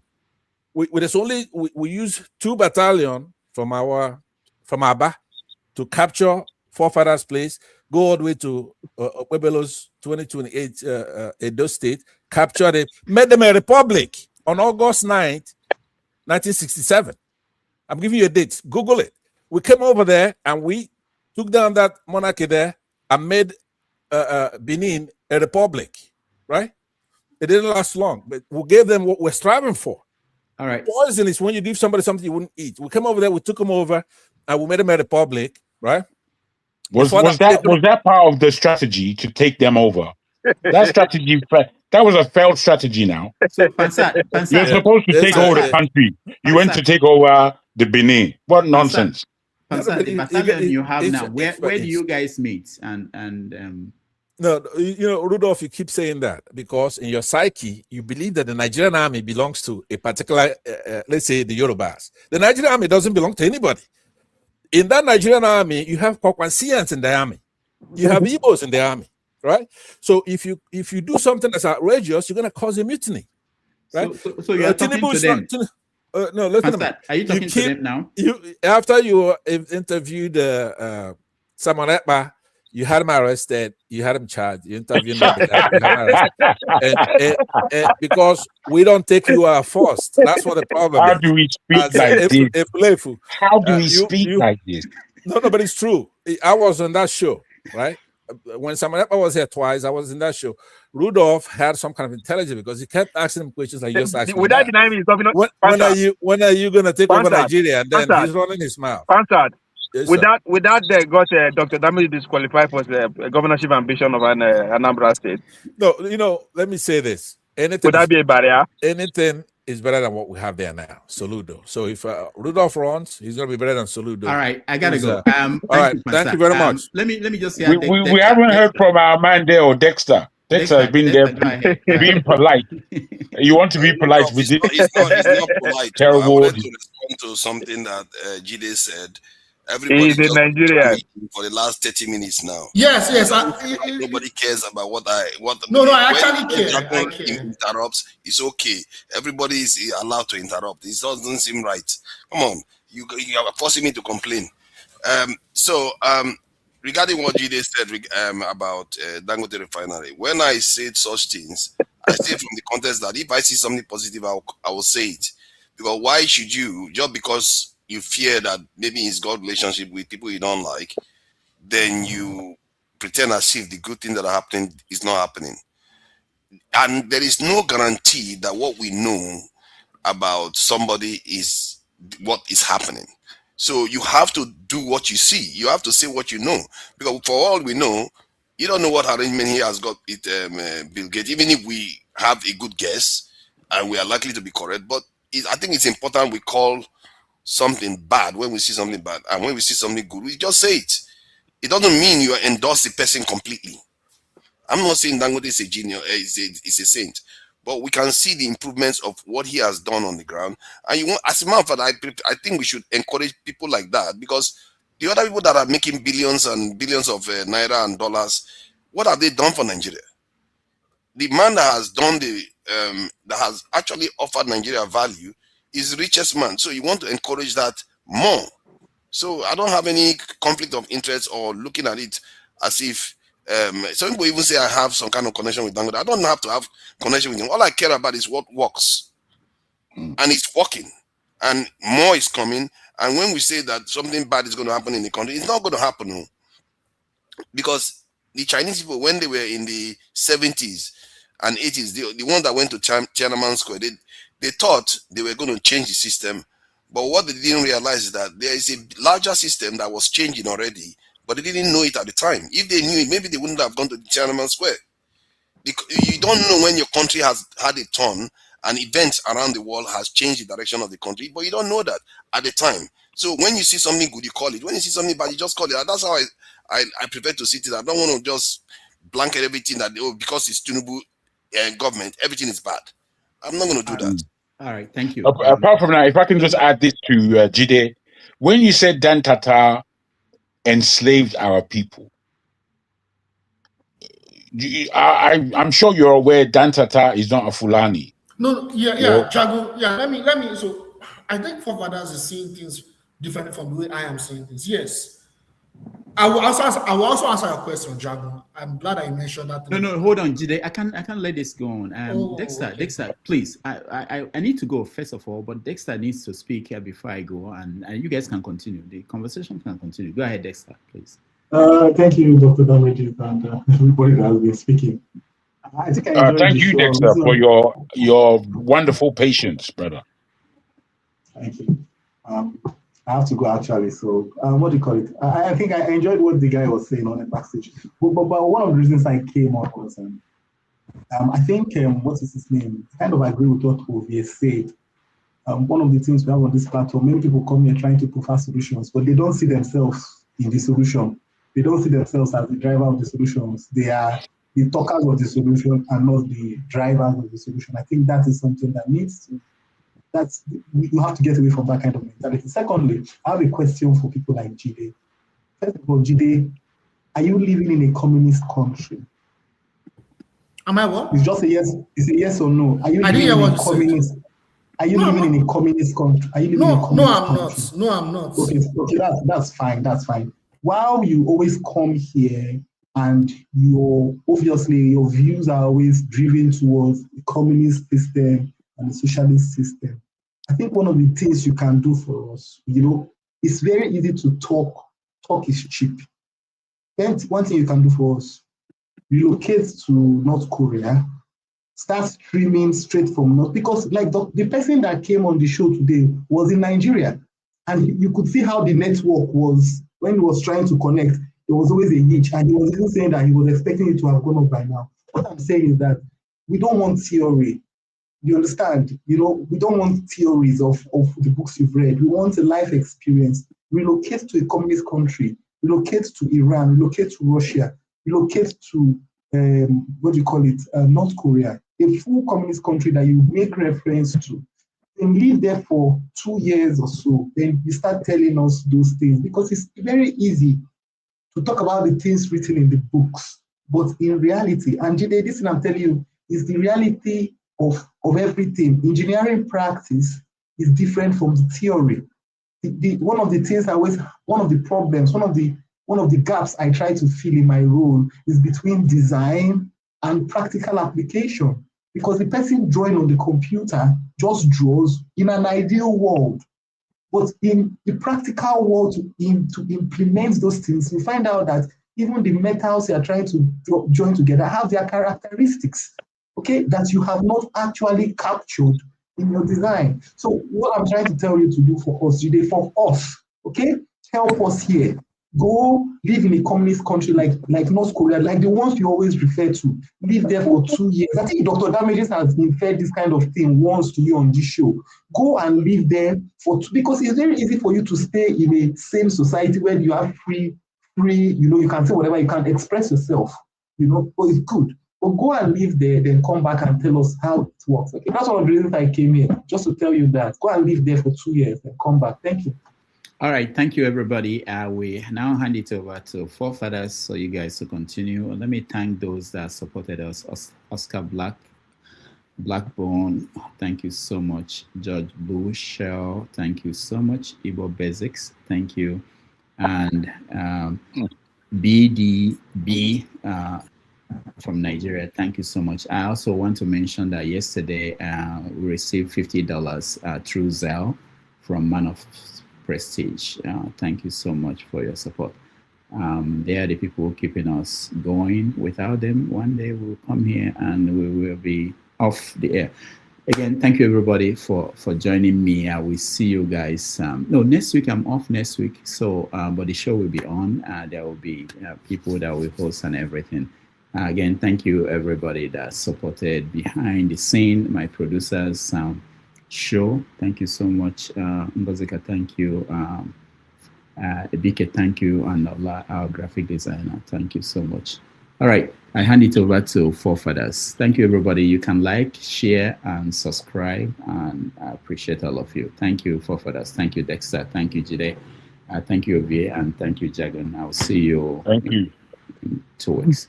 All right, take care. Forefathers, are you awake? Yeah, okay. yeah, I'm here. Okay. You know, I was just pretending to be frozen, but it's all right. So, I think I heard what Jide, you want to respond to what Dexter said? Yeah, very briefly. So if I criticize this, if I come on this panel and I analyze a problem and I contextualize it and analyze the problem and say, oh, this is exactly the problem that we have, and these are the solutions, in as much as what I'm analyzing seems to be moving towards an ideology, but I've not even preferred myself to be part of that ideology or anything like that, but it's moving towards that ideology or anything. Have I ever come on this platform to say, oh, because communism is the great place to, is the pristine place to be, so that means I have the responsibility to go and live there and live a capitalist country? What does that? It does not mean. It does not make any sense. That's what I'm trying to say. Because if in as much as I'm given freedom to express myself, it does not have anything to do with making a choice, a personal choice of where I should live or where I should not live. You are talking about communism or socialism or whatever. I've said it on this panel. I said that if Nigeria, we talk about Nigeria a lot. I made it clear that if Nigeria is like North Korea, I made it clear. I said it on this platform. I've said it many times, like a joke, but I'm actually serious about it. If Nigeria is like North Korea, I'll move back to Nigeria. I've said it on this platform before, but that's even by the way. The point I'm making is, I've said it on this platform. Wherever you are in this world as an African man or Nigerian man, North Korea, Russia, United States, UK, Cuba, Iran, the manifestation of imperialism, the manifestation of white supremacy will still pursue you. Even if you go back to Nigeria as of now, or I go back to Nigeria, the manifestation of imperialism, because people that make this case about judging and insulting people about where they should live because of their political point of view, it shows their level of understanding and, will I say, ignorance of what they are talking about. Because if they really understand what they are talking about, they won't have to attack their personal decisions of where they should live. I'll stop there. Thank you.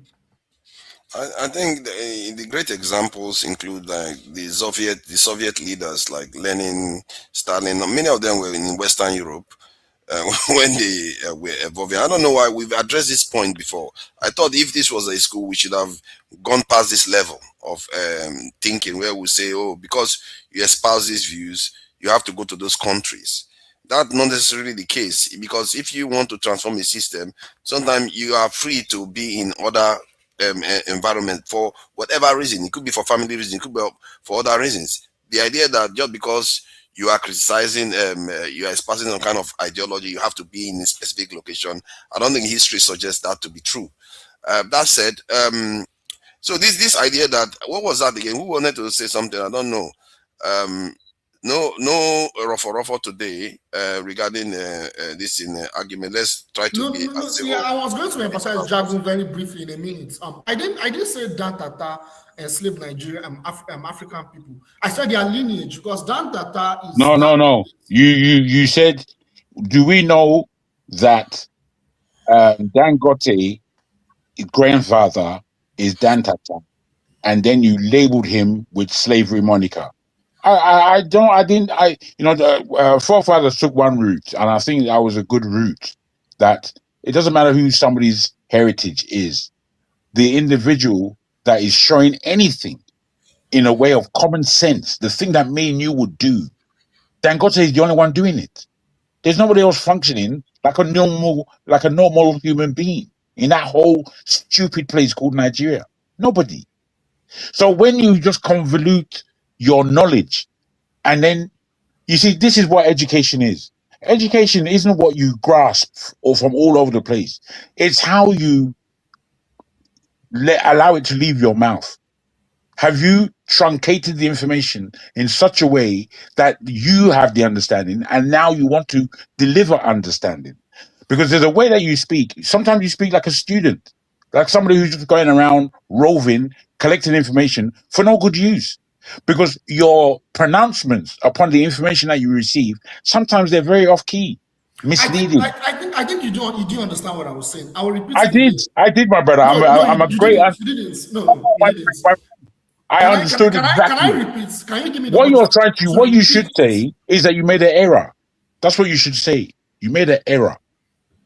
Okay. To be honest, let me repeat what I said. So what I'm trying to say, perhaps the way I mentioned this may have been wrong, like you said. What I'm trying to say simply is, I'm talking from a place of class consciousness. The elite of Nigeria has let us down. And I'm making an example of Dangote, that the foundation of his wealth was influenced by the slave trade. Not his family, his lineage. They played a role in enslaving Africans. That was why I mentioned that. I was just giving an example when I mentioned Dan Tata. I am not inferring that Dan Tata directly was the one that enslaved our people. But if you look at that lineage, they have been elites for centuries, and they enslaved our people. They participated in the slave trade. To where? To the Atlantic, to the Americas. Are you sure it was there? I'm very confident. Wait, calm down. Calm down. Let me just correct you or something. Can I finish, my friend? First of all, Dangote, is that correct? Is that correct, man? I mean, don't come and do that. Don't come and do that. Is that correct? Yeah. What kind of person is this? Let me correct something. My friend, Jide. So I'm not rebelling Dangote and Dan Tata as slave traders. So I said their lineage. Did they hold on? Why are you coming your forefather? No, one at a time. I want one. Just 1 second. Dangote. But I spoke first. You see this I just don't like it. I don't like it. You could say something. So you didn't even introduce the brother and say that he's here and that he's me. I was talking to this brother and my. Please go ahead. So the way you do your thing is just rubbish, man. So Dangote is not from Dan Tata family. Is Dangote mother that is from Dan Tata family. So you need to get that very correctly. I just wanted to correct that. Yeah, that's what I'm saying. What I'm saying is that lineage, the roots of their wealth, it's not just them. There are many elites like so that. Are you talking of Dangote or Dan Tata family? Which family are you talking about? Right? That was why I mentioned Dan Tata, the lineage. The pattern, the maternal, I didn't even mention Dangote as a slave trader. The lineage. That was why I said the lineage. It could be the maternal or paternal. I wasn't labeling Dangote or Dan Tata as slave traders. No, the thing is, it doesn't matter what. There are many elites. There are many elites in our country. A lot of their wealth can be traced to the slave trade. That's the point I was making. Are you talking the transatlantic slave trade or the Saharan slave trade? No, not trans-Saharan. The transatlantic slave trade. That's what I'm saying. And what I'm saying is that they've been traitors for centuries, and we elevate our traitors to the point of power. That's what I'm saying. And that's one of the major roots of our problem. That was what I'm not saying. But hold on, let me just add this though. But if I'm not mistaken, I think Karl Marx was from an elite class too. And if I'm not mistaken, I'm not sure Lenin too was from the elite class. So sometimes. No, from a middle class, not from an elite class. How about Karl Marx? Karl Marx. But Karl Marx committed class suicide. What do I mean by class suicide? He tried to move away from his class. Even Fela he was still getting funding from them. Come on, let's not do that. He was getting funding from the elite. my point is that it just because you are from an elite class doesn't mean you can't do something beneficial for your people. Clearly, most leaders in the past, you have to an extent, even come from the elite class or the adjacent to the elite class before you can actually rule, because you have to have certain aspects of insight into statecraft and national affairs before you can actually rule. So I'm not sure. Yeah, I think we can get to a dialogue there. I think there's a dialogue there. I think there's a dialogue there because what you just said made sense in the sense, like, look at Fidel, a lot of the revolutionaries, some of them came from, I won't call them, I don't know if I will use elite class. They came from a middle class. Like, yeah, they came from what it, no, you see what it is. Wait, guys.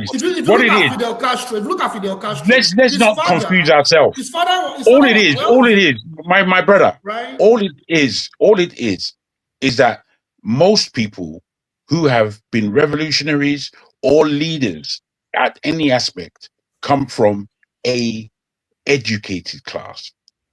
And it is the education that informs them as to how this world is running.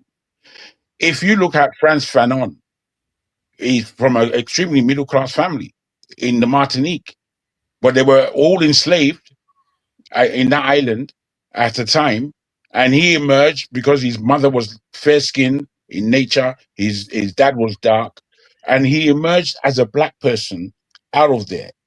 And from there, going to France, he was able to view the world the way it actually was, and he made his writings accordingly.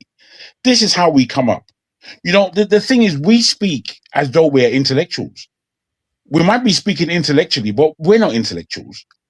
Well, you're not an intellectual. No, I don't care how much you've read. Hold on. Wait, if I may. What is an intellectual? No, you can't just be making statements like that and not qualify. What is an intellectual, by the way?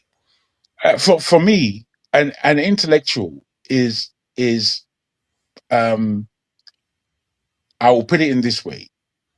It is somebody who has gotten his master's or PhD, and he's furthering his understanding of this life within the arena of education or book writing. I would say that is an intellectual. None of us has written. That is not it at all. Well, that's how I take it. What I mean is that when I'm listening to you, bro, my brother, as much as you have intelligence, I would not say, oh, you mean forefather, the intellectual? I won't say something like that. I will say more that you mean forefather. Let me define what an intellectual is. An intellectual is. Bros, can you stop doing that, forefather? No, I mean it. You gotta stop doing it. You like to insult people, so I'm not interested. I didn't insult you. You literally said you are not going to call me an intellectual. There's no point. Why is that an insult? You like to do this backhanded talking down to people. If I bro, call you why now, is that an insult? I don't call. Let me say this to you now. You keep doing this thing. What if I say if somebody asks me if Jagun looks like a normal person, I'll say no, Jagun looks like he's sick. Would you be happy to hear that? What I'll tell you, if you say Jagun looks like, but don't be saying that about people. You see, the thing is, I can answer your question, but you don't want an answer. You just want to speak. I wanted to educate you. No, the thing is, if you said Jagun is sick, I would agree with you that I'm ill. I've told you that already. You like to hear that? I'm not afraid. No. I'm not afraid of. You see the way you people do your silly insulting. I'm not afraid of it. You call it silly insulting. Because it's silly. You knew what you were doing when you tried to belittle people. Why you saying it is that? Let me focus. Now, you see, you're not letting me speak. What you did, what you did. Argue with you. No, you don't have to argue with me, but you have taken the. Hold on, let me. I was speaking. Let me share with the viewers what intellectual actually means. You're tragic, man. An intellectual is a person who loves deep thinking, study, and complex ideas. Simple. As objective is as an adjective, it means using the mind, reason instead of emotions. I don't understand. You're extremely emotive. Not only are you emotive, but you are not able to listen to the other side. See, Jago, I find some of your behavior a little bit questionable. I don't understand why you think that is okay to be treating people like that. Who did I treat like how? Please be precise. You come here, you talk down to people, you say they are not intellectual. Hold on, let me finish. Let me finish what I'm saying now. If you let me finish what I'm saying, you will hear it.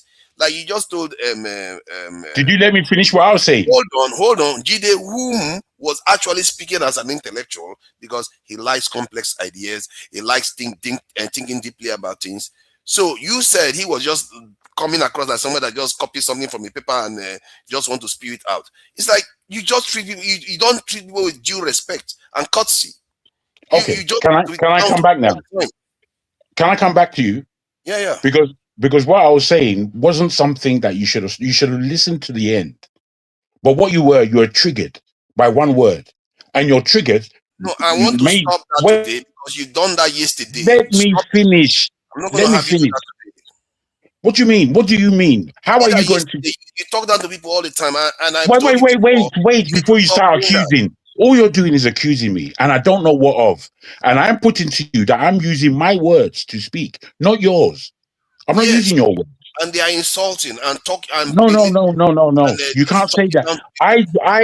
If Jide felt insulted by the fact that I'm saying that none of us, I didn't say him. I said none of us here is an intellectual.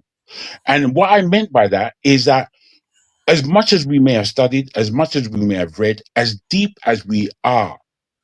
That was not the example I gave about Jide. You didn't let me finish again. You're not letting me. You're not letting me. Changed the goalpost. That was not the example I gave. Just no, that's where I was going. That's where I'm speaking where I was going before you rudely interrupted me and started to accuse me of all sorts. Not like that. You do that to people. Forefather, I don't know why you want to fight with me, but you're in the position where you can fight. Wait. With stuff. But you can't do this. You can't just interrupt me when I'm trying to tell you something. For you to have the power of turning me off and on does not. Well, that's not how to argue. You don't even respect other people. That's not how to. You don't respect me, bruv. You don't respect me. I could put that to you. Not only me, you don't show people respect. Yesterday it was AY. AY didn't do anything. Yeah, but the thing is, what I would like you to do, Forefather, because I know you're not somebody who really likes to understand. If you listen, let me finish. Let me finish. See, wait. Just let me, Forefather. I can do the same to you, and you're not going to like it. Do what you want, as I do what I want. Like you're used to bullying people at school, and you won't stop. Let me finish, Forefather. Because you're doing the bullying now. Because you have the power. Exactly, I can do that, and I'm awful. I just like AY tried to do to you yesterday, and I tried to stop him. The thing is, you're wait. Can you wait instead of just being emotive? No, I'm not trying to mess with you. I'm putting to you, Forefather, if you want to listen. I'm putting to you that you are so inaccurate in what you are saying today that if you go and listen to what was said yesterday, even though I told you, if you go and listen to everything what was said, you will find out who is at fault. You'll find out. I know exactly the first thing you said to AY. See, what that is telling me is that you won't go and do the study and research, but you're an intellectual. I remember the first word he said to you that. My brother, you are just wasting time. Forefather, just ignore that side. Jago, you need to go back to rehab. You have a problem. He doesn't see it. You fight it. I'm not going to see what you people see. Now you two have started it. Let's not do that. He drove women away from the platform. AY, let's not do that. Okay. I'm trying to tell him to stop it. We should not start it. Okay, please. Okay, if you want to finish your submission, Jagun, without insulting people, please go ahead. Just to emphasize before I don't have to. The way I speak. This is how we speak here in the UK. You Nigerians who are always insulted at everything, you're frightened, you can't fight, you can't do anything. You people who are like that, I'm not like you. I'm not. What are you talking I'm about? not like. You can't talk down to people in the UK and expect to get away with it. You can't do that. Me? You don't know who I am. You have no idea who I am. They will. Bro, don't be silly. You can't tell me nothing about them. If you talk down to people in the UK. Well, you can't. Forefather, you've heard me on other platforms. Many people may not like me. I don't give a fuck. However, I'm the same person there as I am here. I'm the same. I'm not No, any no, I'm different. not saying you are different. I'm Forefather, saying what's what the you are doing topic? is not Let's it's not discuss now. appropriate. Leave this fight. Let's discuss. Yeah, What's the yeah. All topic? right. Yeah, Let's Let's get discuss back. it. I think we're talking about the yeah, we're elite getting in to a Nigeria. dialogue. Yeah, I was Yeah. People You are see, watching. Can't be wasting their what it time. was is that I was speaking and I was rudely interrupted for nothing. Forefather, As you far as take I'm control concerned. of your platform. Please, don't talk to me if you're going to talk rubbish. Don't talk. Okay, leave it. Let's leave it. Let's bring this in Jide back because the topic, and let's allow him and I was Jagun. speaking to him. So regarding And the I was elite, trying to give. nobody asked you to talk. Now let Jide talk first. But this is what I was saying. I know I was. when I spoke earlier, I You're spoke with a lot terrible. of venom and passion. And maybe I said a lot of things that like kind of muddled everything together. But what I was trying to, and I thought others understood what I was saying, and we were even able to get to some dialogue on it. What I was simply saying, and I would recommend a book for you to read. It's called The West and the Rest of Us. It was written by Chukwuemeka, a Nigerian in Britain. But the point I'm making is Nigerian elites, the Nigerian elites in Nigeria, majority of them, they can trace their wealth. I'm not middle class now, not middle class. Nigerian elites, a lot of them can trace their wealth to the transatlantic slave trade. And that was why I mentioned Dangote. And I was talking about Dan Tata earlier. So I wasn't talking about him being a slave trader or Dan Tata being a slave trader. The point I'm making is that these elites of Nigeria, they've been our traitors for centuries. They've been, in fact, they've played a role.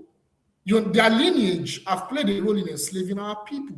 Like I said, it's not me making it up. There's a book called The West and the Rest of Us. It was written by Chukwuemeka. Jide, let's discuss. So we can see these people. Okay, go on.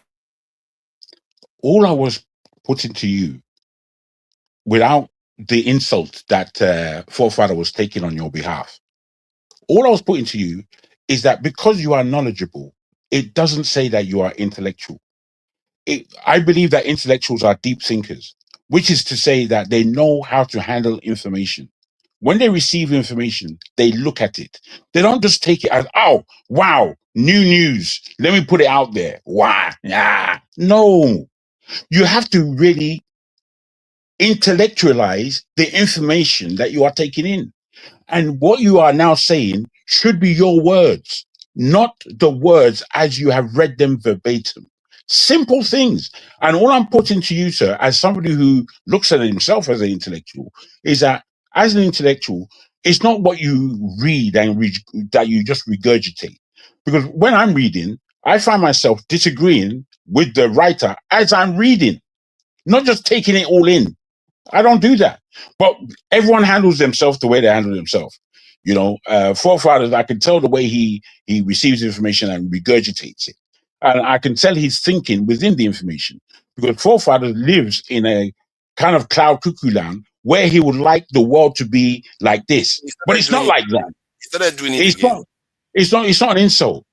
You are. If I start insulting It's my observation. No, it's called observation. You can't see. I have my own opinion. Why do you have to turn me off? Why do you have to turn me off? With my own opinion, it's going to be a form of. I know how to listen, you know. That is the nonsense that you do that you don't seem to realize, and I don't know why you can't see it at all. I can't see it because many of these hopeless chat people, they enable you to carry on doing this type of stuff. I don't know why. Just because some of them don't like your opinion, they will be happy for people to bully you. That's how hypocritical human beings are.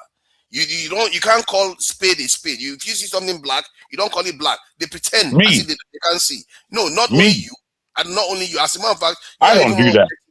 You are even more objective in the fact that you are equal opportunity insulter and consistent in that. At least, yes. So I can insult anybody who wants in the chat are wants worse because they believe when they disagree with you, they will sit there and watch some other person belittle you, insult you, say all kinds of. They will not say, "Hey, no, that behavior is not good."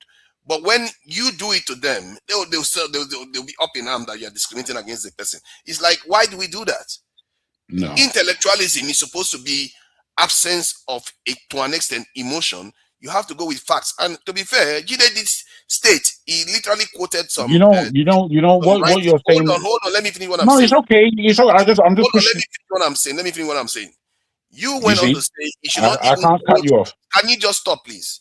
He Yeah, cannot even yeah. quote the evidence that he's got. What kind of stuff is that? Like if he read about something important, some data, maybe involve genetics or stuff or quantum physics or whatever, he wants to present it. He should not quote evidence. What are you talking about? That he has to come from his own mind as I an didn't say intellectual. that. I didn't say That's that. literally what you said. He said No, you it's not have what I to. said. No, But hold on, let me it's finish. not. You Wait, said wait, wait. I It's can not what rewind I it. said. I can bring the But video and it's say fair I can enough rewind that it. you say whatever Later. you want. That's not what I It's a said. fact.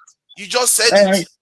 But it's not what I said. And the Oh, fact that we're still arguing about this let's move on. forefather. Let's move on. Let's Wait, move wait, on. wait, wait. It's not just No, move no, on no. when you I'm finish. not going to entertain you today. I'm not going to entertain Yeah, you but today. I'm very, very short in terms of rope today. no, you're not balanced. That's what it is. No, because you can't keep insulting people. That's what I've told you to I stop didn't doing. even. Stop Fair doing enough. that.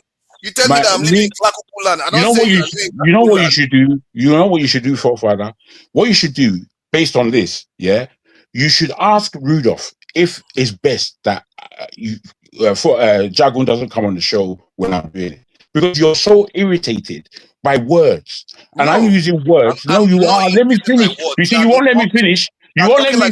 Like a street person. What you do is cannot just communicate operate. intellectually. You talk about intellectualism. You cannot communicate as an You see, intellectual. what you're doing is allowing me to listen to you, but you're not listening. You insult people. Don't you get it? No, I don't. I don't get it. Now let me finish what I've got to say. Professor, let me say something now. Professor, just Nah, leave the you see argument. the fact. You know why I know that you like arguing, because we have wasted time between me and you. Yes, that's what's happening. Constantly, total tosh. Waste time. You're a time waster. I don't have time Because for I don't have time for this. you could have left. You could have left it if you didn't have time. You could have let me come to the end of my sentence. You can have a simple conversation with others here. At least we know we can exchange intellectually. See, now what you're doing is saying that I'm so. He just likes to cause problem. I don't understand that. You so see, let's get. I really want to address that intellect. The traditional question you ask yourself, what people like the argument about how people discuss. If you are in a professional settings, will you discuss like this? Exactly. If you are working in an organized institution, can you talk like that? Even in the UK, you can't. You can't do that. So it means you've never been in a proper professional settings. You don't even have professionalism in you.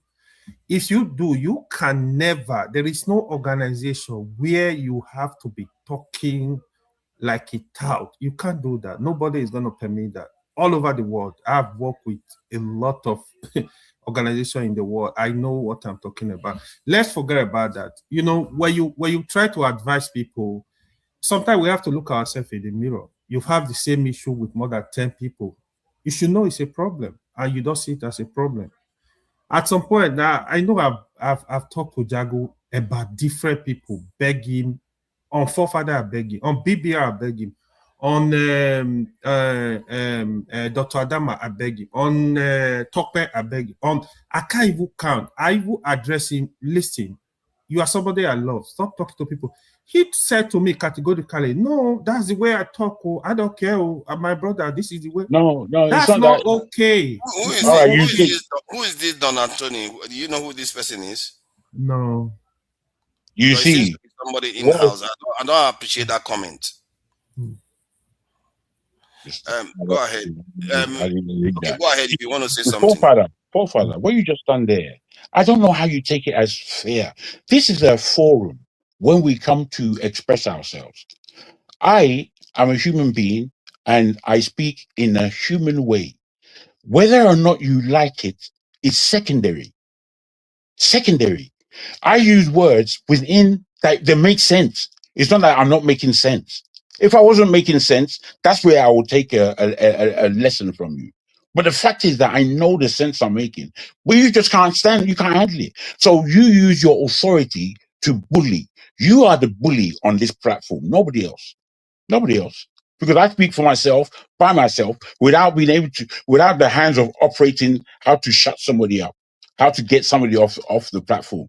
I can't do that. You do that. I don't do that. You interrupt more than anybody on this platform. but you don't learn anything. Since we've been trying to show you that, forefather, you're a good talker. You have a way with words, and you know your character is something that brings us to this station. I've said that to you many times. However, I've said a lot of opposite things. I've said, forefather, the way that you do your own thing is rubbish. You're not even trying to learn that you could do it better. What you said is that I'm not Dr. Damages. We don't want you to be Dr. Damages. Dr. Damages has his weaknesses. Every one of us. Professor, let's move on this discussion. Let's leave the interrupt me, my friend. Because somebody is disturbing you, you now want to change the whole world to make your world perfect. It doesn't work like that. You're acting like a child, is what I will tell you. Just childish. The fact that you have the power to switch me off, I mean, what's that, bruv? I know that you can meet me in the street. You could not meet somebody like me in the street. You don't have the backbone for it. You see, now he's gone into insults. No, it's not an insult. It's not an insult. It's something that I'm observing. I'm observing. It's an observation. If you were just saying something, if you were just talking normally, I'm not going to have any issue with you, even if you disagree with me throughout. Don't insult. Just stop it. That's all. You're not going to stop me from doing anything. You understand? You don't have that power. You just don't. That's what you need to realize. There is something you guys have been discussing. I needed to actually correct. One is the Dangote refinery. We seem to be giving the credit for of the Dangote refinery to the present government. The truth is, yes, Dangote refinery is good for Nigerians. At least we don't have fuel scarcity. But the other thing, when you look at the cost of petroleum, price of petroleum in Nigeria, is quite high. It's hitting the people very hard. The other thing is, issue of exchange rate. I've been hearing you guys say that, exchange rate has improved. No, it has not. What you have, the only thing you can say about the exchange rate is there is stability for the past, say, 2 years. But that exchange rate is what also put a lot of Nigeria into poverty today. So both of them, Dangote refinery, there is some good, but on the when you look at the bigger side of it, the poor price of petroleum has really increased. What that means is people are suffering more. So we need to put this in their proper perspective. I was having this call with forefather as regard to that on the comment section. Jide also mentioned that, this stuff has not really helped Nigeria. Whatever anybody want to do to defend the government currently, governance is about the people. Majority of Nigeria, they are into poverty. Just imagine minimum wage 70,000 naira. Let's assume, say, you are able to pay a teacher 100,000 naira. With the cost of transportation, cost of food, even rent now in Nigeria, landlord and landladies, they are increasing their rent almost on a yearly basis. It's not easy for the people. So Nigerians are not paying. They need to pay them living wage. There is what you call living wage in such a way that you look at a city, look at the state, and look at the cost of living and adjust the minimum wage to that level so the people are able to manage. So we don't have that. So I'm not going to praise anybody until I see the people, the common people, they are able to live a decent life. You might see money flying around in Nigeria. I know how they operate. The politician, once they steal money, they don't care. If you like, say poor price of 10,000 naira, they are going to buy it. They have the money. I tell you, there are Nigerians that have the money. You see money is going out of faction. I know they have seen them and have them. So they have the money. But when we are talking, we need to look at the majority of the people, what is going on with them. So they are not getting solution. The class system, yesterday we discussed electricity. How do you classify electricity into 3 parts where you have bad A for the rich, bad B, bad C? Like, who does that? You are telling the people, if you need some reasonable amount of electricity, move away from bad C, go to Bade where the rich live, and we give you some light. This is what we are telling the people. So we need to keep talking. We need to keep criticizing the government. They are not doing enough. Yeah, on the issue of insecurity. The panel didn't improve anything in Nigeria. I said the only thing that will take to finally, the only solution I see from that aspect, there is no scarcity of petroleum, but the cost of petroleum is high. So in such a way that not something though, like so like, you say it's something. If you imagine petroleum scarcity as a power outage, is that not significant for roads? Because it's almost like power outage for roads. I will personally give credit to the Dangote group, but not to the government.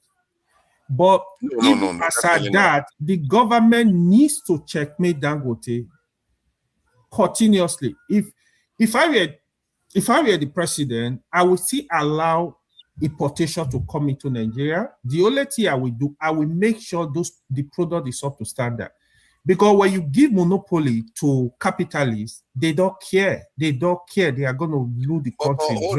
Hold on. Have you thought about it from this other point of view, that if you allow people to import, then you have given external actors an opportunity to destroy Dangote refinery because they have unlimited resources compared to us? Have you thought about it from that point of view? They do. So it's two ways, right? NNPC, they can call the DPR NNPC, they can work with Dangote to make sure it's not increasing the poor price of petroleum, the way he likes. So you have to protect the consumers in this way. I know what they are trying to say right now is, naturally, if you want the poor price to flow, you are basically going to increase it according to price of crude oil in the international market. Naturally, in abroad, for example, in the West, the poor price of petroleum is determined by price of crude oil. So is that what Dangote is adopting? I think that's what he's doing. I think to an extent, he's not even doing that. If he was adopting totally international price, I think the petrol price may even be higher. I think in America it's $4 now. Yeah, you see, that's the other thing. That's the other thing I was saying. Even when you look at the subsidy, if I will say this, now we have Dangote established, Dangote can tell you, we can monitor the system. I know how many liter of petroleum are we consuming in Nigeria. See, in Nigeria, if they really want to subsidize the petroleum for the people, they can still do it. You can do it directly, have an agreement with Dangote directly from the federal government. The problem we had in the past is federal government will subsidize petroleum. You subsidize petroleum for Ikhide. Ikhide will take the petroleum coming to Nigeria. He will collect the money. He will divert it from Nigeria to Ghana and go and sell it at high price. He will divert it to other countries. This was the problem we is facing. Now we have the refinery with us. If the government are sincere, they are willing to subsidize it in such a way that Nigeria will not be into this hardship. You can actually subsidize it and have a fixed price for petroleum. For example, today, if government work with Dangote and said, we are pegging the poor price of petroleum at 800, government are going to feel the difference. Now, you can supply, you can give Dangote crude oil, you use it to compensate him, you guys arrange the difference.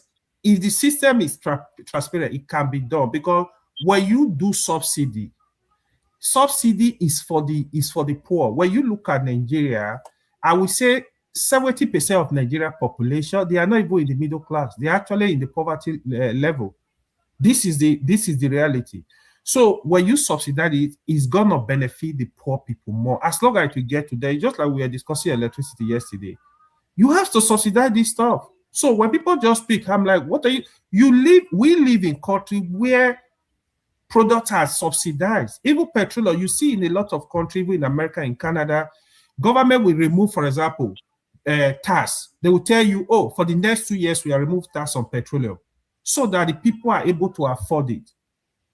You know what I mean? You have to I understand what you mean. I think it also makes the economy more attractive for investment if cost of this thing building or manufacturing is cheap because energy is cheap. So there's that true. But Nigeria, the problem with Nigeria is that they were getting strapped for cash. That's why they had to remove the fuel subsidies. And in terms of the way they operate with Dangote, for me, the best way was to supply crude oil directly to Dangote and get the swap back as a petroleum. That way, you can set almost any price for it other than the manufacturing cost that Dangote has to incur. So you can now give Nigerians as cheap a price as possible. But yes. Okay. Now you are saying that in January 2027 you want to remove subsidy on electricity. Another garbage. Now you look at it. When you do that, you are putting more pressure on the poor. This is what they are not getting. You design a tax system. You are saying that anybody earning anything below 800,000 naira per annum is not going to pay tax. That is actually too small. If you want to be fair to Nigeria, it's not going to pay tax and over 800,000. Anything less than 800,000 naira per annum. But I will expect you push that to at least 1.5 million per annum, even 2 million, so that the poor can live fine. This is also a very easy way of helping the poor, because 2 million is not too much per annum. Let it be tax free. You earn 2 million or less, let it be tax free. Anybody any more than that, you start increasing the taxes a little bit. Let people adjust. Now, the only good thing I heard they want to do now, we discussed that too. They want to unify all the NIN, BVN, all this number we have, which we'll be discussing. When you do that, you will be able to, for example, stuff like student loan, stuff like helping the older people, the less privileged, you'll be able to monitor this stuff. If the moment you don't have a number, a unified number, where you can identify, when I see forefather, this is your number, just like the way we have social insurance number or social security number, as the case may be. When a bank takes your social insurance number, for example, they know who you are, they know what you can afford, they know your capacity for loan, they know whatever, they know your financial history. So it's easy for them to say, like, even if you want to, government want to help the poor. What I don't understand is when they say they want to unify it, basically the information that each of them, the BVN versus the NIN holds, they are just different type of information. They don't contain financial information in terms of NIN. No, you just need one. I don't know why. But in the UK, you can have this in other identification methods, but other than NIN. How many identification methods do you have in the UK? You can use your driver's license. There is driver's license is different. National insurance number. Yeah, national insurance that's the proper number everybody use, right? ID card, driver's license is different. But they cannot track your accounts. They cannot track your bank accounts that you own just using your national insurance. But BVN, they can. In America, when you give a bank a social insurance number, no, they can't. They will pull out everything. True. Your bank history, your credit history, your address history, your criminal history, whatever history. Even police will use that to pull out who you are. So that's what we are supposed to have. But you have to be deliberate to actually, get to work and make sure we have this kind of number. You need to really clean it up, because it's still hard, because you have to record the mortality rate, the birth rate. You have to make sure you do all this stuff. Nigeria's system is very, I don't know. One of the things that they want that the digital minister, I think I've forgotten his title. One of the things he said that I really think that they really need to get done. Yeah, he said something about the addressing system. But what did he call him? Bosu Tijani. Bosu Tijani. Yeah, that's his name. So he said he was going to do something about the addressing system. That is very, very important, because it allows for commerce to be done using addresses, and where you just put a postcode, they can find the address relatively easily. So that is also We don't important. have that. Things, yeah. You wonder. Let me don't tell have- you. Growing up, we used to have a NIPOS, they call it a NIPOS number. Every time you go there, you go check for email for mails. You know, now we don't have it. We don't have NIPOS system. It's dead. Nitel is dead. Everything is dead. I don't know why we're retrogressive. We need to keep improving on what we have, but no, we damage everything. Even in America, where they have a proper, you know, internet and other means of email messages, you see they still have their like a NIPO system, right? What they call it. So it's still working perfectly. In Canada, you have Canada Post. It's working perfectly. So we still need that. It's even a way of generating resources, revenue for the country. But they don't know. They mess everything up. The road system, we don't have race system. The roads we have, they are moribund. Everything is just bad. So can I go to Jide, because Jide said something that I found interesting. He said that the elites of Nigeria would never be, because they have some of these tainted this image, and people like P2B, all of them, they will not solve the problem of Nigeria, that they are all compromised. So I think to an extent, I actually agree with that in terms of the bigger scheme of things. So can you try to, like, you know, give us your reasoning behind why you think these people can never, you know, transform the Nigerian, change the Nigerian economy in any way? And there was something else you said that I'm sure you are going to jog my memory on that I wanted to ask you about. But before you say that, this thing that we're discouraging people from using we instead of I, is actually quite little things like that make a lot of difference in communication. I played a video here online about when a group of students, two groups of students, they gave them two documents to read. And the group of students that read the document that contained I as the starting of most of the sentences in there, versus the one that contained we, they read it, just a paragraph, that's it. They read it, and after they read it, they went and carried out an experiment. And when they carried out the experiment was that I think somebody was on the train line, and the train is coming, and the teammate that was willing to go and risk their life to rescue their fellow teammates from the train line. It turns out that the ones that read the paragraph with I, they responded less to wanting to save their teammates versus the one that used we. So these things have serious implications in real life. So I wanted to address that with Dr. Damages, but he left before, because they delayed it for 30 minutes before I was able to speak again. Because these things are actually consequential. I don't know why we don't. You can come out and say we should use I. Only if people are allowed to use we. But you never bother to check whether the this we is actually quite important to the way we see ourselves. But that's I should add that. So you can tell me about the other aspect of. But the Damages is correct now. Pardon? Dr. Damages is correct. We. Why? No. He said we should not be using we. It depends on the context. It's just like, so we were addressing this issue last week, where it's just like when you see words, you see in the scripture, for example, both Quran and Bible, you keep hearing we. For in that is a plural of majesty. So God keep using we. It's a plural of majesty. It's just like a king. A king will use we. So there are places where you can use we, not as a single person, identify yourself we. No. Does that mean he's not identifying himself as we. Nobody ever. Why would anybody identify themselves? Yeah. They are saying, like, when somebody is talking, every time they keep saying, "Oh no, this is just my opinion." No.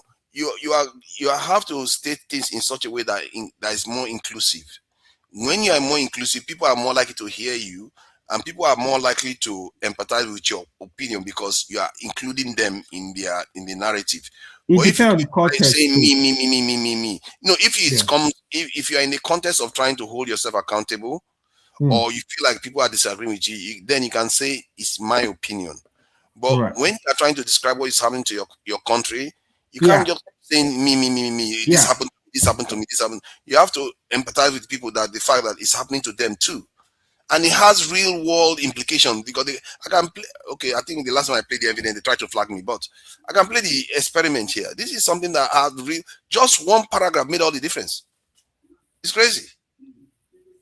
Human beings are a machine. We are programmed with words. Yeah. I mean, you said a lot already. Like, I don't even know where to start from. I will start from the first thing about class. Like, like, if you look at history, if you look at, the history of Nigeria, not just independence, but across history, you will keep seeing a pattern.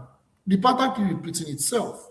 And the pattern is our elites keep collaborating with our enemies, with our oppressors, with the Western imperialists, either the leaders of the UK, the monarchs or multinational corporations, their shareholders in multinational corporations, or, they have a lot of wealth stored, in multinational banks or foreign banks, There are so many examples we can talk about.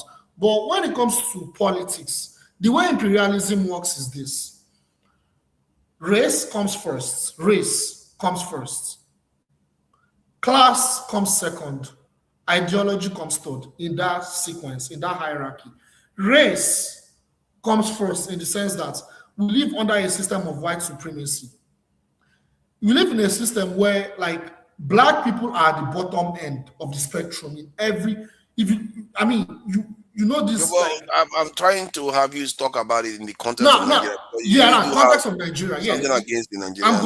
I'm going there. I'm looking at graph. So if I look at class, the race that is at the top, which is at the white folks, the white imperialists, what they do is they create a special class for them to dominate the subordinate group, for them to dominate the poor group, the lagging group, the group that is enslaved. Let me put it that way for this conversation. They use a special class to dominate and seek and completely conquer and exploit that group. That special class, they have to be in power for them to continue to manifest their domination and their conquests. And that's what Nigeria is all about. So there are institutions, you have elites. We keep talking about these elites. I don't even, in as much as I don't feel like I have to mention their names. But these same people, if you listen to them, listen to what they say, they are on the side of the white imperialists, the Western imperialists, when you listen to them. And one of the ways in which a revolution can happen in Nigeria is eradicating that special class.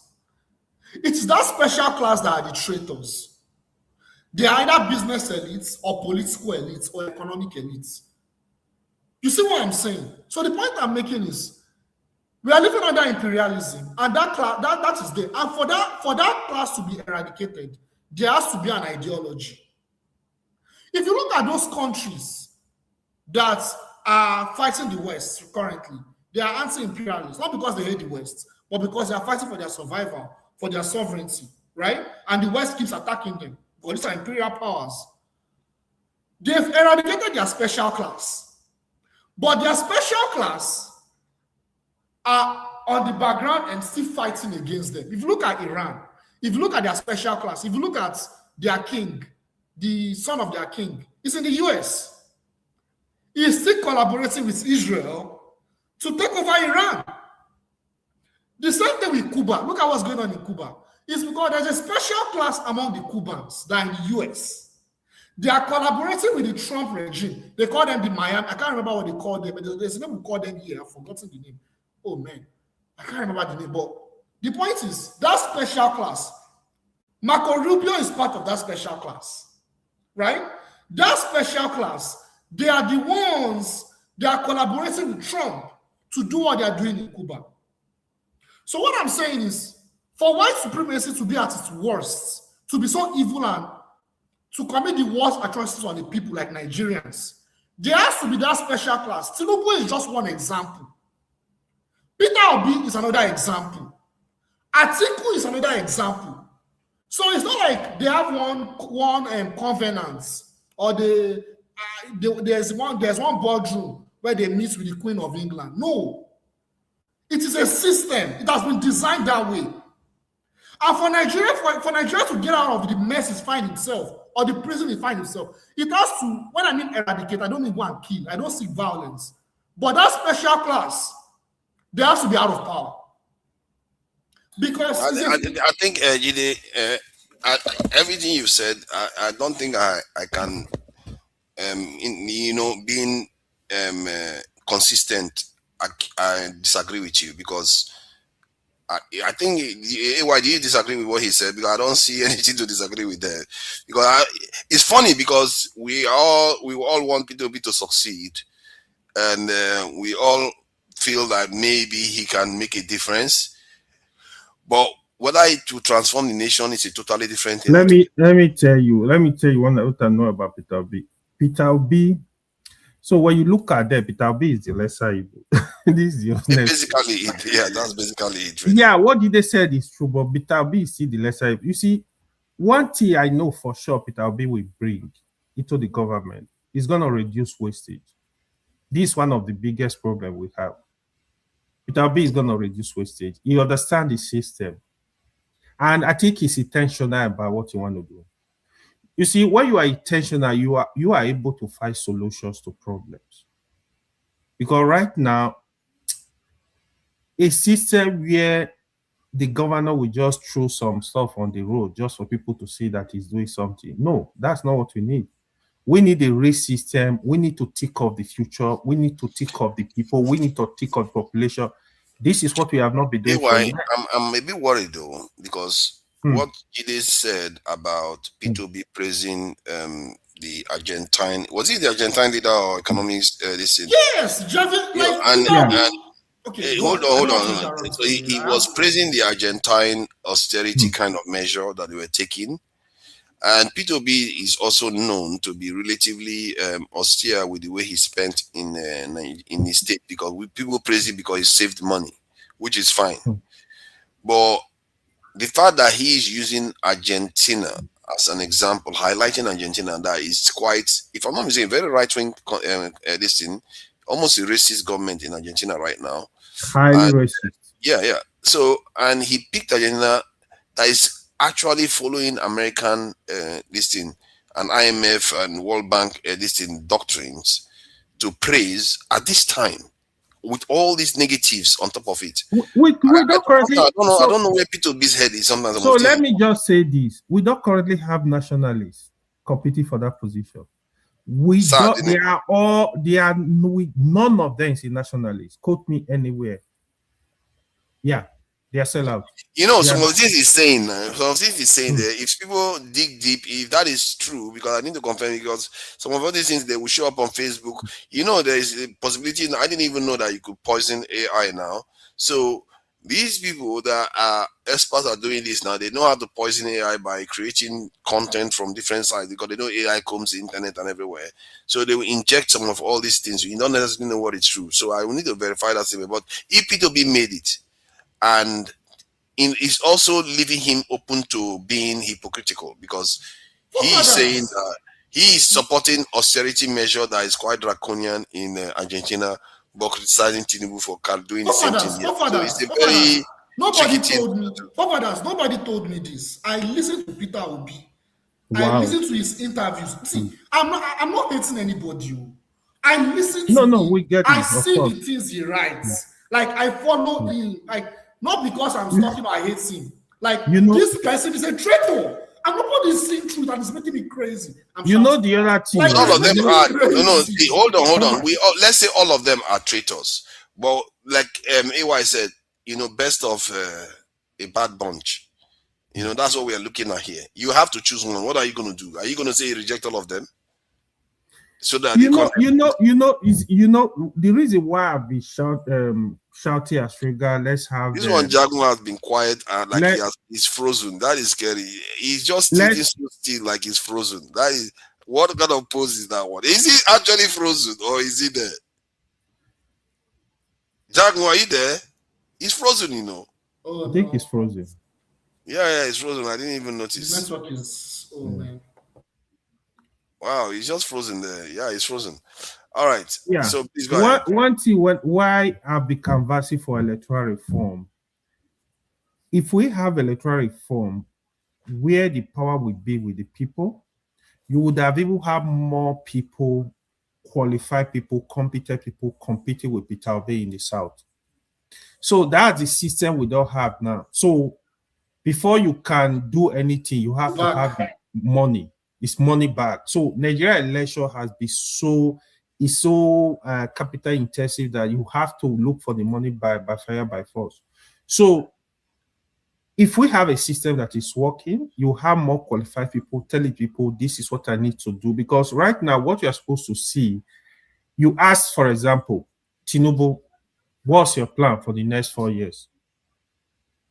Atiku, what's yours? Peter Obi, what's yours? I can tell you, they can't even like bring out a very clear plan, master plan on energy. This is what I need to do. Master plan on education. This is what I need to do. Master plan on they should have this kind of stuff. You know where they stand. What is their ideology on these issues? Sometimes they even dance around. You don't even know where they stand. Peter Obi at least is going for interview. Tinubu and Atiku, they will not even show up. They don't care because they don't also respect Nigeria. They're supposed to come. Peter Obi was just on Shehu, right? They should go there, go to other station, at least tell Nigeria, this is what I'm, okay, for Tinubu, for example, tell Nigeria what you've been doing for the past 3 years, why you need to contest. Tell Nigeria the project you are backing, you need to finish in the next after coming election, if you win. Tell Nigeria, this is the plan. This is where we are. So they don't even have KPI to measure anything. This is my frustration. At least we can criticize Peter Obi. At least Peter Obi is even talking. If you call Peter Obi here now, he's willing to come and talk to you. So Sure we need to have somebody we can talk to. But AY, see, if Peter Obi was playing it smart, I said it the other day that Peter Obi and Showore, I would say Showore is even more visible and try to. I mean, if I was Peter Obi, I would be so loud.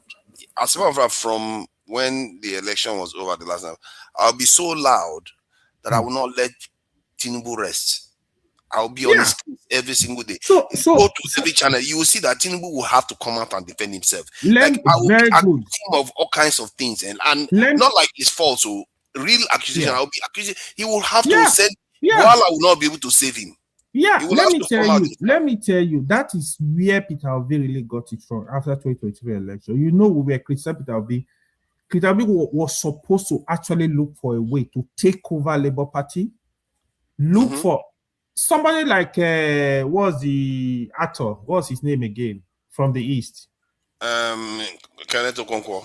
Kenneth Okonkwo will not leave him. Kenneth Okonkwo is a very strong speaker. You look for more speaker in the North. You look for some in the South. If you watch, I don't know if you follow the Nigerian election in 2014, 2015. APC opposition, I've never seen that. They were accusing Goodluck Jonathan government. Look, if there is anything, if Lai Mohammed is in Sokoto, he's gonna blast from there. If he's in Maiduguri, if in Port Harcourt, he's gonna blast. Press conference straight up. You will hold them accountable in such a way that every day this is their work. Going to TV station, looking for fact to attack criticize their policies. So that is what Peter Obi was the main opposition. He's supposed to be the face of. Atiku don't care. Atiku, after election, he go to Dubai to sit down. 6 months to election, 1 year to election, he start coming to Nigeria. He doesn't live in Nigeria. He doesn't care. This is the truth. All he want to do, he want to grab power.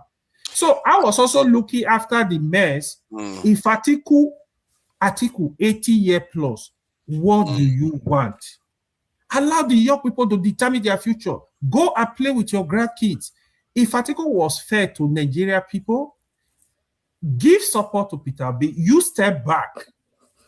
You can even compare Peter Obi to do better. Atiku is too old to be Nigeria president. He doesn't even have. I just feel like, yeah, all the things you say is true, actually. I feel like the Nigerian political space is actually being orchestrated because the way it works, this is a collapse of opposition. That is the problem. Tinubu didn't have any business winning the last election. Yeah. And now the opposition again has given him a gift again. Like, how many times? How many times do oppositions fall apart when they have an opportunity to make power? This is the only time, only in Nigeria you see this type of behavior where opposition know that if they are together, they will go and win the election, and they decide to just tear each other apart. No way, they don't do that, and this is why they went on to win over 60% of the vote, and yet they lost the election. Because they didn't care, and that's why I feel like it's not normal. Like in the West now or in the UK, if you see the opposition or the shadow cabinet and you see that they are in their ascendants in the poll, even within the party, they will start exercising discipline. The ones that wanted to oppose the leader will say, no, let's not do that. Let's make it into office first. They wait to make it into office so that they can now start using their votes in the party to influence the leader. So they try to be united when they see that they are going to make it into office. I've never seen in the UK where an opposition party wants to make it into office and they imploded themselves. No way. They didn't do that.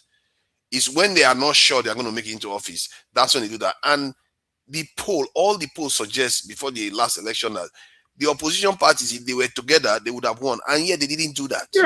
Yeah. That's very clear. That's very clear. And till now, they still carried on. Even after the election, instead of them to band together, instead of plan together, no, they didn't do that. Even Peter Obi was moving from one party to another. What was that all about? You see, when people say Tinubu has won this election, this is why they are saying it. Because it's like the other guys are not serious. When you said Buhari's time, they were really opposing Jonathan. And I think the reason why they not had a lot of passion to oppose Buhari was because they really felt it was their turn to rule. That is one. That was after Obasanjo. Then suddenly, that's one of the reasons. They are just stuck with Jonathan. And Jonathan wanted to run for the third time. He wanted to be in office even longer. So you can see that the opposition was really, really heavy against Jonathan. They were willing to do anything. That could have led to a serious problem in the country, if Jonathan had won again.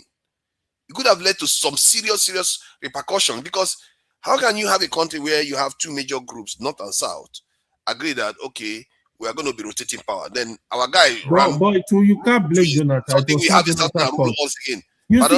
No, it was not Jonathan's fault, to be honest. If you are there, you do the same thing. They don't care. But let me tell you this. If Jonathan was actually doing well, Nigeria will be ready to die for him. They will put him, nothing will happen.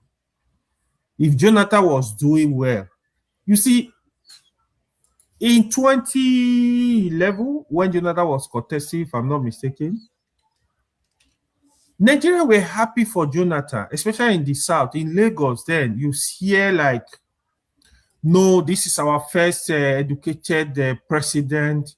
This is our first, it's a young president. Jonathan was like 53, if I'm not mistaken. People were happy. Oh, he understands the problem of Nigeria. He's from the creek. He grew up in the creek. He understands the difficulty in the Niger Delta, the problem of the poor. And what was his Ikape based on I had no shoe. And people actually, they bought into what he was talking about. But you see, Jonathan, he really, I don't know, Jonathan Buhari, I feel it was just wasted 60 years altogether. We actually need, during Buhari, when Buhari was contested in 2015, yes, Buhari had the number in the North. I really wish it was Sanusi Lamido that was in that position, to be honest. Because Buhari knows that he does not have the capacity to run the country, but he had supporter, he was just deceiving the people, he didn't care.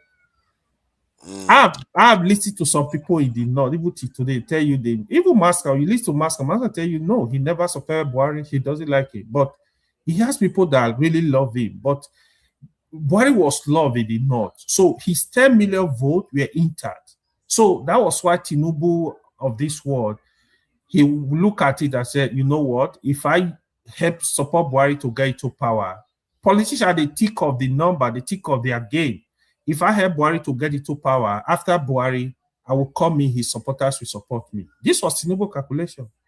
And you work out for him. So Thank you for that.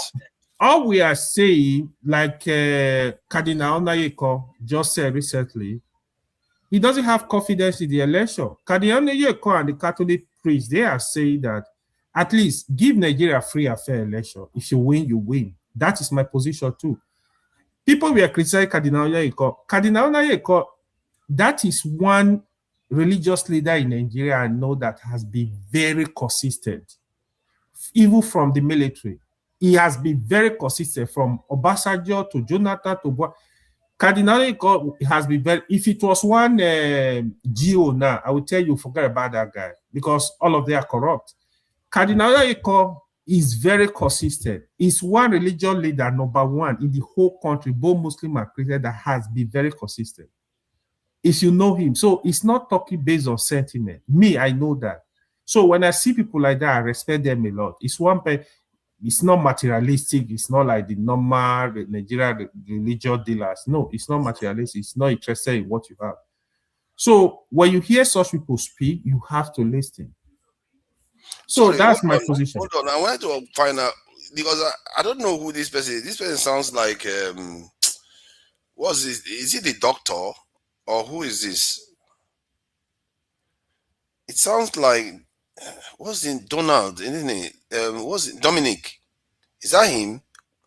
I don't think it's Dominic. I doubt. Dominic does not speak like this. Yeah, it doesn't sound like. That's why I'm a bit concerned that it was him, but it's not him.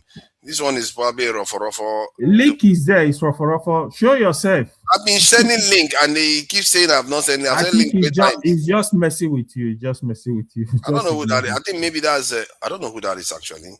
Let me move on. So okay, let's see if we can change the topic a little bit. I don't know which part. You know, Traore. Oh God. AY. I'm sorry. AY, I'm sorry. What is it? We are going to Islamic stuff again now. Go now. See. Hold on. When it comes to Islamic stuff, I will keep educating you, educating the other people. Okay. You see, you guys, listen. There is something we are really missing in Nigeria. You need to listen to everybody. That's what we are not getting. Majority of people that come onto this platform, they are Christian. They will always support their Christian ideology. They will try to defend. It doesn't work like that. It's just like when you're talking about tribe. Hausa needs to listen to Igbo. Igbo needs to listen to Yoruba. Yoruba needs to listen to Ijo. You need to listen to everybody to form a country. It's just like Catholic speaking now. But you are now. Hold on. Let me say. Hold on. It's just like Catholic speaking now. Catholic is the biggest religious denomination in Nigeria, apart from Muslim group. In Christianity, you have to take them very seriously. You have to listen to them.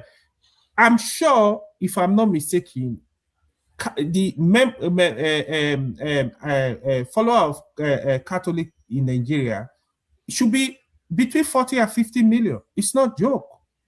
You have to take them seriously. You have to listen to them. You have to listen to everybody. You cannot say a country where you have more than half. Said the topic. This is no. Not before you bring it to, I need to educate you on this. It's not very well. We have not even started. No. Let's discuss it. No, me, I don't shy away from the story topic. I just try to educate you from what I know. But you guys never take it. You want to bring take the topic because it's not even in Nigeria. Bring it on. It's in Burkina Faso. Because the Burkina Faso Burkinabe leader decided to outlaw Sharia. He says he's not going to have Sharia in his country, and he also found out that there were some practices that were going on where they would send people to Saudi Arabia. They will get training without they will leave the country without permission from the state in any way. They will go and get training and come back inside the country. And that this is how some people go there, they get training, they come back and they start destabilizing the country. So, and he also said that there's an element of inconsistency to it. I think he gave an example about some of the things people that are considered non-halal work on. People that are halal actually use it, and yet they will say that they don't participate in other aspects of society. Like technology? technology and a few other things that he uses. And I think something like he uses it as an Technology is halal now. What is he talking about? No, I think there was one he said he gave. I think it was something to do with physical contact with something. So my point is that then he said something about that is not good for a state to get involved in, make religion as part of the state, even if they are, I think 67% Muslim in Burkina Faso. So, and then the is it up to 70%? No, I think it's around 63% or so. Okay.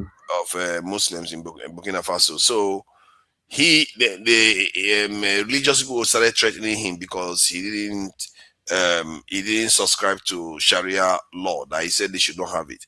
So what do you make of that? Because some of all these things that they do is why people get worried. Like, why do you have to necessarily convert the state to anything to do with religion?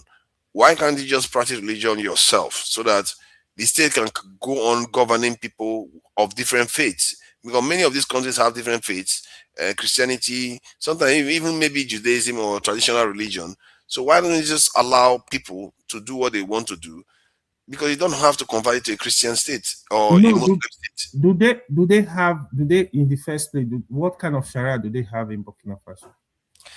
I'm not sure how deep it goes. I don't think it's the type where you like the state religion. I think it was like they maybe like Nigeria, where they are beginning to have it in different areas. And so he felt like, okay, because of the practice that was going on, the way they were taking them to, because I think he too started picking up on the fact that somebody will know how to read Quran from back to back, but they don't know anything about sciences or anything like that. Those are the kind of things he feels like it's not right, and they keep sending them to Saudi Arabia for them to go and get training and come back and start fomenting extremism inside their country. No. In Saudi Arabia, sincerely, sincerely, if you don't understand this stuff, you will not understand. I can actually sponsor you. I say, come, let's go to Saudi Arabia. You see the school they're talking about. You see, my eldest brother studied in Saudi Arabia. He studied at Al University in Mecca. I don't want to talk too much. So he doesn't even live in Nigeria. He lives in Canada. It's not true. Those people that study in Saudi Arabia, I'll give you an example. I don't know if you know, like the Imam of Masjid al-Haram, the big mosque you see in Mecca. The leader, the Imam, he's a medical doctor, medical practitioner. He's a medical doctor. Sudais. He's the head of the Imam. He's a medical doctor. So those stuff, most times they are not true. Even Islamic schools you have in Nigeria now, they are not only, majority of them are not only Islamic school. They have very strong science, like it's a combination, right? So his complaint, you see, when it comes to Sharia, I say this to people, you might not take it, you might take it. Any practicing Muslim is under the control of Sharia already.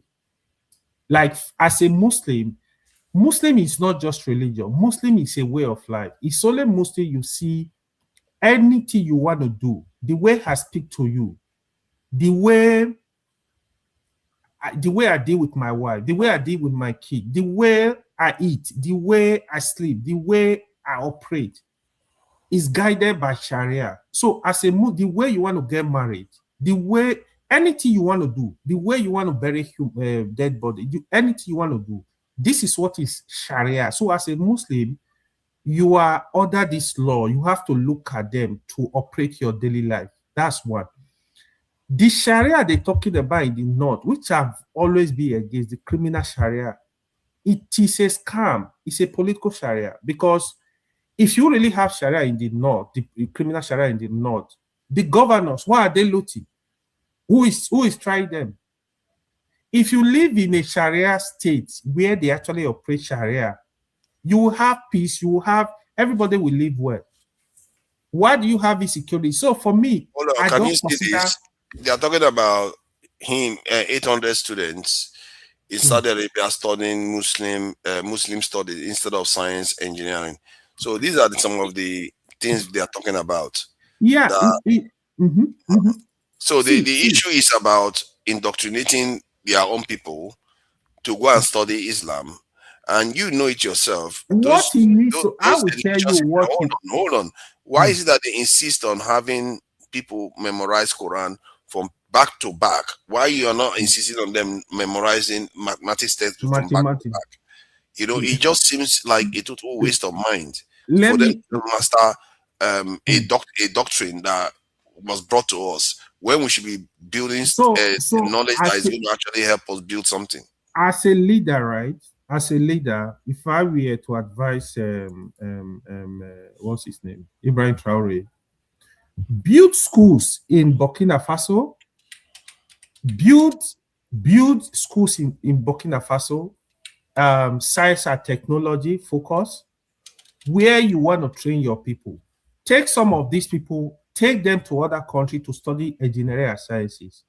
Even those going to Saudi Arabia, when they come back, when somebody memorizes Quran, there is nobody that can beat him in whatever he wants to study. Because, fact check me, if you know anybody that ever memorized Quran, their retention is very high. So you can still train those people to be engineers, scientists, to be most of their mind memorizing the Quran. They have not memorized anything else. That's the problem. See, history suggests that if that was the case, hold on, please. Because let's not just say because go by anecdotal stuff.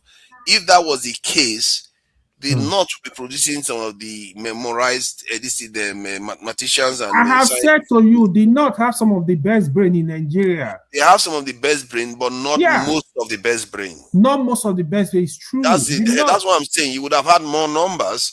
Imagine, given that they have more population. Okay, Father, it's you that deal with numbers, right? It's you that deal with numbers. Let's deal with numbers. When you look at Africa, you see, I want to prove to you when it comes to North, this has nothing to do with religion. This is just a problem we need to deal with in terms of education. When you look at Africa countries, list the 10 top Africa countries. I see your top 5 and most educated will be Muslim countries in Africa. This is a fact. Where you, top 5 most educated countries in Africa are Muslim countries. Go and fact check me. So how do you explain? Yeah, no, it's not African countries now. Come on, it's not African countries. Is it that's kind of Muslim countries, right? Even no, but then if you want to use that, because they are not Black African countries. If you say Black African countries, that's a different thing. Hold on, okay. Don't be funny with facts now. Come on. No, I'm not funny. Hold on. I have said this, right? Africa, we have our own issue. This is what we are not recognizing. Sometimes we attribute it to Christian, we attribute it to Islam. Which Africa country that is 90-something% Christian doing well in terms of education, in terms of everything? Which of them? Tell me. I don't know how many countries that are I don't know how many countries that are even 90-something% Christian in Africa. Kenya is 90-something% Christians. If it's 90-something% Christian, Kenya is doing okay. What do you mean okay? No, they are doing better than many Black African countries. That's for sure. No, you are overrated Kenya. No, Kenya is one of the leading countries in digital technology. They were even looking to Nigeria also doing well in digital technology. No, yes, Nigeria is slightly doing better. Nigeria is doing very well. The part that is doing better is the South. The people that are involved in it are Southerners. See, now, let me, the Kenyan No. See, Father, these are mistakes. Father, some of the, I'll tell you this. Okay, see, I'm not trying. Let me just say this. I will let other people speak. I will tell you, I have friends from the North, top engineers in Google, top engineers Amazon. They are from the North. They are not from the southern part of Nigeria. I'm talking about in Nigeria, the top companies, tech companies in Nigeria. Okay. If you, probably. And the same is true for Kenya too. The same is true for South Africa. They are the ones that lead the Black African countries. If anything, the Muslim Black African countries are the ones doing the worst. Where do you have data to back that fact? Sudan, Somalia. Sudan is not black now; it's mixed. No, Sudan is black country. They're just calling themselves Arab. They are hopeless. See, Sudan, South Sudan is Christian, so it's not. South Sudan is Christian. How come they are not doing well? No, because it's not a stipulation. We are looking at the best ones. Okay. So Sudan is there, Chad, Niger, Mali, Burkina Faso, Senegal. Senegal is mostly Muslim too. Yes, Senegal, Gambia. Senegal is doing very well in IT. Senegal is doing okay. Senegal, but it's a tiny country, and it's a Muslim country, but not as advanced as the other Christian nations. So if you look at the sub-Saharan African countries, the Christian nations are the ones doing the best actually in terms of technology. They are the ones. They are in short, they are the most advanced ones. And you can argue that maybe it's the location of the this in the Muslim nations, because they generally are based in dry environments and the Sahel. So that could be a disadvantage. But even within Nigeria, where you can say, okay, everybody has access to the Nigerian resources, you can still see that it's the Southerners that embrace technology more than the Northerners. And where this discussion started in from, Nigeria. Yeah, the No, Southerners. you know, in Nigeria from inception, sincerely, did not have always been behind in terms of education, development. That is just a fact. But you would think the gap should be closing by now. And I think I agree with you 100%. Yes. So the gap should be closing by now. So my point is that if somebody can cram Quran, when you can have them cram chemistry, physics, these people, if they were doing that since 1960, do you know the kind of minds we have right now? We'll probably be winning Nobel Prizes. I will say this. I agree with you, but you put the blame on the Northern leaders. They are actually the problem. Maybe that's what Traore is trying to solve. So, but don't forget, they are still doing it too, but it's just that the population is not enough. This is my issue. Like, they need to do it more, invest in education. The Northern leaders, whatever is going on in the North, the people should hold them accountable. Yeah, the governors. Yeah. But then you should do you support what Traore is doing then? You see, again, you are not going to listen to me because you want to hear what you want to hear. There is nothing wrong when people go to Saudi to study Islam. See, I have friends, for example. Okay, my uncle is studying University of Medina.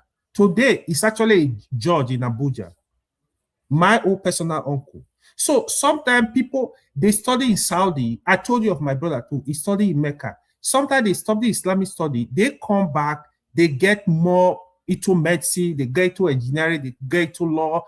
People do all this 800 students. Let me read what he just said. He said, Traore also announced plans to recall Burkina-based students studying Islamic law in Arab countries.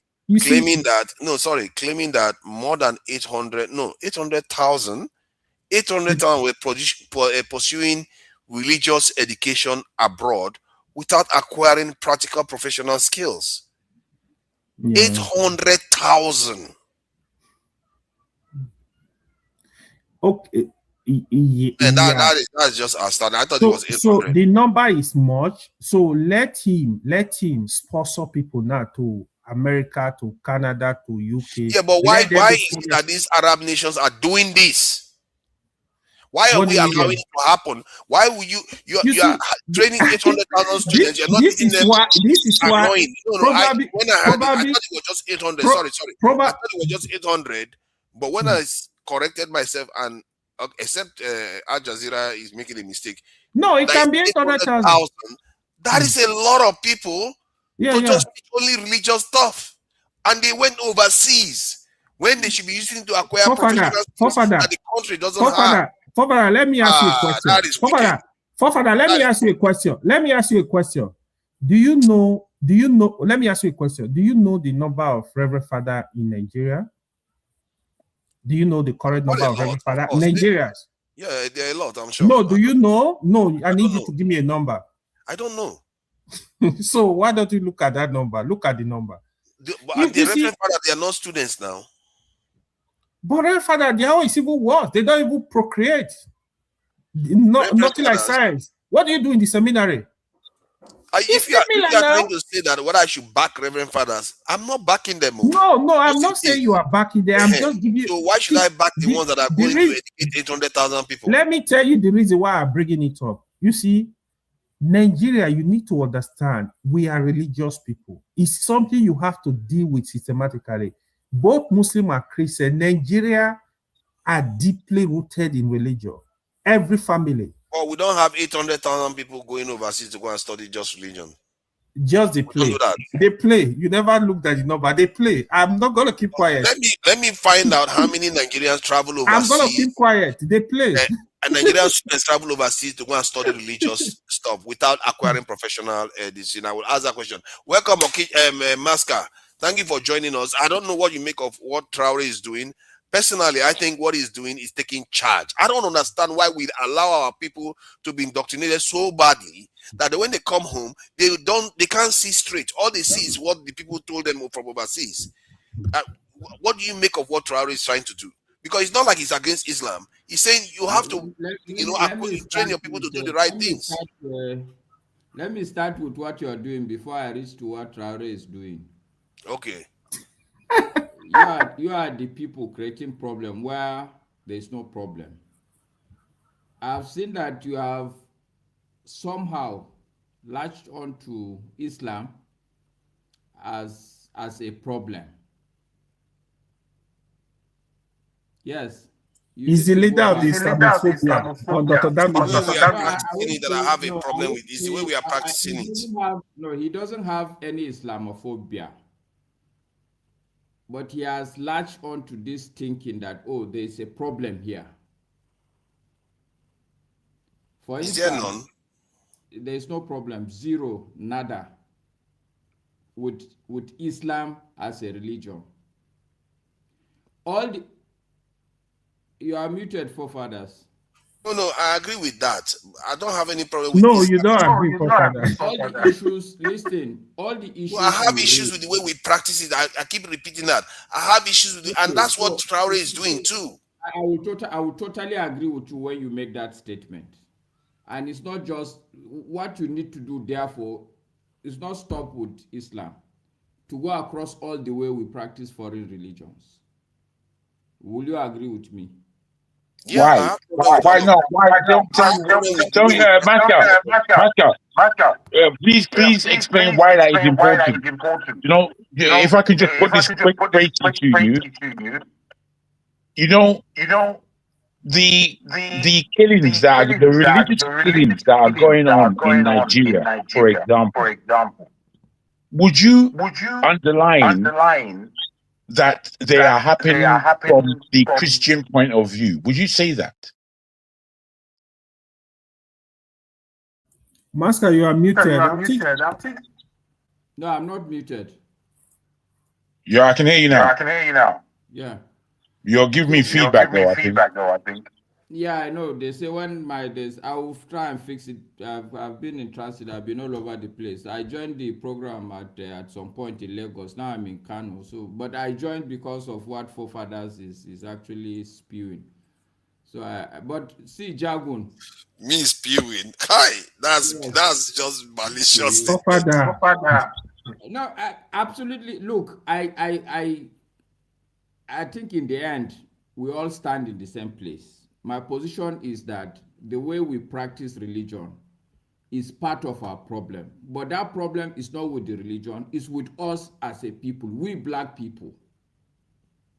There is a problem with us. You're not answering the question. I'm afraid. No.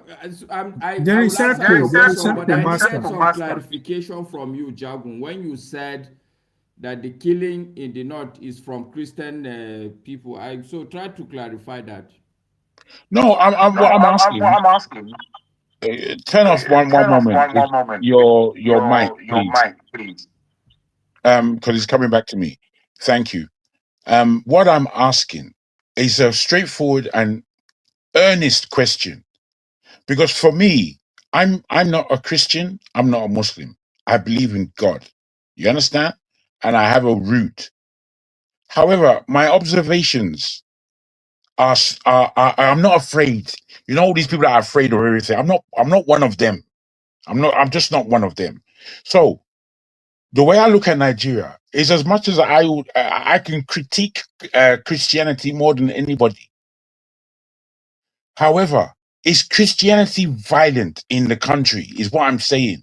Whereas my belief is that Islamification in our country has been and is extremely violent. And I don't see why Muslims. Let me finish. I do not see why Muslims cannot say that. I can't see it because it's there in your face.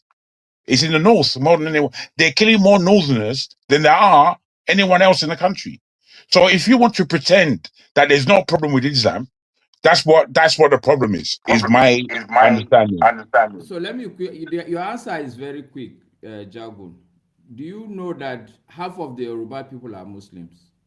This is not a problem to me. No, Even the Yoruba.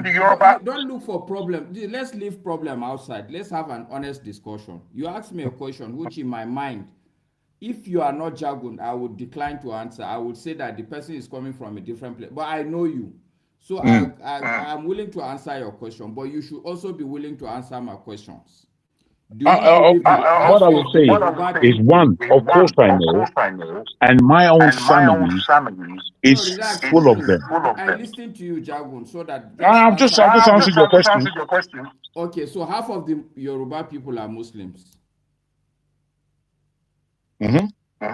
Do you believe that the Yoruba Muslims are also participating in this killing? What I believe, the Yoruba Muslims are quite different from the Muslim Muslims. So wait, just answer me straight. No, I am answering you straight.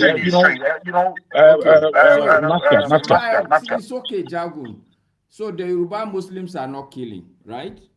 No, I don't believe so. And if they are, they should be hung, drawn, and quartered. From a logical perspective, therefore, mathematically, you can clearly see that, okay, they are black people, they are Muslims, but they are not killing. So how are you going to now, in the same brain and in the same breath, jump and say that it's the religion that is the problem? I can tell you, it's not an impossible question to answer. You think you're asking me a difficult question, but it's not. The Yorubas, both Muslim and Christian, they are more tied to their Yoruba identity than they are to any other. Whereas, let me finish. Just let me finish. You can't. I'm not in a court of law. In the north, I'm trying to answer your question. So you are. I didn't ask any questions. Oh, Masca, don't be unfair. There are enough unfair people here. You don't have to join them. No, I'm not being unfair, Jagun. Look, I just want us to be a bit more logical. I totally agree with what forefathers have said. I'm putting to you a clean question. Which is when you say that Islam is no problem in the country called Nigeria, can you now tell me why so many people have been killed in that country? Since whenever you want to talk about it. Okay, that's my answer to you is that that's a long discussion. Okay, rather than take the long route to tell you why there are so many killings. Your volume is not there again. It's really gone down. Can you hear me now? We can hear you, but you're very far away. No, I'm trying to be close to the. Like I said, I'm in. Maybe something needs plugging in or something. It just went out. It seemed. Okay. But we're not getting reverb anymore. We're not hearing you well. All right, so I'll log off and log in again. Sorry about that. Okija, thank you for joining us. Traore, I don't know where he got those figures from in terms of 800,000, which is very alarming. Even 800 to me is quite alarming. From what I've found, Christians that are studying overseas, they're very, very relatively few that go overseas to study Christianity because, as you can tell, most Nigerians, especially from the South, are obsessed with professional studies. So they don't necessarily do that. So maybe you can argue that Western law that we have is Western, is Christian-based law, versus the Islamic one, but they don't generally go and study Christianity in the West, except they are already part of a congregation like, Catholic Church, that kind of stuff, but not like going to study the way they, and besides, they don't go and study Christian law. You see that? They don't do Christian law, but this is why you don't have any form of Sharia in Nigeria. But in the case of this Burkina Faso, they're going to study Islamic law. That is part of the issue that tourists try to highlight. Let me ask you that question. Hold on right there. So, it's in seminary, what do they study? Hold on. In seminary, what do they study? We have okay. That's what we are saying. We have over 10,000 Reverend Fathers in Nigeria.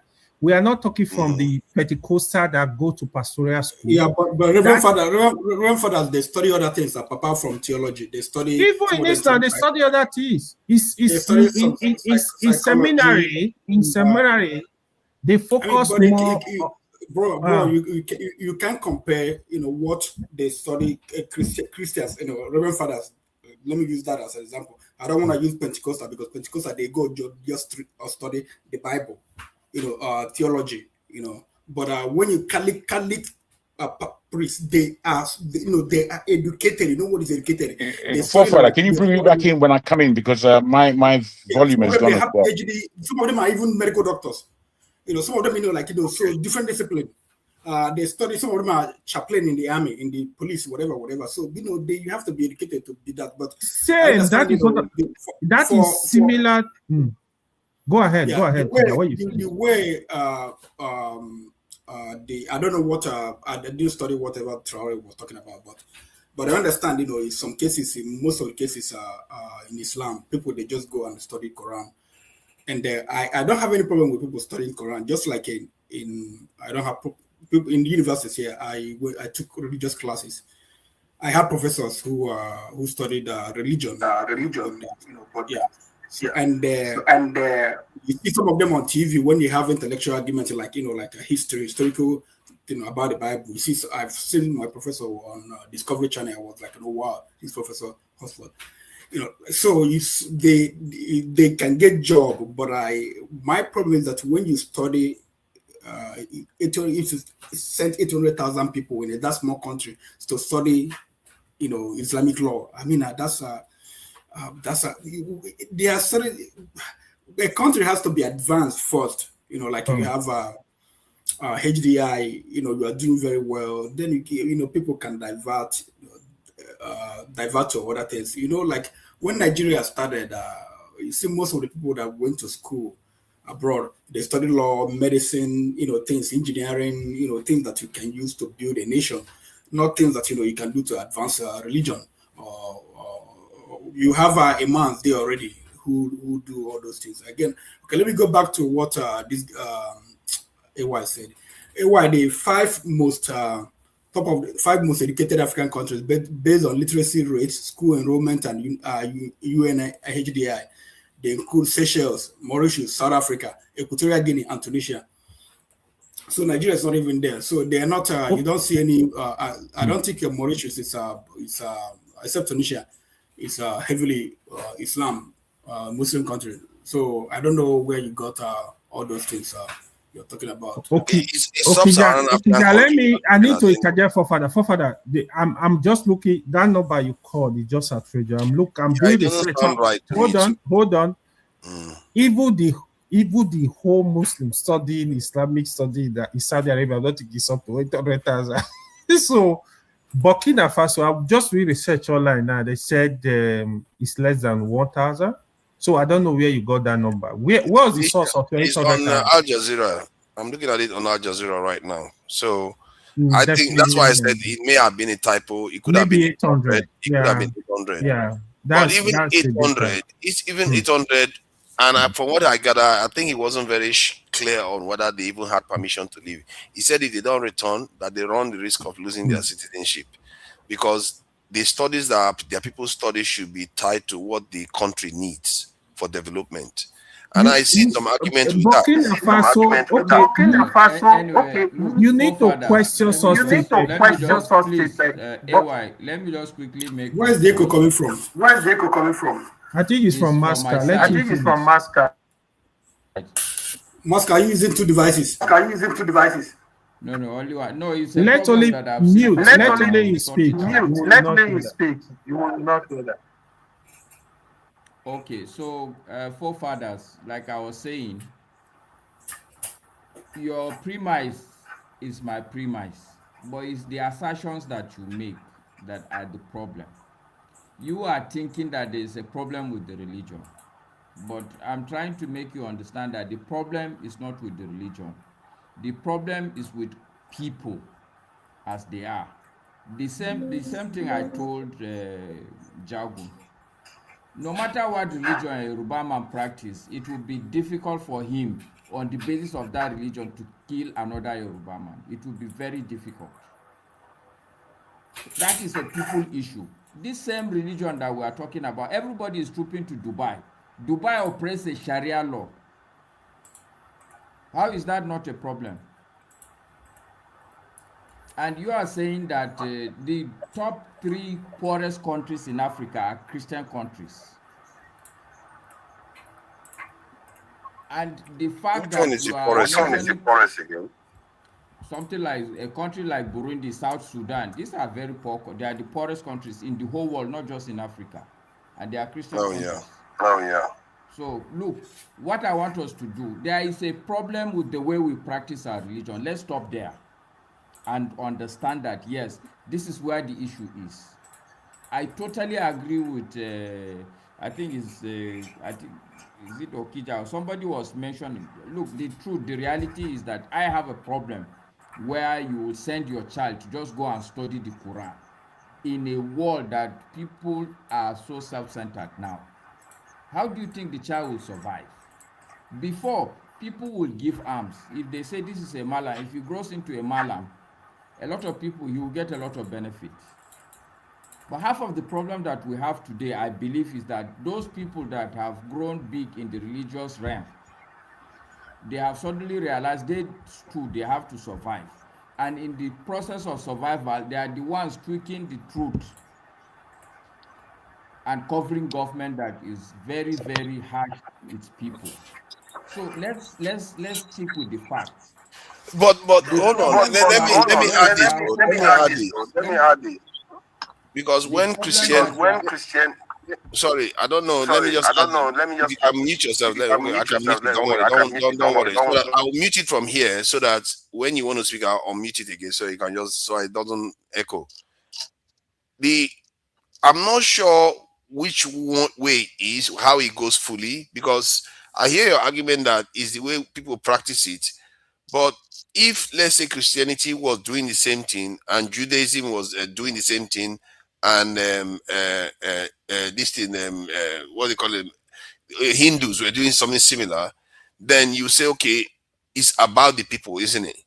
But why is it that it's only a set of people that practice this religion are the ones doing it? You can say it's the people, and you can also see why it's tied to the religion too, because the other groups are not doing the same thing.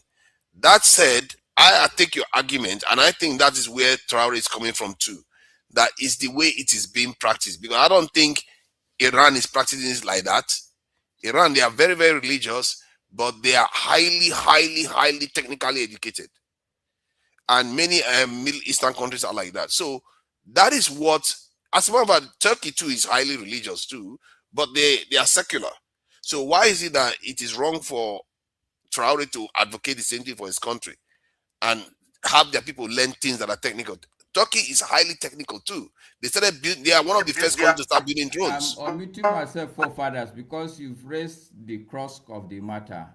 Traore is not criticizing religion. He's criticizing the way his people are practicing this religion. You can't go and study religion only without studying science.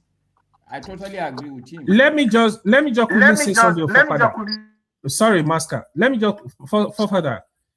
You see, the problem, you need to open your mind when people are speaking about it. You need to understand, because you don't know what's going on.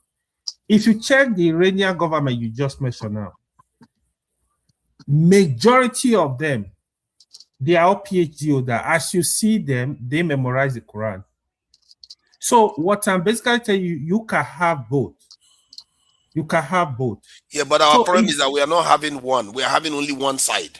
No, yes, that's what Maska is saying now, right? I will also say to you, listen, now you have Islamic school, top Islamic school in Nigeria, for example, secondary school.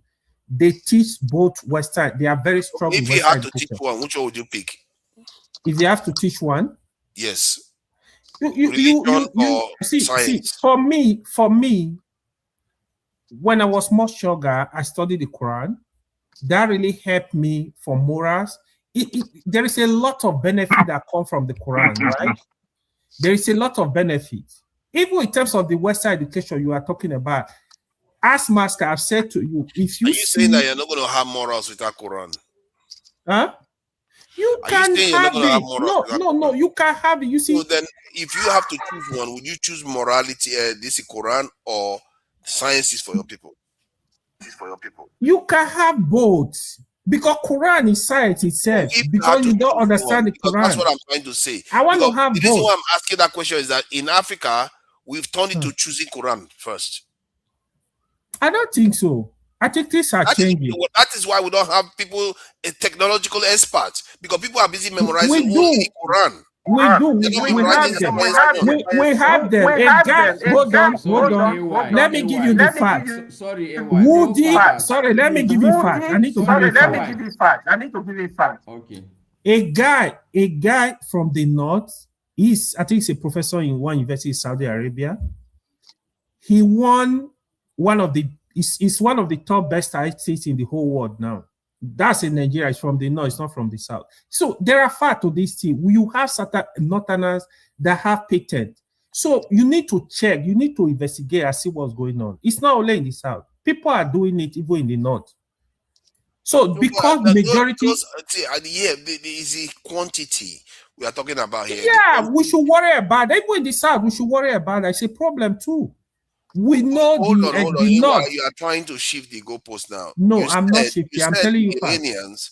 You said the Iranians also memorize the Quran, which is true.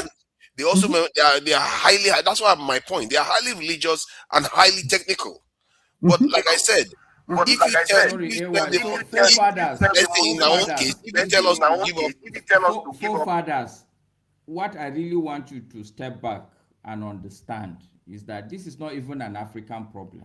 This is a Black African problem. Because I put it to you that the first 3 universities in Africa, they are all in Muslim countries. There is one in Egypt, there's one in Morocco, the other one was in Tunisia. I can't remember their names. But the first 3 universities in Africa are in these Muslim countries. Islam and science, they are one and the same. The problem that it's not the same now. It's not the same now, though. Hey, no, even now it's still the same. It's just that we Black people see. Look, forefathers. That's why I told Jagun that for me to explain to him why there's violence, it's a longer route because the. Hold on. If that was the case, why is the West far more advanced than the Islamic countries? What do you mean by far more advanced? Because you are saying Islam is tied to sciences and everything. Then why did the Western countries become more advanced than the even if the Middle East was more advanced at some point? Simplistic logic. I'm trying to say that they've changed.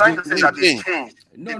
What the reality about life is that you take what somebody has built, you add your knowledge on top, and you grow bigger than that person. This is exactly what's happening with China. This is how all the world works. True. That's how it works. Yeah, but we're not trying Chinese religion to technology. Hold on. Okay, please go ahead. Okay. Top 5 universities in Africa. Okay. 4 of them are in South Africa. The 5th one is in Egypt. Top 5 universities in Africa. No, I'm not. Well done, Okija. Well done. Before we just start. Those are Igbo universities. I don't know why we are counting all these universities. I'm not talking. No, it doesn't South matter. Africa We said the is best not in Africa. Africa. Point out. South Africa is white Africa. Stop deceiving yourself. It's not a black country.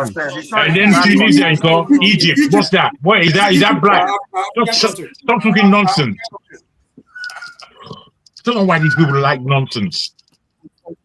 All I was trying to say, and you are just buttressing my point, because the universities you mentioned, they are not black African country universities.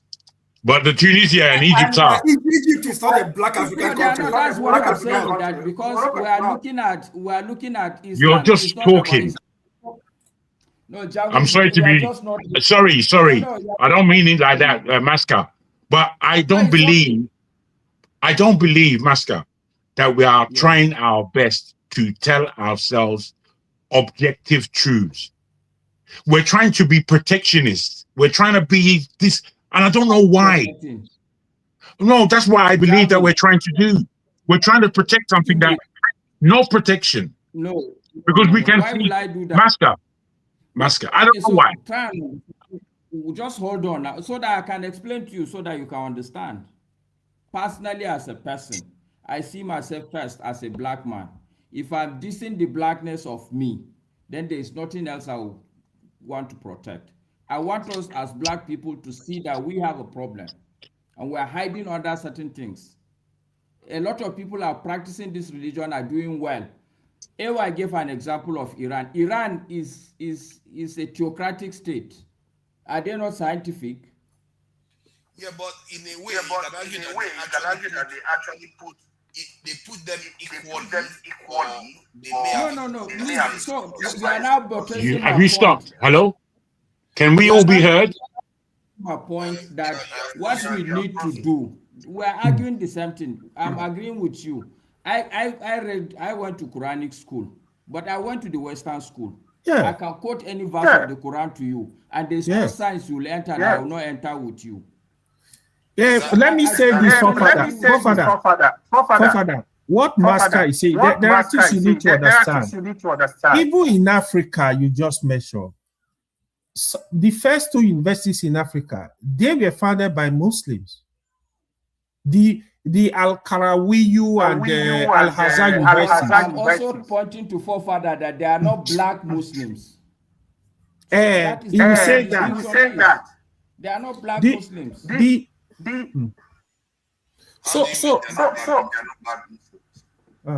echo. So Forefather, they are black. Oh no, they are not black. Exactly. I don't count them as part of this. If you want to analyze what happens to them, because they are following the Arabic paradigm. Okay, so if you say that there is an Arabic paradigm, then you are suggesting that there is a black paradigm. Yes. Okay, so now you have come to where I want you to come to. Is that black paradigm that is the problem? I agree with you. Hold on, Forefather. I'll push further that even within the black paradigm, there are some black people like the Yoruba people that will not kill in the name of religion. Yes. Okay, so if you are there, and after all, this argument, listen, Forefathers, this argument we are arguing is a baseless argument. You know why? Because if they born you in Kano, you probably would have been a Muslim. Yes. But it is far from. Wait. Okay. Wherever they will have born you. Wait now, Forefathers, let me make my point finally. Religion is something that is a circumstantial thing. But this, you see this black, that you are black like this, even if they gave birth to you in the moon, you would still have been a black man. Yeah. So let's understand what is substantial, what is superficial. Okay. And what you said,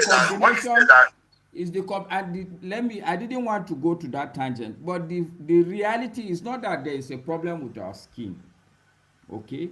But we, the black people, if you check the history we've gone through, our realities over time. It will now explain why we are doing things the way we are doing it. That's all I'm saying. But I don't want to have that long debate. Forefather, A lot forefather. of Forefathers, people I have a say, lot.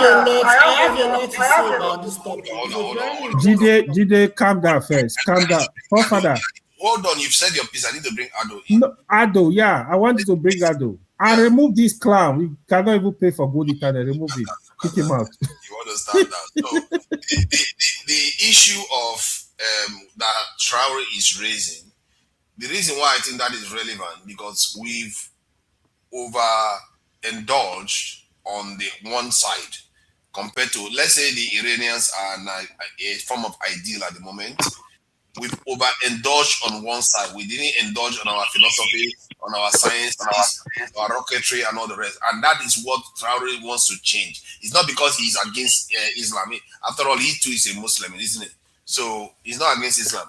And that too should be true for us in Nigeria too. We too have to start focusing on those areas. You know, I think the question is, why, when he made this statement, why did so many people from the Islamic world come out to reject his statement? Why? Because those are the No, I'm asking everybody. No. I'm bringing out Ado.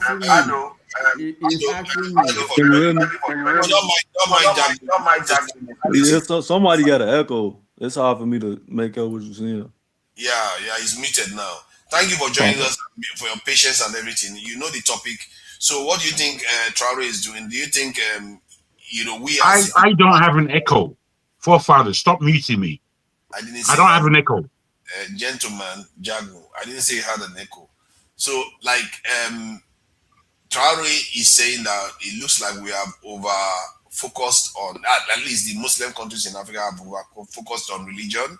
Basically, that's what it's arguing, instead of the kind of knowledge that their people really need for development. I don't know what you make of it. Yeah, I listened to the full 2-hour speech that he gave. I think it was like 2 weeks ago now. The main crux of the matter that he had with that specific dynamic, it wasn't about the religion per se. The 800 people that he was speaking of left the country unaccounted for, and that there was some underhanded dealings of how they got to Saudi Arabia.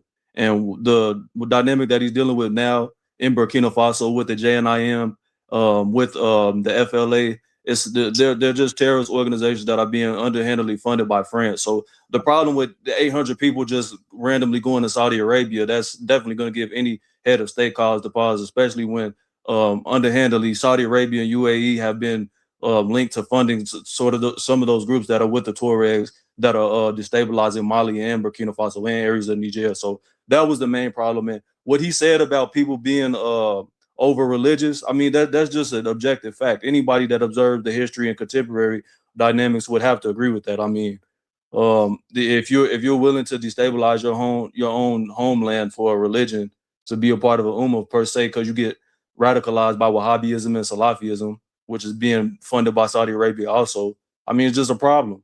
I think a lot of people that came out and spoke against what he's saying, they just exposed themselves. And Ibrahim Traore, he's just not playing with nobody. If you go out there and you speak, you preaching extremism as an imam, you're going to get arrested.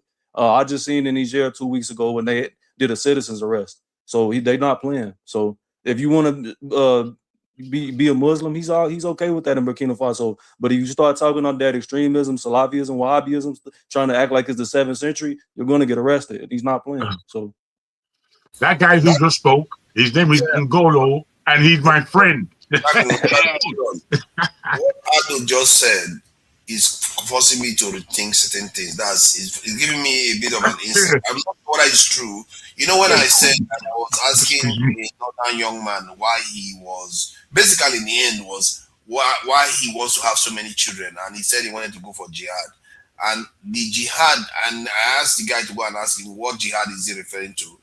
That is the one the guy refused to go and ask the question. My concern is that maybe the jihadist he was talking about at that time was what Ado just highlighted in terms of saying that when they get radicalized, then they go and start destabilizing their country because they want to create an ummah. That is the whole point of a jihad, to create an ummah. No, forefather, hold on right there. What is jihad in Islam? What do you understand by jihad? We don't expansive meaning, but we are talking about militancy here. And that is what the guy said. When the guy said, you think the guy didn't know that having children, you could do spiritual jihad. No, he's saying, I'm having many children because of jihad. See, it looks like I'm saying this thing like abstract. I can't believe I actually have that. No, that's another Muslim trick where they always try to say, you don't understand. How can you understand? It's the Quran.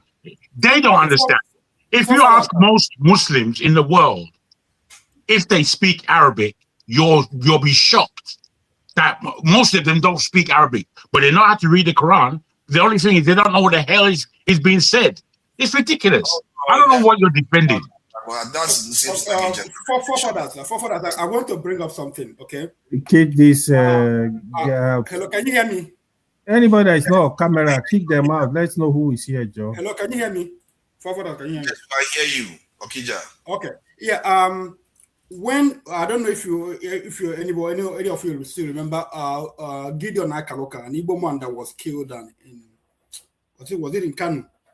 Okay. He was killed in Kanu, and the people that arranged, the killing included what's his name, Sanusi, the former CBN governor, and he just came back from yes, I remember that Islamic coup in Sudan. When that had happened, he was like he was masquerading as an Islamist when he came back from the university, and also Pantami. Issa Pantami, the one that served as a minister. So let us, when we talk about it, let us, but this is reality what is happening. And these people go to those schools, whatever they learned, whatever is immaterial. The core thing they learn how to be,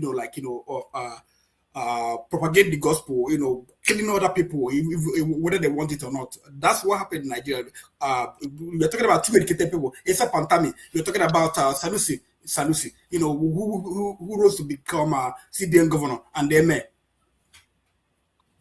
And I was just reading I was just reading some CIA declassified files in regards to even northern Nigeria. I think his name is Abu Bakr Gumi. He was Saudi Arabia gave him like $3 million because there was no problem with Sufism in northern Nigeria. They gave him upwards of $3 million. I think 3.5 to spread Wahhabism throughout northern Nigeria, and that's according to the CIA declassified files. Oh, really? Thank you so much, man. Thank you. You just saw that recently? Yeah, I mean, I just read it officially. I've heard it before, but I just officially got the transcript. Saudi Arabia funds these organizations. Can I say something quick? I really want to say something about this topic. I think it was Brother Maska that talked about how he made some interesting points. He talked about how Islam have always adopted science. I think it was either AY or Brother Maska that said it. Both of them. Yeah. I think they are, to be fair to them, I think they are right. So it's not, I will explain. I'll be balanced. So no, look at me. I mean, I'm very balanced on this topic. So this is the thing. If you look at the golden age of Islam, they applied science, philosophy, astrology. You understand? And they made a lot of progress. The golden age of Islam. In fact, one of the pivotal decisions across the Islamic... Let me confirm. Jide, are you Muslim? No, I'm not. Okay, just to confirm. Jide, just ask for father if he's Christian. He's gonna deny. He will deny, but he's the leader of Islamophobia in the UK and on social media. On a lighter note, forefathers. You see, this is how you run into problem. What you need to do also to ask Jide whether he's also a Christian. Oh yeah, okay. It's only fair. For all I know is okay. Are you a Christian? No, I'm actually. I'm on both sides. Yeah, Jide is a free man. It's a free man. Yeah, from religion. Yeah. So as I'm saying, what was I saying earlier? So the golden age of Islam was influenced by the advent of, adopting scientific ideologies, innovations, philosophy. In fact, that's why you have some of the earliest universities. They were Islamic in Europe, in North Africa, right? So Islam, historically, when it comes to sciences, they played a role in the advancement of sciences that was now adopted by the West after the decline of the Islamic empires in Spain. They copied it and they used it to advance up to where they are today. But having said that, one of the things that led to the decline of Islamic empire was the complete fundamentalist leaning that Islam went into towards the tail end of their golden rule. So they went more fundamental, and they decided to abandon science, astrology, and everything, because they believed that those things questioned the divinity of Allah, right? The divinity of God. So they decided to neglect those things, and eventually that was what played a role in the decline of the golden age of Islamic empires. Now, I think it was CAY or Masker that was talking about Iran. What makes Iran different as an anti-imperialist and an Islamic country compared to Saudi Arabia and UAE is, number one, apart from the fact that Iran is an anti-imperialist country, we need to understand that Iran is able to draw a red line, quote unquote, a red line between their Islamic Shiite beliefs with their heritage, with their Persian heritage, Persian culture, Persian philosophy, and also their anti-imperialist resistance struggle. So they incorporated the beliefs of Islam. Just like the Yorubas. Yes, exactly. Like they drew a red line. And that's what Burkina Faso is doing today under Ibrahim Traore.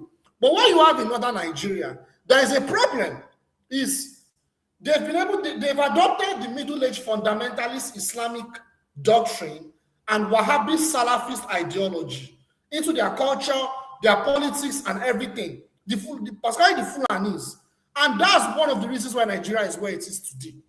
So Islam itself is not bad in itself. It's just that there are different sects and there are different countries that have been able to draw a red line between Islam itself and their identity. They did not allow Islam, being the fact that it's an imperial religion like Christianity, is what it is. They've been able to draw a red line to not ensure that Islam itself compromises who they are, but it's part of their identity. Russia is another example. Russia also has Islam. I think Russia is one of the largest Islamic Muslim communities in Europe. I'm not talking about immigrants now, indigenous Muslims. But what Russia has been able to do, maybe it's because of their Soviet history, is that they have been able to draw it's a secular state that has been able to draw that same red line between their Islamic beliefs, Islamic doctrine, and Russia as a state. You understand? So an average Russian in Dagestan. Actually, what you're highlighting is that we as Africans have not drawn a line between religion and state. That is where our problem is. And every African state that is religious, especially in sub-Saharan Africa that is religious, they tend to want to tend towards Sharia, law. Look at Sudan. Look at what's going on in Sudan, right? Look at what I'm saying. Like you will see that Saudi Arabia are willing to bring in Africans easily into that ideology. They are willing to indoctrinate Africans. The same way evangelicals in the United States, right, can indoctrinate Africans to have these radical beliefs, Zionist beliefs. It's the same thing Saudi Arabia too is doing. And Nigeria is the hotbed for that. You understand? The interesting thing about Europeans, this is why there's a reason why Europeans rule the world today. They were not the invention, they didn't invent the Abrahamic religions, but they encountered it. And once they encountered it and decided that, you know what, we're going to take this thing, when they took it, they made it their own. And if anything, they made an effort to persecute the country where Jesus comes from. That's the people where Jesus comes from. They persecuted them. Not go to them for lectures, not say that those people should be paying for their education in the Christianity. They persecuted the people where they got the religion from. That is what got the religion, because Europeans where they got to. As a matter of fact, the King of England was fed up of the Catholic telling him what to do. He decided to create his own Church of England, and they went on to be the greatest empire the world has seen in the last 500, 600 years. So there's an element that comes from owning your own thing. And Africans, This is our greatest mistake. In addition to what we are just explaining, because we need to clarify it further. Look at the war Iran is fighting. If Iran is fundamentalist, like modern Nigeria, they will not bomb UAE and Saudi Arabia. You see what I'm saying? You see the logic? You're a funny man. You see what I'm saying? Right? Sorry, my brother. He's just turned me off. The person you need to turn off has turned himself off now. I don't know why you turn me off all the time. I don't know what's wrong with you. I was just checking now. Now I turned off the right person, and now he's unmuted again. So, but it's all right. So who else? Who hasn't spoken so far? I think AY wanted to say something. What I wanted to say. What did they say is true. You see, let's stay on fact. The science you see today, when it comes to Islam, sorry, Master, the science you're talking about is today. Islam started science. If you don't know, both algebra, that's the bedrock of mathematics. It started from Islam. No, that's not. I don't believe that's true. Father, you have ChatGPT. Go ahead and do your research. Islam had their science, but it don't. No, it was the same science. Science was going on already. No.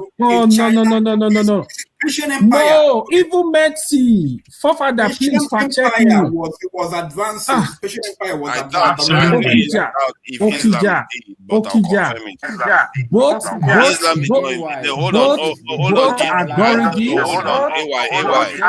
got information. Islam did not invent science, but I think algebra, there's some truth there.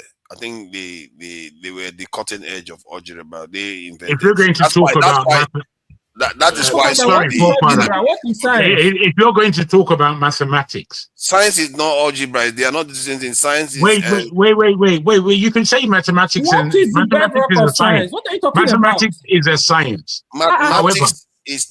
Okay, you can call it. Wait. Let me just say this before we argue over everything. Science. Hold on, Jacob. Don't do that. Don't do that. Wow. Jacob, mathematics is not science. Forefather. Hold on. You disappointed me, man. Mathematics is not science on its own. It's like saying writing is science. No, that's why I said mathematics. Jacob, hold on. It's like mathematics is an instrument that you use to practice science. Mathematics is a science. That's the end. No, it's just like you have linguistic science. Oh my God! Can this guy just stop talking? You are not even a scientist. I don't have to be a scientist. My dad. Come on, hold on. See, if you're a scientist, I can understand what you are passionate about. I haven't done anything. It's just. Hold on now. Hold on. Why are you so irritated? Because you are interrupting. But you're interrupting me. Don't you see that? Don't you want? Calm down. See, we are talking about maths. Maths is an instrument that used to practice science, and it itself can be subject to scientific methods where you want to study a branch of mathematics and try to research it. Science is just the art of observation, recording, and stuff like that. Father, what are you talking about? Stop saying I have no idea. I have no idea. He's blocking me. Science is just a methodology. Are you trying to tell me math is science? Okay, let's confirm it then. No, but forefathers is formally correct. Science is just a scientific method. That's what they're going to attribute to science. Guys. But what about math? What about math? Math is just used to formulate data to prove the science. But is it they're not going to consider it science? But math is not science. Math is not science. The listen is right here. I don't know science, why you are so are you saying let me make the statement for you. Let me make the statement for you. Maths is the bedrock of science. But that doesn't make it science. Don't you get it? But without maths, make it science. Hey, listen. Let me tell you what you are saying. This is what you are saying. Hold on. Let me define it for you. Hold on. This is what you are saying. You are saying. Hold on. This is what you are saying. Hold on. Let me tell you what you are saying. You are saying you don't need a woman to give birth to a child. That a child is not mother. That's what you are talking about. The child is not the mother. Yeah, you are. That's exactly what you are saying. You are But the father is not the mother. They are different. Oh my Which God. are the mother? Can you have Wait, a wait, child? before can I No, speak? you What you can't, are but it saying is doesn't make the correct. child But the formally, mother. Forefather, you're can not I going to speak? attribute anything Can I to science speak that's before not you the cut me off? scientific method. Don't you get that just because something emerges from something doesn't Can make you it allow me something to speak? where it came from? Sorry, Jagu, sorry. Okay, forefather, what is about Einstein known for? What is Isaac Newton known for? Why do you think they measure them? Do you know why? They mention them because they practice science. They are mathematicians. What did you mean science? No. The laws of this in emotion and all those things because of this That science. is love, motion. Where do you derive that from, forefather? Because you use muscles. Wait. Can I say I this? don't know why we are Can I speak? You know, forefather, Why you were are technically irritated. correct that math is a science, Forefather, but you were when they're speaking irritated about with the me before. definition, they're I haven't speaking about the spoken formal enough. scientific method. Sorry, bad. Adu, what are you saying? I'm saying technically AY You're is rude, correct if man. you're speaking about the if he a connotation of the word, but denotatively they're talking about the scientific method. Anybody that's attributed it to science is going to be the formulated scientific method. But you are correct though. Arithmetic is technically a What do you science mean, because it's sir? replicatable. Okay, well, let me break it down for you. It's like formulate a this is my hypothesis, fee. test the hypothesis, This is falsify my it, fee. all of that. You guys argument. No, professor. No, hold on. When you are talking of Well science, done, forefather. Well done. mathematics is science. Mathematics gave birth to physics. So when you are talking of the top scientists in the world today, the reason why they are top scientists, when you talk of relativity theory, motion theory, these are basically all the top scientists you hear, they are mathematicians. That is what makes them scientists. I don't know what you're talking about. Let me come in now. Jagun, no, you can't just come in, Jagun. Hold on. I can't just come in. I haven't spoken. Hold on. People need to get to a point. You're terrible, man. We have to read this thing. It's not about you, Jagun. Come on, let's just focus. It's not about it's about me. I haven't said anything. Let me read. Calm down. Let me read this now. You're not even saying I'll give you your chance. I will give you your chance, of course. Why not? I'll give You're terrible, man. I'll give you your chance, Jagun. See, the question I asked was, is math science in itself? Then he said, math is generally not considered a natural science, but it is often classified separately as a formal science. It differs from the fields like physics, biology, because it relies on pure logic and deductive proof rather than physical experiments and observation, which is what science is. If I want to say what is science, that's exactly what they're going to tell you. This is what I mean. It's an instrument of science. Can I say mine now? Because we don't. As much as you can I say mine now?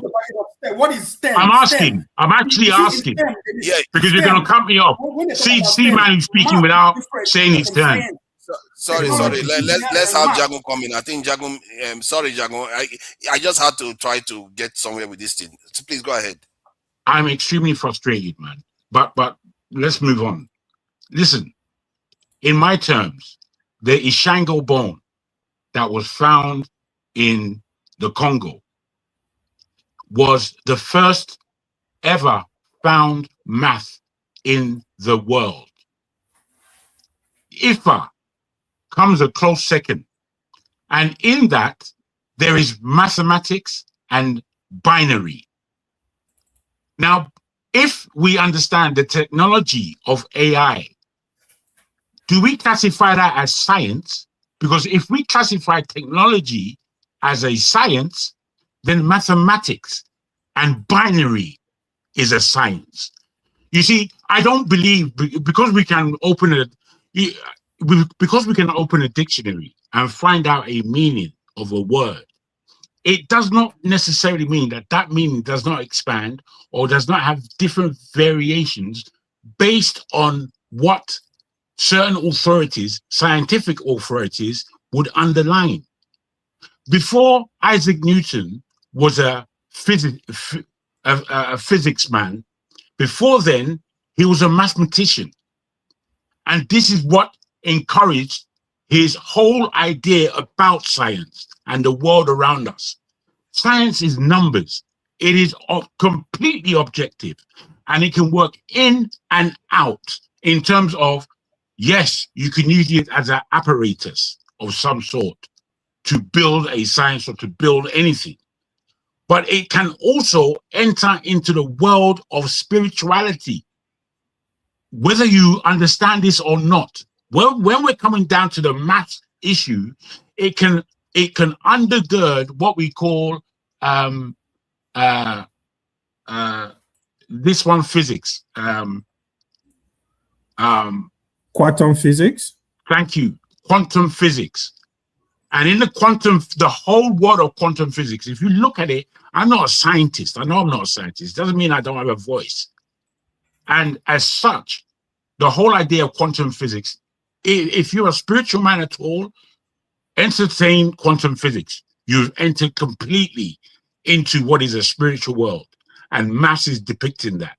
So I don't know why, in the world where God has created everything, and now because we find out, or because we suggest that the sun goes around the earth X amount of times, or is it the earth that goes around the sun? Whichever way.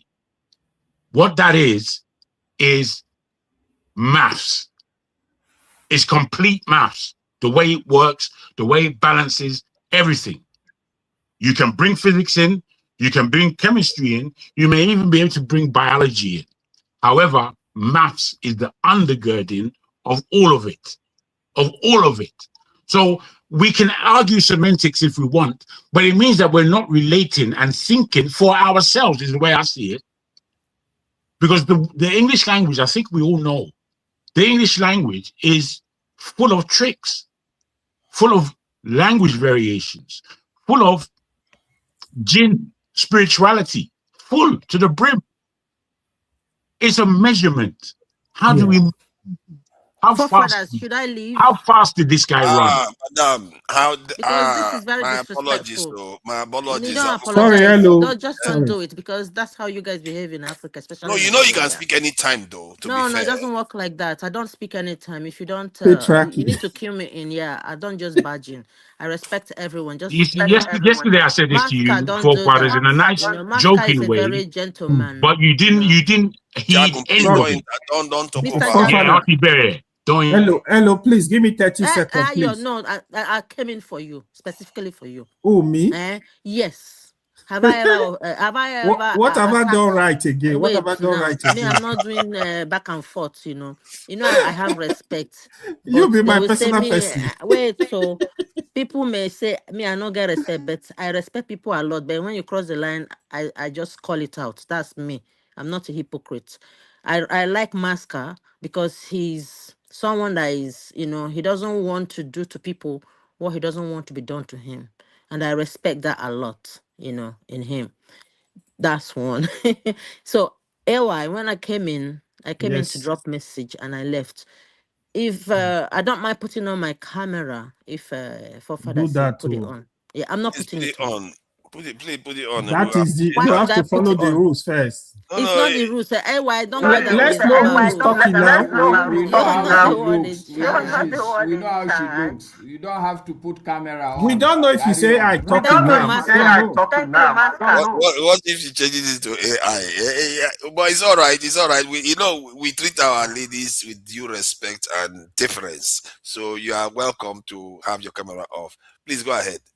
Hello, Mr. Ngolo. I recognize, although I don't know you as Ado, but I do know your Ngolo at search for Uhuru, isn't it?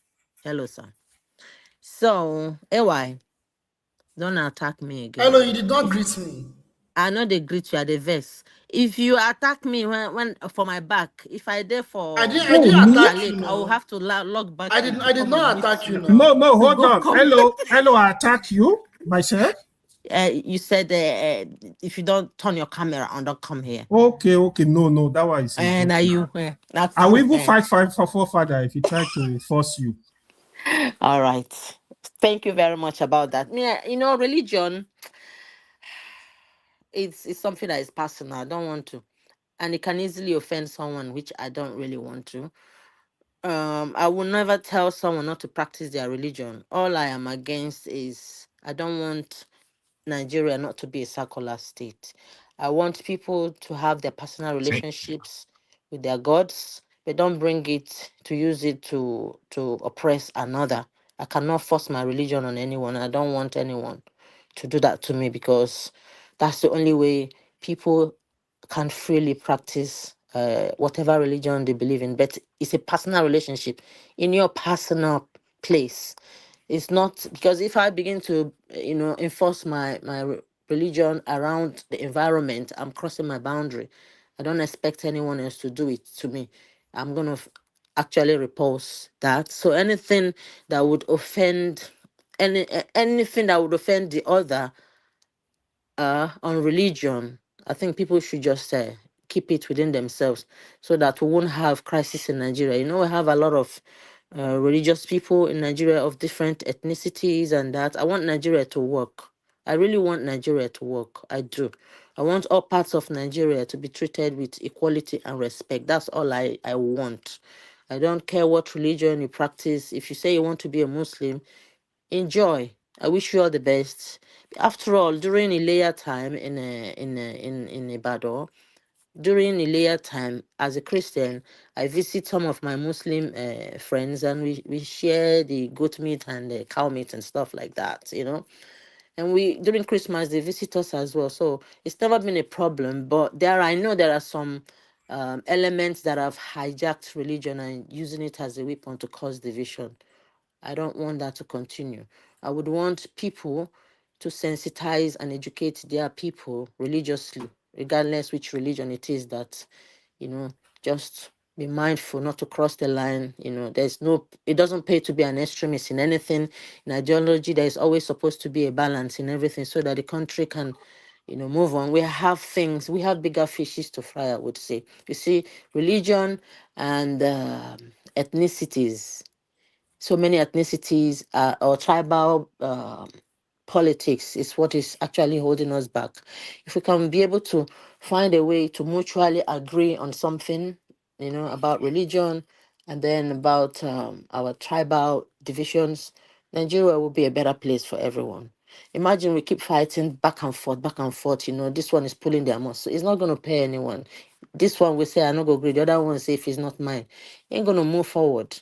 As we're busy fighting, the looters will come in and just continue to cause those divisions, those political powers using those religion and tribal bigotry as political tools will continue to subjugate us and impoverish our children, so that we'll continue to be slaves for them, so that when the time comes, they will just give us one grain of rice to come and vote for them.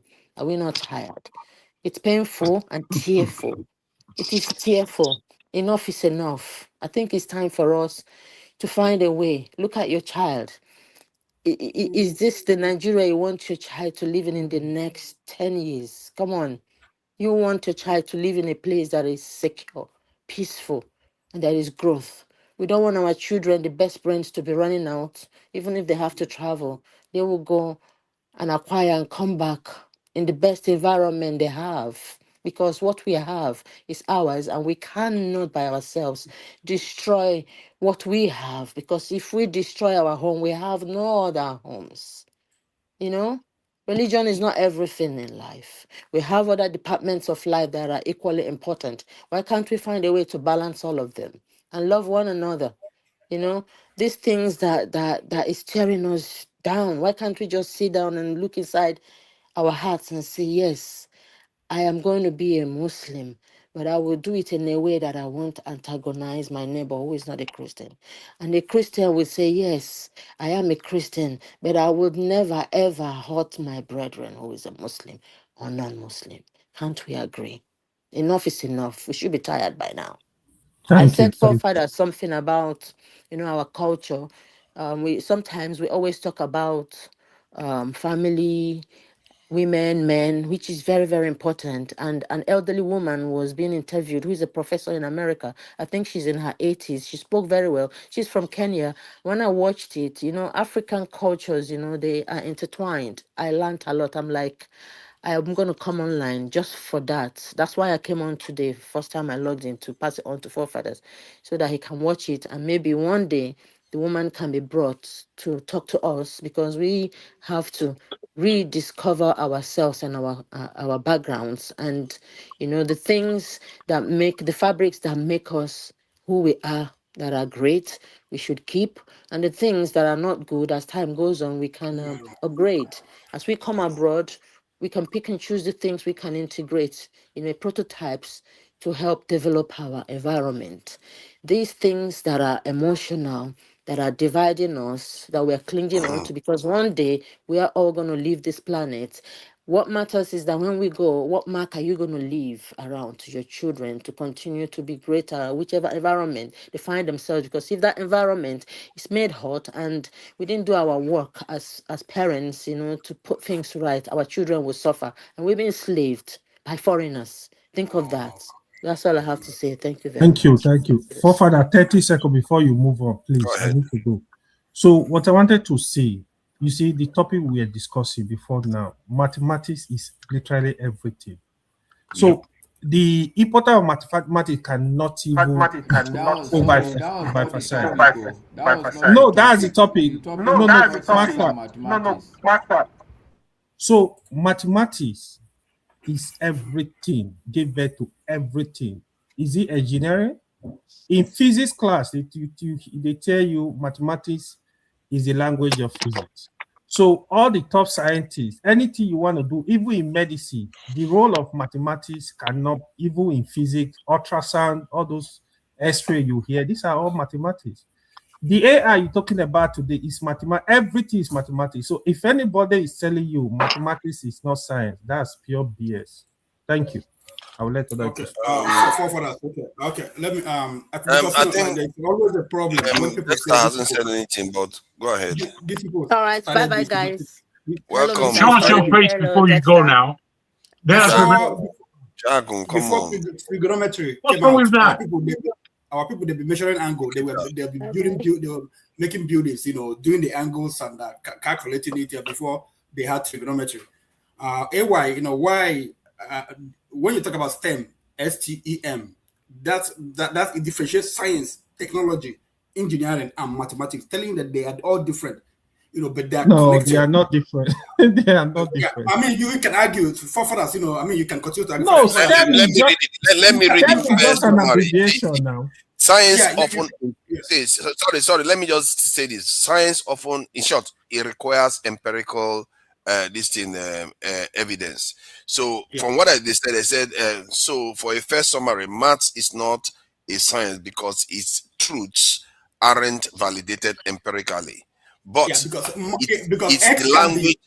No, this is where AY is correct, but it's the language and skeleton of every science. And he goes on to explain everything. And that is what I try to say. Maths is fundamental to science. Yeah, it's fundamental. Exactly. Call it a science. Some people actually call it a science. So AY is not wrong to say a science. That is a science. So you might not call it natural. It's not empirical. That's the problem.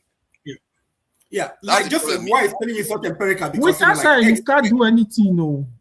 Everybody's right. The missile you see Iran will throw and go land at the exact location. That is mathematics. Romans they built missiles. You're overdoing it now. They built projectiles. No, but it's true. That's mathematics. That's mathematics. Islam didn't come up with mathematics. It's like saying everything you said just now is happening because of English. That is English. No, the logic behind the English you are speaking is something else. Because it can Forefather, when you talk about AI, do you know the deep mathematics involved in AI data science? No, I know that. Now it's under matrices and so what's the argument? Hold on. See, my point is simple. That maths is the scaffolding of all sciences. Yeah. But somehow you seem to say that whenever something emerges from another underlying entity or fundamental, whatever you want to call it, then that thing that emerges is the same as the other, the one where it emerges from. It's not necessarily true. I'm not my father. It will not exist. Now, wait, let me give you an example. Let me add this before you go, please. I want to just add something in our minds. I said something earlier about English and the English language, that so much comes from. You know, the respect for the European, it has to be healthy because they've done so much. Now, would you say that they would suggest, the Europeans would suggest that maths is not empirical because where they know it came from? Do you think that there may be something political about that? I hope you're understanding me. I mean, most of them don't think it's empirical. Math has three branches. You have arithmetic, algebra, and geometry. Whatever, you know, like Islam, Arabs. No, leave religion. We're discussing pure science. No, that's what I'm trying to tell you. So you can say, I mean, like people were doing algebra before. They were doing arithmetic. They were doing geometry. People, you know, like shapes. The geometry has to do with shapes. So people were dealing with all these things, you know. When Romans built things they built or whatever, before Roma, way before. Greek, yeah, they did so many things without algebra. They did so many things. It's not even, bros. Elkija, my brother, well said. And what I mean by that, if you look at the history and you see Sanskrit, which is another ethnicity far in the East that had its own science. They dealt a lot with vibrations, things that the Europeans didn't understand at the time necessarily, but they came to understand it. The drum in itself and the vibration that puts out is pure math, is pure science, geometry.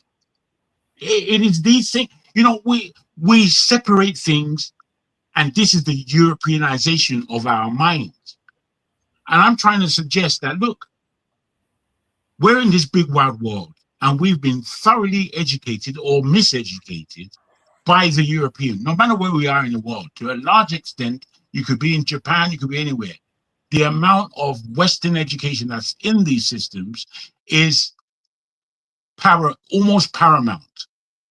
It's only those nations in the world that kept and understood their own technology, their own sciences, their own maths, their own culture, that therefore were able to gain ground in this planet that we're on. So when we speak about the Chinese, they're not doing pure European understanding of the way the world works. F them is what the Chinese are saying.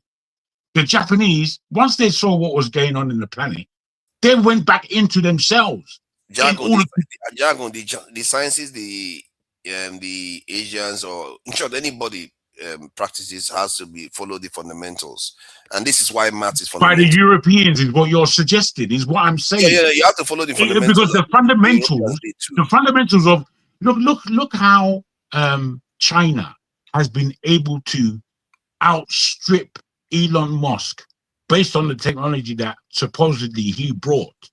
And they now have understood what the next 10 years would look like. So what they've done is taken the space of 90% of AI, raw minerals, earth minerals, yeah. Yes, and AI, and their own science. When you see, they just advance the knowledge of science. It's not like it's their own science. This thing that we say that is European own knowledge. No. You missed what I said before when I spoke that we are living in the same world, all of us. And what occurs in West Africa, in India, amongst the Aborigines, is all based on perception. However, what they perceive is valid, is what I'm putting to you. It's valid. We may say, oh, that those are bush people. Those aren't, oh no, they could never possibly do that. That's where we are in our mentality. Even when somebody is here. To be correct. Yeah, I've been Dexter. And even when somebody perceives something to be correct, what I found is that some are more correct than others. Just like when you're measuring something, some have higher precision than others. That is how life tends to be. It's not like Newton I hear was you. wrong, I but hear you Einstein very seems to be well. more correct. I hear you very well. Before you bring him in, sorry, No, let's bring Dexter in. Let's not do this, Django. I just want to say one thing based on this now. Let me bring Dexter in. Dexter, welcome. Thank you for joining us. I see you are looking at us like some kind of headmaster, but it's all right. We are here as your students. What do you make of the conversation so far? You can go with the Muslim one that says that the Masker is a fundamentalist, or you decide that you go with the mathematics one. So, what do you make of the conversation, Dexter? Thank you, Prophet, and everybody has stayed up late. I think what would be helpful for us, so maths does not know religion, whether you're in arithmetic, algebra, calculus, it doesn't know religion. It doesn't even know ethnicity, it doesn't know tribe. That's why, like Jargon said, the Chinese can take the model of what the Americans have done and improve on it. And I think that is something that Africans should learn, because we major on the minor things. We are busy arguing about whether it is Islam that brought algebra. It's not important. It's not important who brought it. It's what do you do with it? What do we do with the science we have? Nigeria has trained lots of people, lots and lots of people, but we don't do anything with it because we are instead interested in trying to prove superiority. But the substance of it, we are not making any substance of it. You know, that's where the African man has been getting it wrong. You know, it's not important whether it is a tradition. Look, the traditionalists in Nigeria have science. Just because it has not been explored. The reason why somebody can say it is the first person to write something that they credit things to. The first person that puts it down and writes about it, but it doesn't mean that he's the originator of it. Somebody else might have practiced it long ago. Long ago. If you read the history of plutonium, uranium, you'll find out that the person that recorded it actually was not the first person to find it. The person that found it, I think it was like an artisan that found it, and he wrote about it and kept it in a library before a scientist in Europe did a research on it. But because the scientist was more known, people credit it to him. So let's leave all these things about whether Marx is throw all that away, because it's just dividing us unnecessarily. Look at the mayhem it has caused. What do you mean it caused the mayhem? What are we talking about? No, he's cool. He's speaking correctly. Very correctly. Whatever you want to practice, do it in your house, do it wherever you are. But look, what will make us look? Did you see the flooding in Ore recently? There was flooding in Ore recently, massive flooding. And people were kneeling down to pray. Prayer will not do anything. That is a time to develop an engineering marvel. That flooding in Ore, look, just put 2 and 2 together. The Lake Chad River, are you aware that the Lake Chad River has lost 80% of its water content? Shrunk to nothing. Then you have fresh water being flooded in Ore. They don't know what to do with the water. People are afraid of the water. In saner climate, that is an engineering marvel. Okay, this water that we're not using here, how do we channel it to the Chad so that we can flood back that lake? Are you aware that as far back as the 18th century, European engineers had already been exploring how, because they had already forecasted that the Lake Chad River was going to run dry. They're forecasting how they would channel fresh water, because the Congo River is the largest producer of fresh water in Africa. But 90% of that fresh water empties in the Atlantic Ocean. And they started thinking, how are they going to flood the Chad River with the Congo River? That is an engineering marvel. Who cares?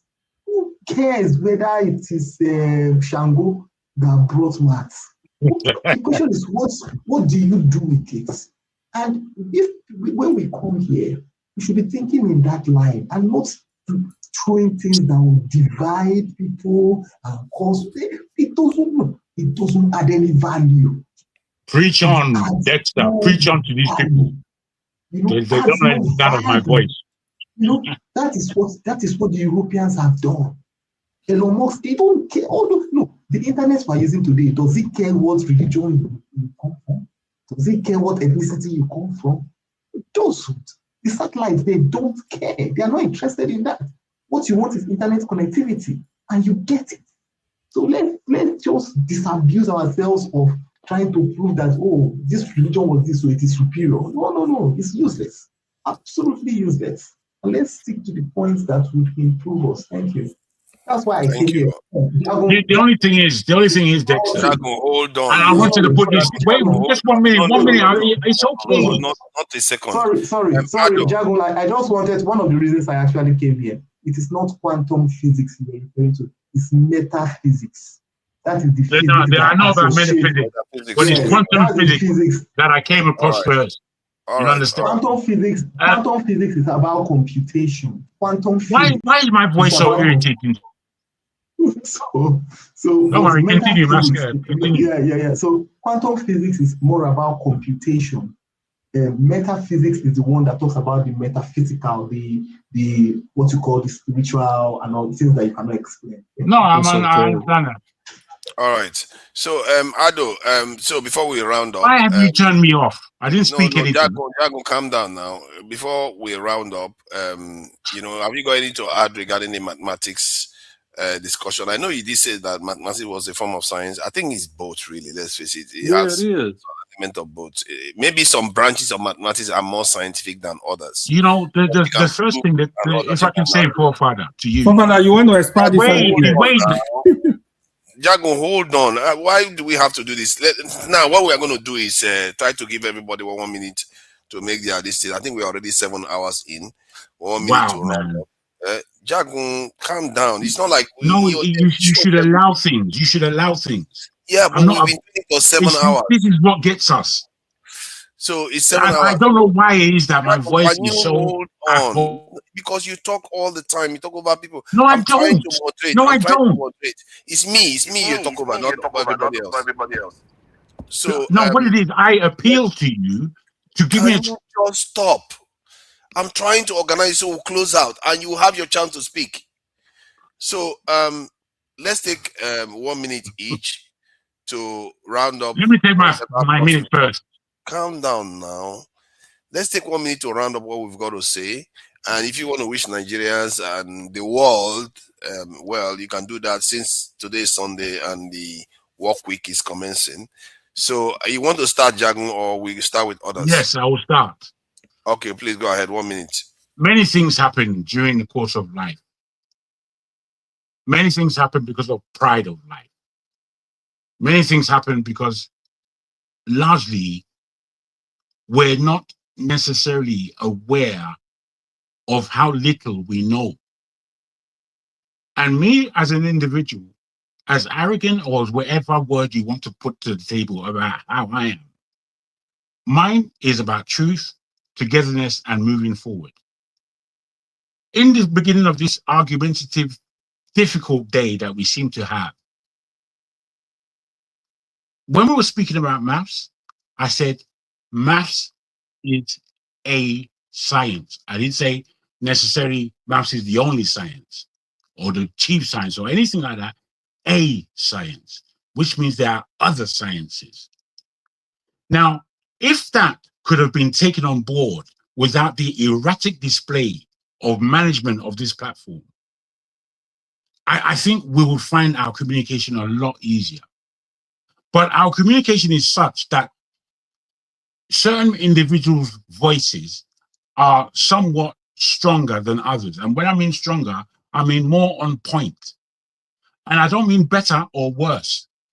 What I'm talking about and what forefathers himself said about, because I'm just completing my time on this issue that we're speaking about. What you said about Your 1 hour is wrong. Your 1 minute is going. I wish it was 1 hour. But forefather, all I'm saying to you, bro, you can admonish me as much as you want, which is cool. I'm not offended. However, I would say your own admonishment, you have to realize it, because this platform and the fact that we all rather gravitate to you in one way or the other, this platform is quite important, and you're at the helm. So you being at the helm, as much as you think about little me, if this platform is run correctly, I'll be the most correct person on the platform. But whatever disruption you think I offer or give, it's only because you cut me off and don't allow me to speak. And when you don't allow me my voice, I believe it's a universal crime. If we are here to believe in You free have gone speech, more than 1 minute, Jagun. free You've gone speech, more than 1 minute. and the fact that you should allow free speech and not bully it. That's my 1 minute. Thank you. I appreciate that. Who is next? Let's go to Masca. You want to go next? Let's do you next.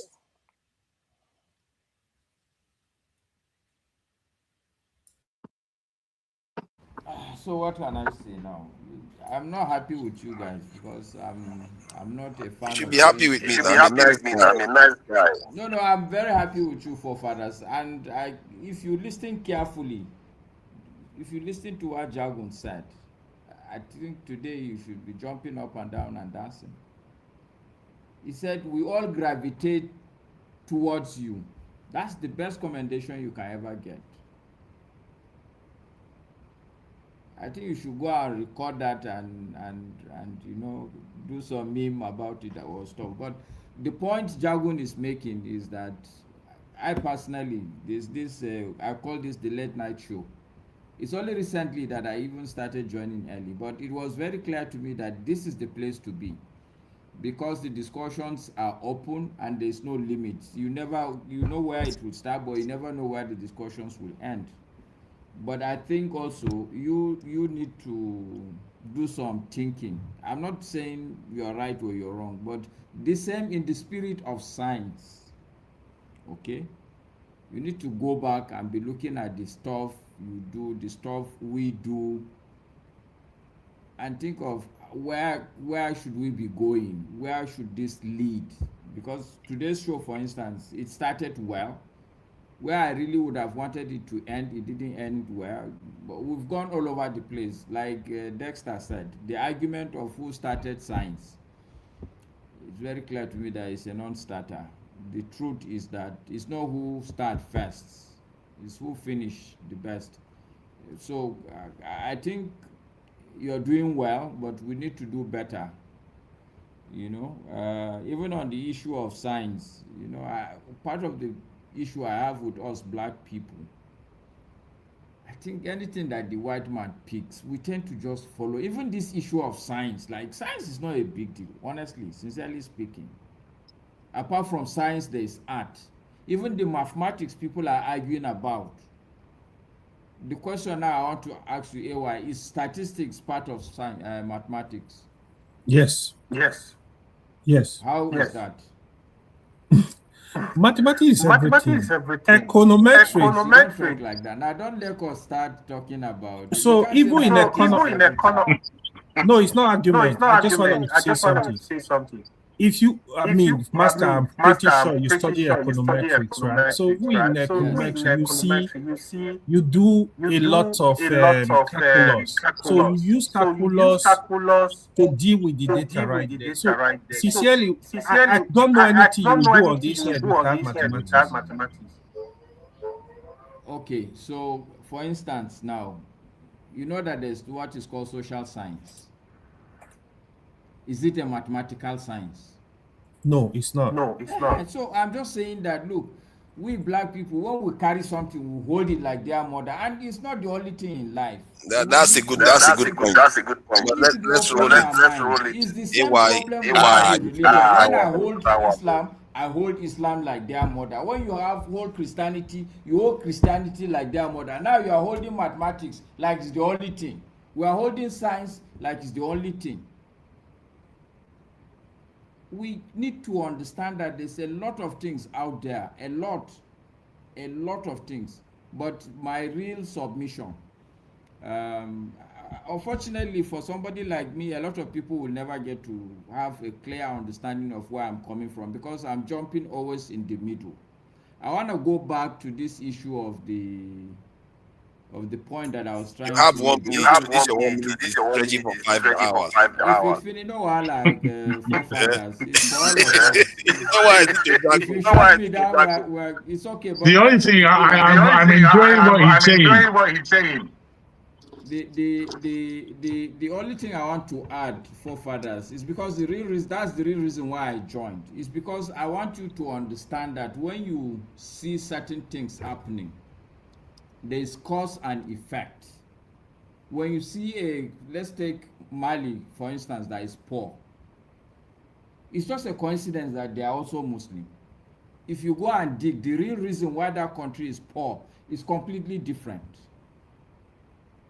It's just a coincidence. Like somebody now goes to South Africa without having the history of apartheid, we think that all these South Africans that we know are very lazy people, ignorant, uneducated. You would think that they are the best of Africans, isn't it? Your time is up. Okay. Are you going to wish Nigerians well? Nigeria well for what? For the week ahead. This is another black man's mentality. You have to plan ahead. You wish yourself well for. You plan well. I told it's okay. It's okay. Good night, everybody. I agree. It's a nice. The thing is, to be honest, we should be able to wish ourselves well. But we just 6 of us here. We don't mean well for ourselves. We mean all kind of things. I don't know about you, but we mean well for everybody. Everybody here. I do. You that would be behind somebody's back, stabbing them. Look at that. Father is a great guy. You yourself, you said it, Jagun. You see, you can't gravitate towards somebody and no, we still have to give you an uppercut. Okay, I agree. You are right there. Now that I agree with you. We need to keep. You guys are wicked, bro. All right, let's go to Ado. You know, you made some solid submissions, but you didn't get a chance to talk about. No, this guy is my friend, Ngolo. He's an intellectual. Unlike yourself. I'm sure you call him an intellectual because he fair skin. That's why. All these people. You too. Are you not fair skin? That's really mistake. So, Ado, please let us give us a 1 minute roundup. It was a pleasure speaking with y'all. Ado, do you know that is a Fulani title you are bearing? Are you a The other day he had Yoruba one. Yeah, I know. Yeah, I know it means leader. So is that the Ardo you are putting there? Yeah, it's full day. I mean, it's for full day. I mean. Okay. Yeah. But I mean, I enjoy listening to this program. It was a pleasure speaking with y'all. I'll just say, my brother. just we need to project more positivity when we come on these platforms that get disseminated to the large amount of people. I think that the problems that we have, of course, we all know why they occur. Well, some people do at least. I just think being more positive towards it builds more camaraderie, especially when you figuring towards the youth. We don't have to come on and be so doom and gloom. I know it could be destitute at times when we're looking at it in the moment, but again, like if we just sit and focus and actually have a concentrated critical mass that's dedicated to actually formulating just any agenda that we push that's positive, I think that the problems will be lessened. So I think, man, just be more positive. That's all I would say. But I enjoy coming in and listening to you brother's perspective, man. It's refreshing, and I hope y'all have a wonderful rest of y'all week, man. Thank you for that. You know, like I said, I'll always be watching. Ngolo, can you please read? Sorry, my brother. I sent you a message. Please read it. You haven't read it. Sorry. I changed my number. I'm gonna put my new number in the back chat. I broke that phone. Oh shit! All right, I'm with you. See, this is I'm why I gonna say put it I'm in the watching. back chat right now. This is why I keep saying I'm watching him closely. He's one of us, but you have to watch him closely. He looks like an Iranian. He could pass for anybody, really. Hey man, stop playing with you, man. Stop playing with you, man. I just told you now that he's a Fulani man, not an Iranian. He could pass for anybody. No, I appreciate you, man. You better be careful of forefathers. He's a racial profiler. No, I mean, I'm just kidding around. He knows. Okija, are you there? The moment Okija had Islam, he jumped on. Is it because of Islam he jumped on? Because I don't think that I'm at home, doing some other stuff and listening to you guys. Yeah, I really appreciate you joining us. And what do you make of this thing? Have 1 minute to round up, and you can wish Nigerians well or whatever. Dexter came on board to say things. I mean, I believe in him. I believe in what he said, but we just have to put things. If there are some things out there, we have to correct it, and that's the reason why we have this argument. Even in Greek times, they used to have an argument. Even in the Bible, St. Paul was staying in somewhere in Greece. And I stayed for 1 year arguing with them every day. We go to their temple and argue with them. So argument is part of learning. It's reasoning.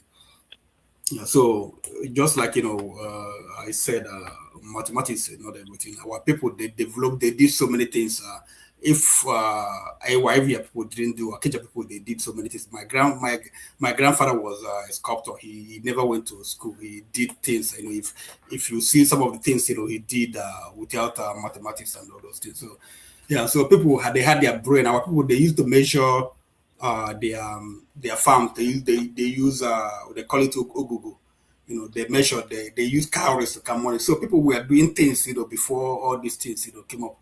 Just that just like so many things people do. Some people will bring all of them together, put them, package them, and say that we invented this. Just like Mongo Park, say he discovered Niger. I mean, I understand that we didn't know where he started. Like people in Niger State, then Niger State before it became Niger State. They didn't know it started from Futajalon Mountain. They didn't know it emptied into Atlantic Ocean, but it was there. They had their river.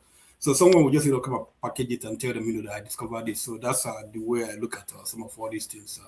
But just like Dexter said, we have to use it, and it works for us.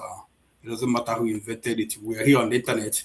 There has been an argument who invented it and who's the father of internet. They said it was our God. Somebody said it was that Nigerian guy. Nigerian guy. The Igbo guy, they said he was one of the fathers of internet. So we don't know. We do this argument. Nobody knows. We go online and fact check, see if it's true. Yeah, but people out there, Nigeria is and if you want Nigeria to be better, you make Nigeria better. No one will build your country for you. You are the one. But personally, I've given up. Nigeria has taken so much from me and some other people that I don't see it working. So that's my thing. So I don't wish Nigeria well. I don't wish Nigeria well at all. But if it works, fine. Yeah. But for you guys, have a good week and increase and multiply. Same to you, my brother. That was nice. I think that's about the nicest thing I've ever heard Okija say on this platform. It's all welcome. So what do you make? Yeah, what do you make of this? Yeah. I really like the way Masca got you on that one. On the social side. You see how intelligent people be. They back off immediately when when the Masca asked you about social science. What I say, it's a science. And you were like, we were communicating. Social science is science, but it's not. It's a science. There's no mathematics in it. Okay. Yeah, hold on, right? So I'm gonna repeat. In summary, mathematics is the language of science. In summary, I don't want to argue more than that. Argue with your keyboard. Keep arguing with yourself. I was involved. I know what is involved in mathematics. I know what is outside. So I'm speaking as an authority. One. The second thing is talking like that, like the second thing is hold on. When it comes to issue of Islam, I know you try to be the leader of Islamophobia on this on our platform. How dare you? No, hold on. I'm gonna tell you my fact. You see, sometimes I don't know if we lack emotional intelligence. When you just like when somebody will come, Yoruba people, Igbo people, these are very foolish statements when I hear sometimes like, what are you talking about? When you're talking to Muslims, you are talking of 2.2 billion people on earth. We are not talking to one person. That's why when you make a statement, you need to be careful. You need to listen to people. Forefather, you will praise Masker, you will praise it. Oh, they speak fat. The moment we want to correct you on Islam, you say, no, we are not truthful. We are not truthful. How can we not be truthful? You think the way I speak, nothing influence I just try to correct people to speak to fact. But since you don't accept it, I don't know how I can help you. If you think you are more smarter or more intelligent with 2.2 billion on earth, have fun with that. It's not just like when I caution you on issue of religion. The way people will come, okay, I've explained in Nigeria context, before even the British, there was Sharia existing in northern Nigeria. They were operating on Sharia. There was traditional laws. That is why when they were bringing Nigeria together, they have to give room to Sharia law, to traditional law, to civil law. The civil law have origin from Christianity. What our Christian population are saying, you are saying, no, we should get rid of Sharia. No, Muslim will never get rid of Sharia. Get that into your brain. What I don't support, I don't support criminal Sharia in Nigeria. I don't think it should operate.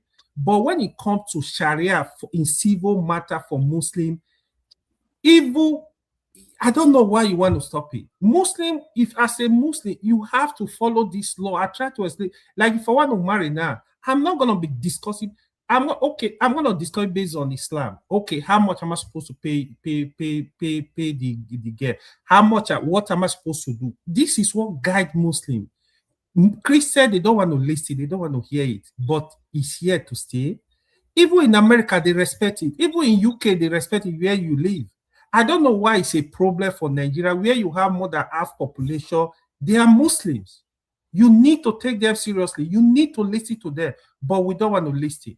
It's all bragado. Have fun.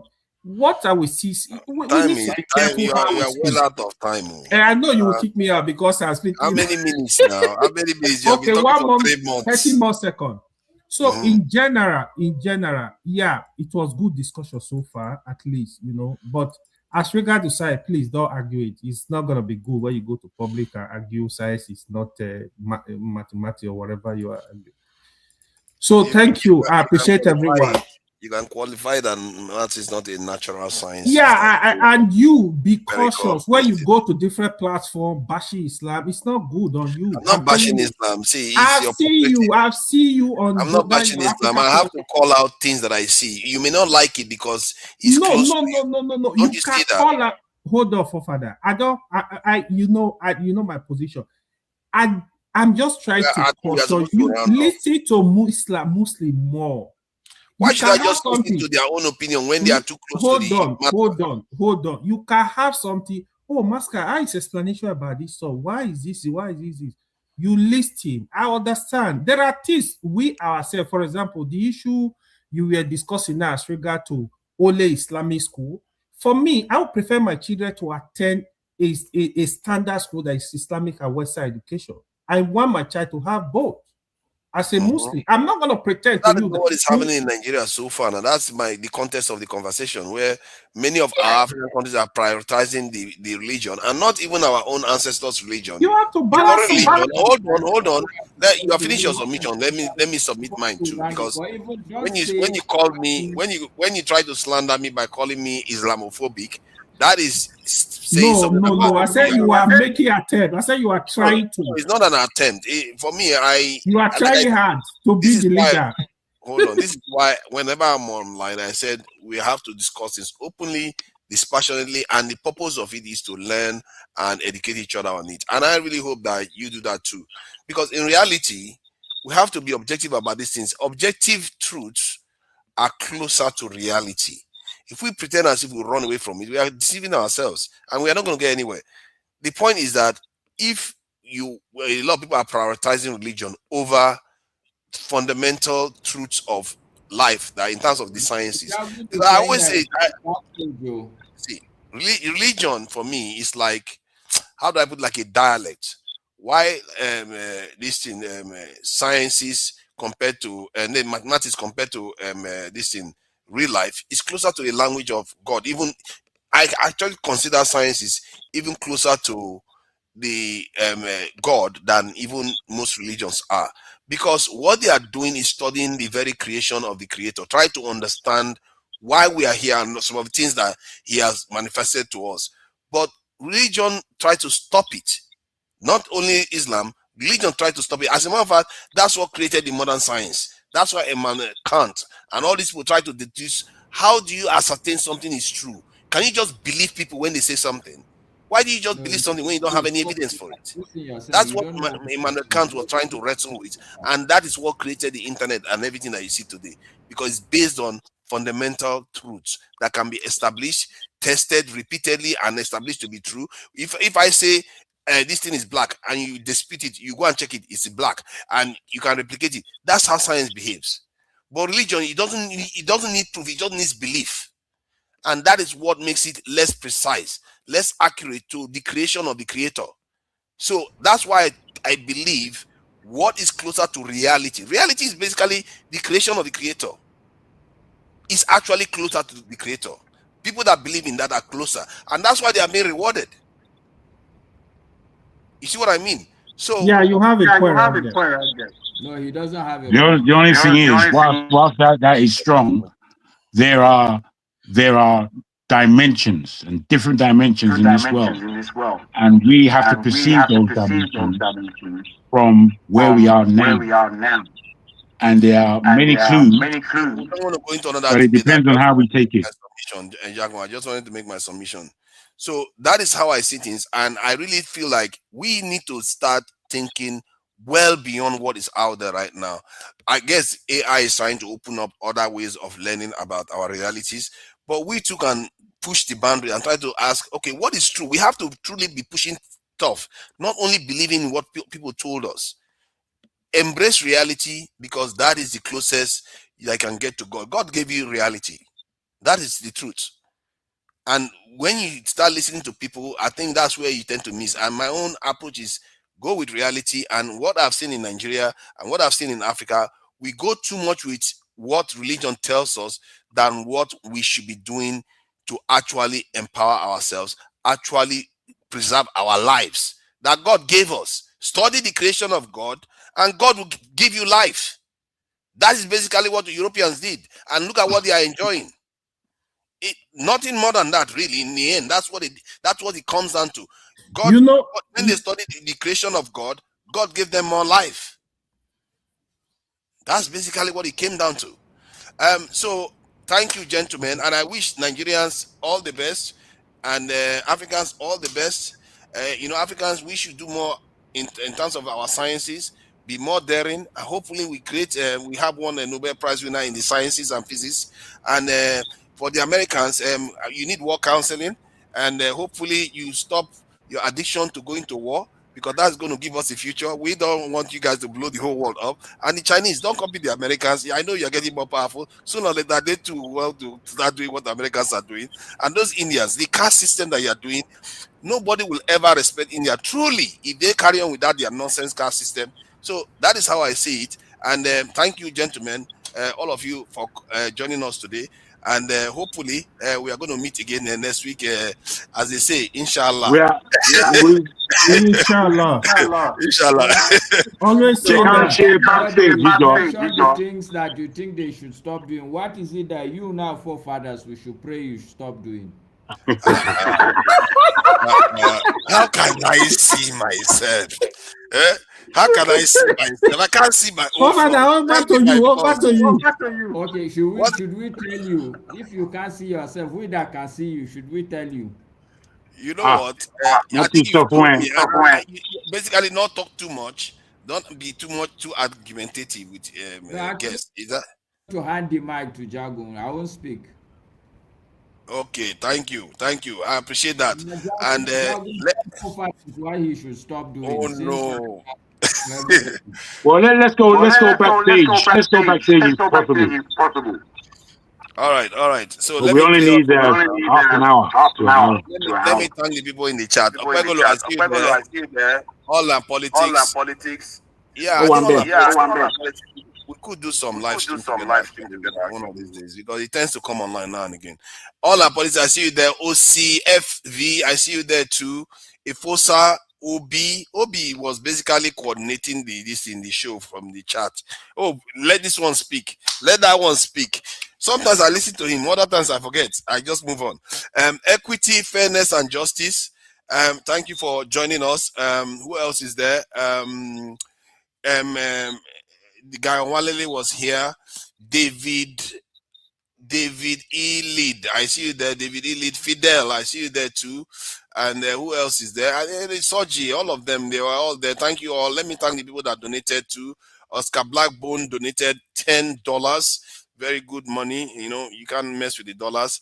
And there is also George Blue Shell also donated it's euro is actually called euro. 2.49 euros that he donated. It's a European currency, just for those that don't know. There is also Igbo Basic, $2, 2 American dollars, not Canadian dollars. Don't mistake it. Canadian dollars is junior, and this is American dollars that he donated, $2. And then a Nigerian. Why am I'm actually being quite rude here because it's 400 naira. BDB, thank you for the 400 naira, but that is not even enough money to take Okada.